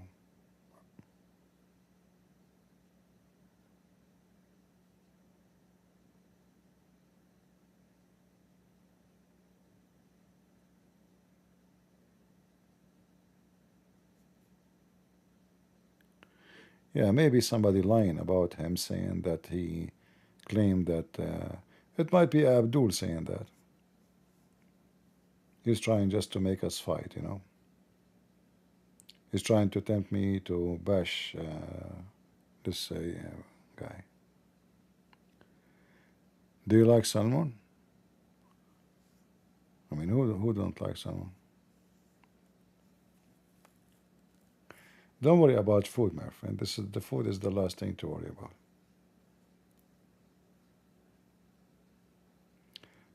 Whatever the Lord provide us is a blessing. I never complain about food. Today I ate sardine.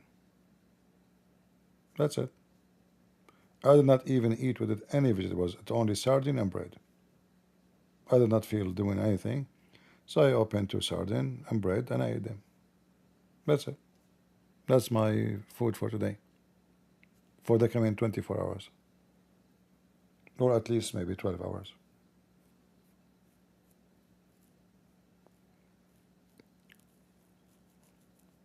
Food is not...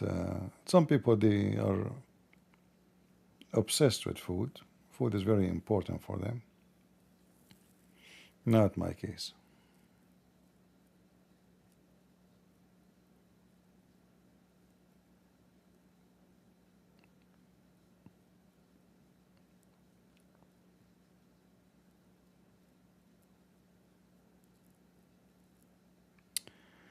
Do you exercise? Typically I don't really. And for some reason, my body does not really require, like physically, I'm very, very good health. I never go to gym. I never do anything. Let us say I'm lucky. God provide me with good, healthy body, physically fit, strong, not weak, without going and doing any training or anything. But I like to walk, I don't mind to walk 20 kilometers non-stop.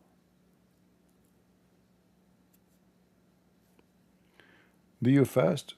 I did not fast really for a long time, and that because I eat once. So if you want to fast, I mean, I'm fasting already every day. You know what I mean? So the way I do things, it's just like what you want to fast. You just change the fasting time or change the diet. Most of the time, my diet is fasting food.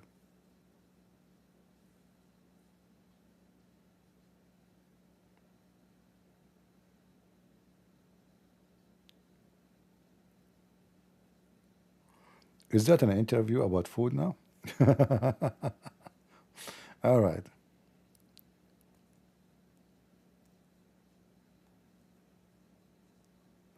Yeah, walking is very good. It's more healthy than running because it doesn't make your heart exhausted and overwhelmed. It circulates your blood and keep you in good shape. And even it helps with thinking. For me, like usually when I walk, I'm enjoying thinking about ideas, things I want to write in my book, etc. It's not just walking like blindly.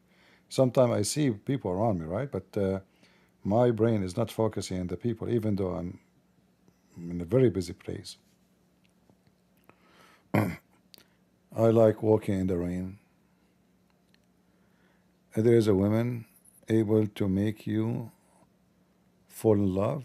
No, there's women, they were able to make me fall over the stairs, but not the love, not yet.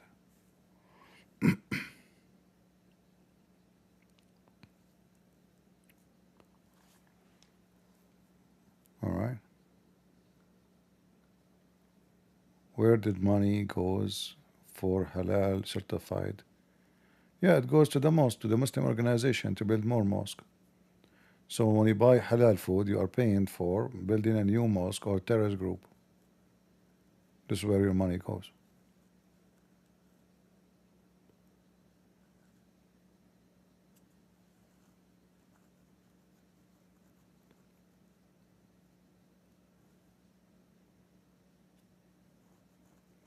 See, when people talk about love, most of people, even they don't have the good definition for what love is.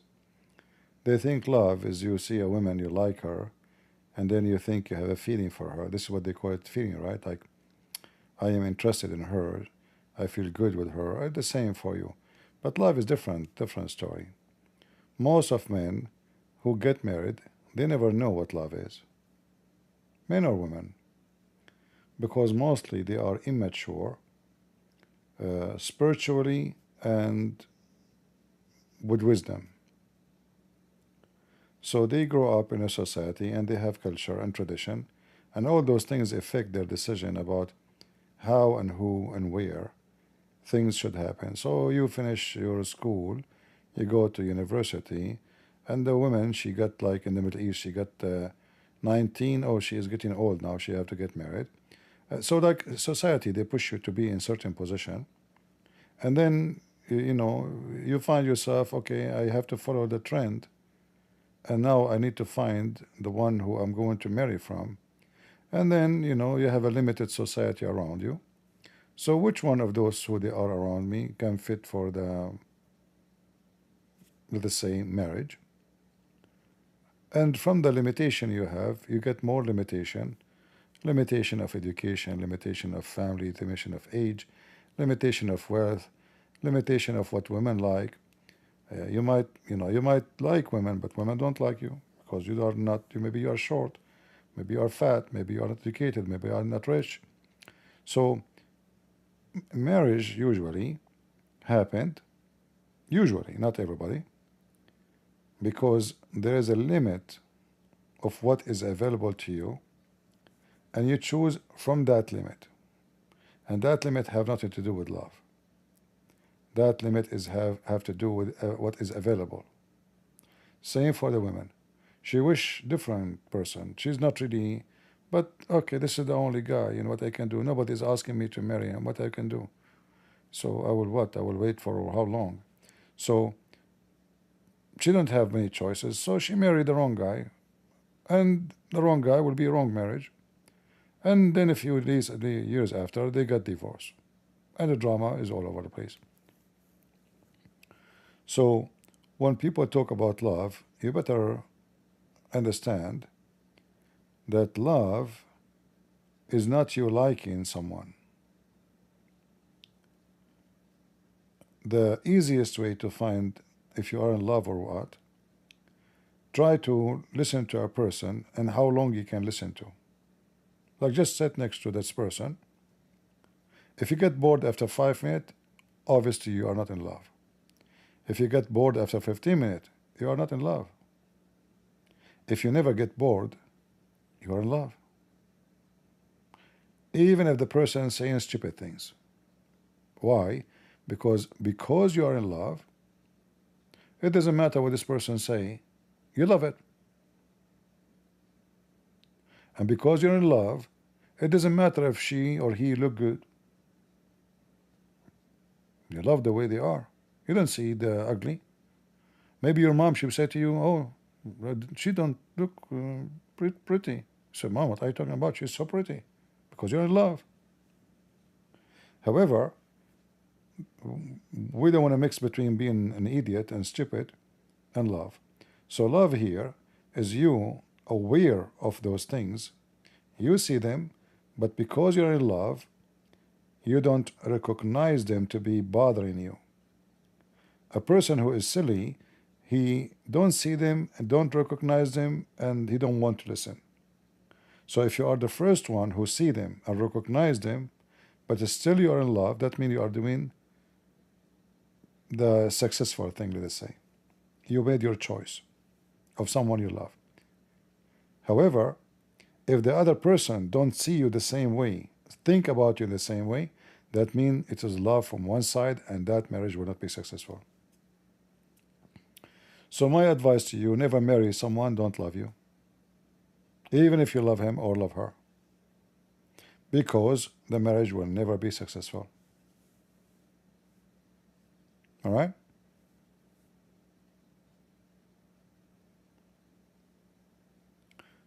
Avoid foolishness, because people, when they are foolish, they rush into things and decision, and then they pay the price for it, and then you have kids, and drama happen. Maturity is very important in our life. You have to mature when you make decision for a job, for a career, for friends. Having wrong friends can destroy your life. You go with the friends who they are drug addict, sell drugs, you go with them in the car, police stop them, they find drug in the car, they arrest everybody. And then they might frame you. They say that this is Everyone in the vehicle could this be is arrested due to this is what people they say. Like when you put them in the corner and they are accused of something, they try to get rid of anything happening by accusing somebody else, and right away they try to make you are the one who did that.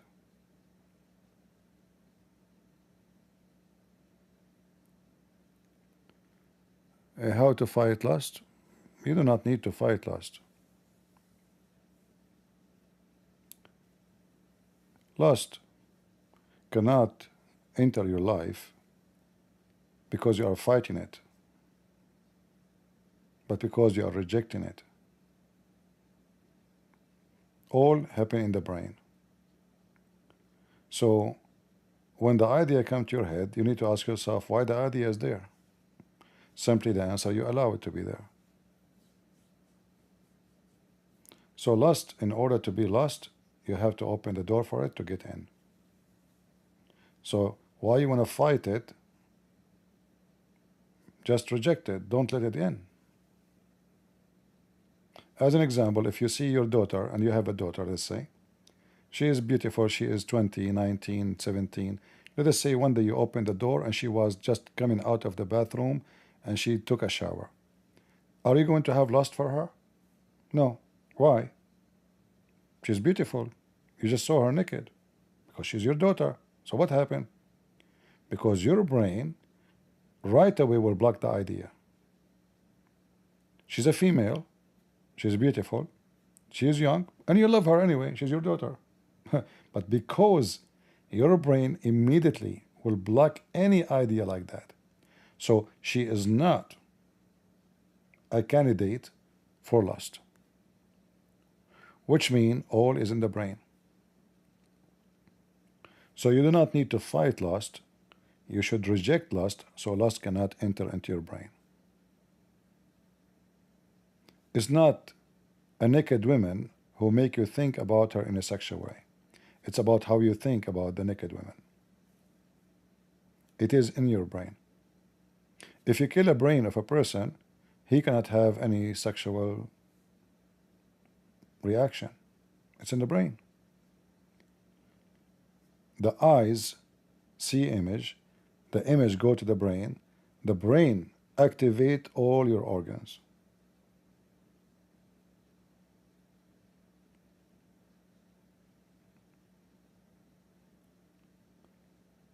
So avoid lust by rejecting lust, not by the word fighting. Because when you let the idea at your head, and then you struggle inside your head, I want it, I don't want it, I don't want it, you know, just don't even let it get in.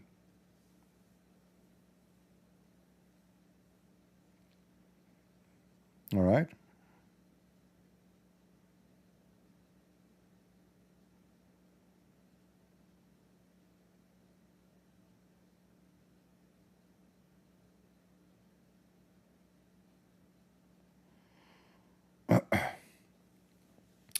All right, I think we have enough for today.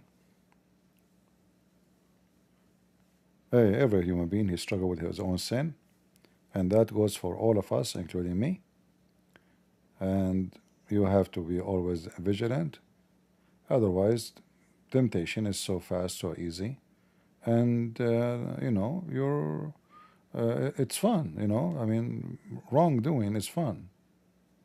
In the way we mean, it's easy to accept, it's easy to involve in it.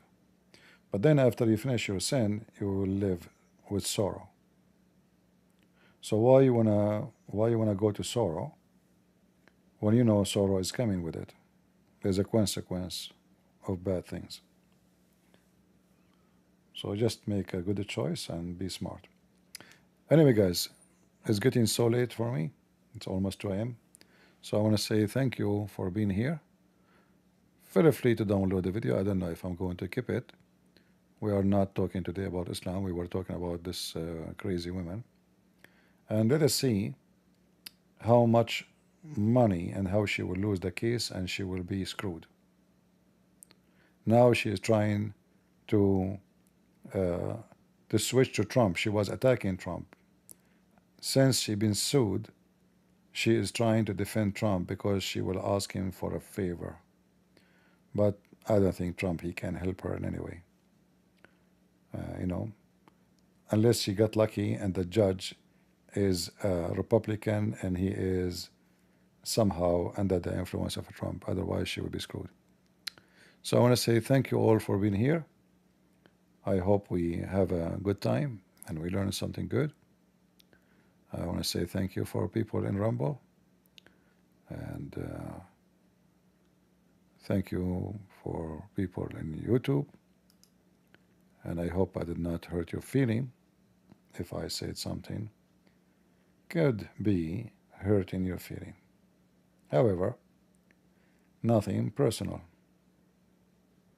It's just a truth.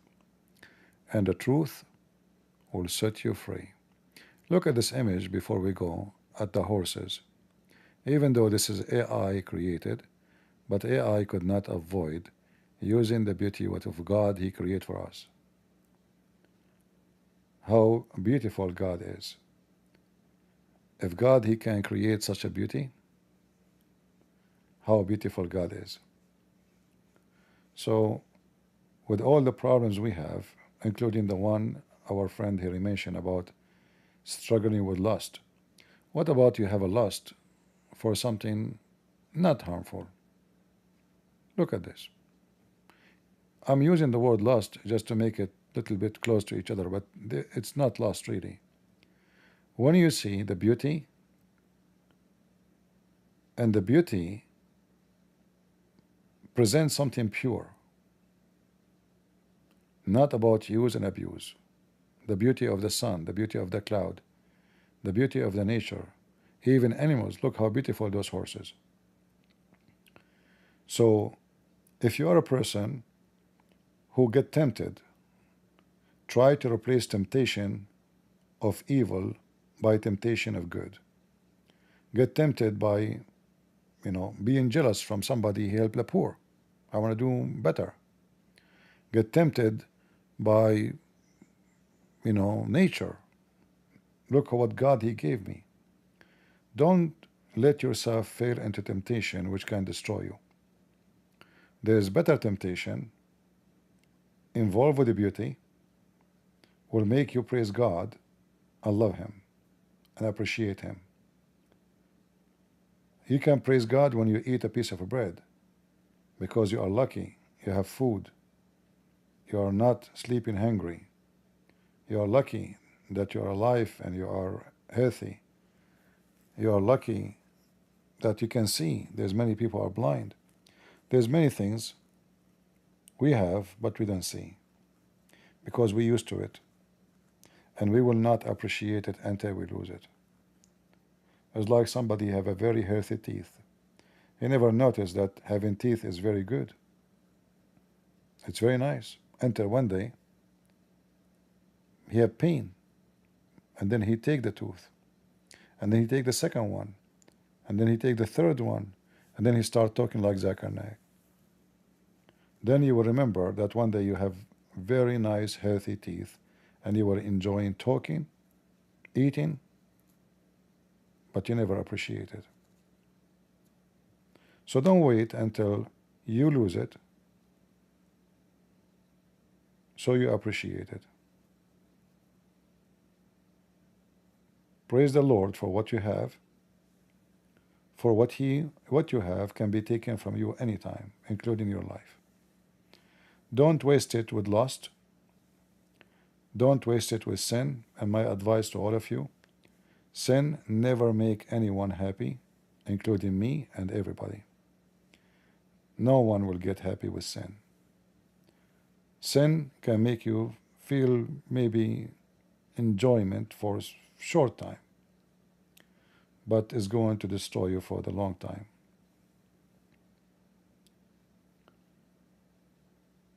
It's like sin is like a tattoo, but it's the opposite way. When you put a tattoo in your skin, it hurt, and then it stay with you forever.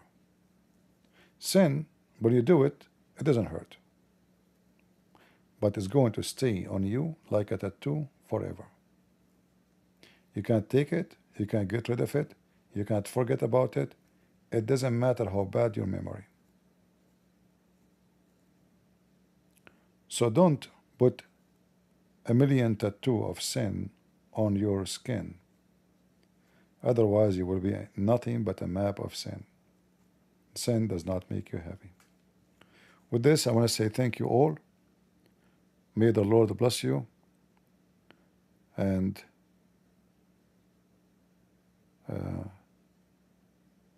as always, we say God is good, so is Jesus, and we are the crusade. See ya. Take care.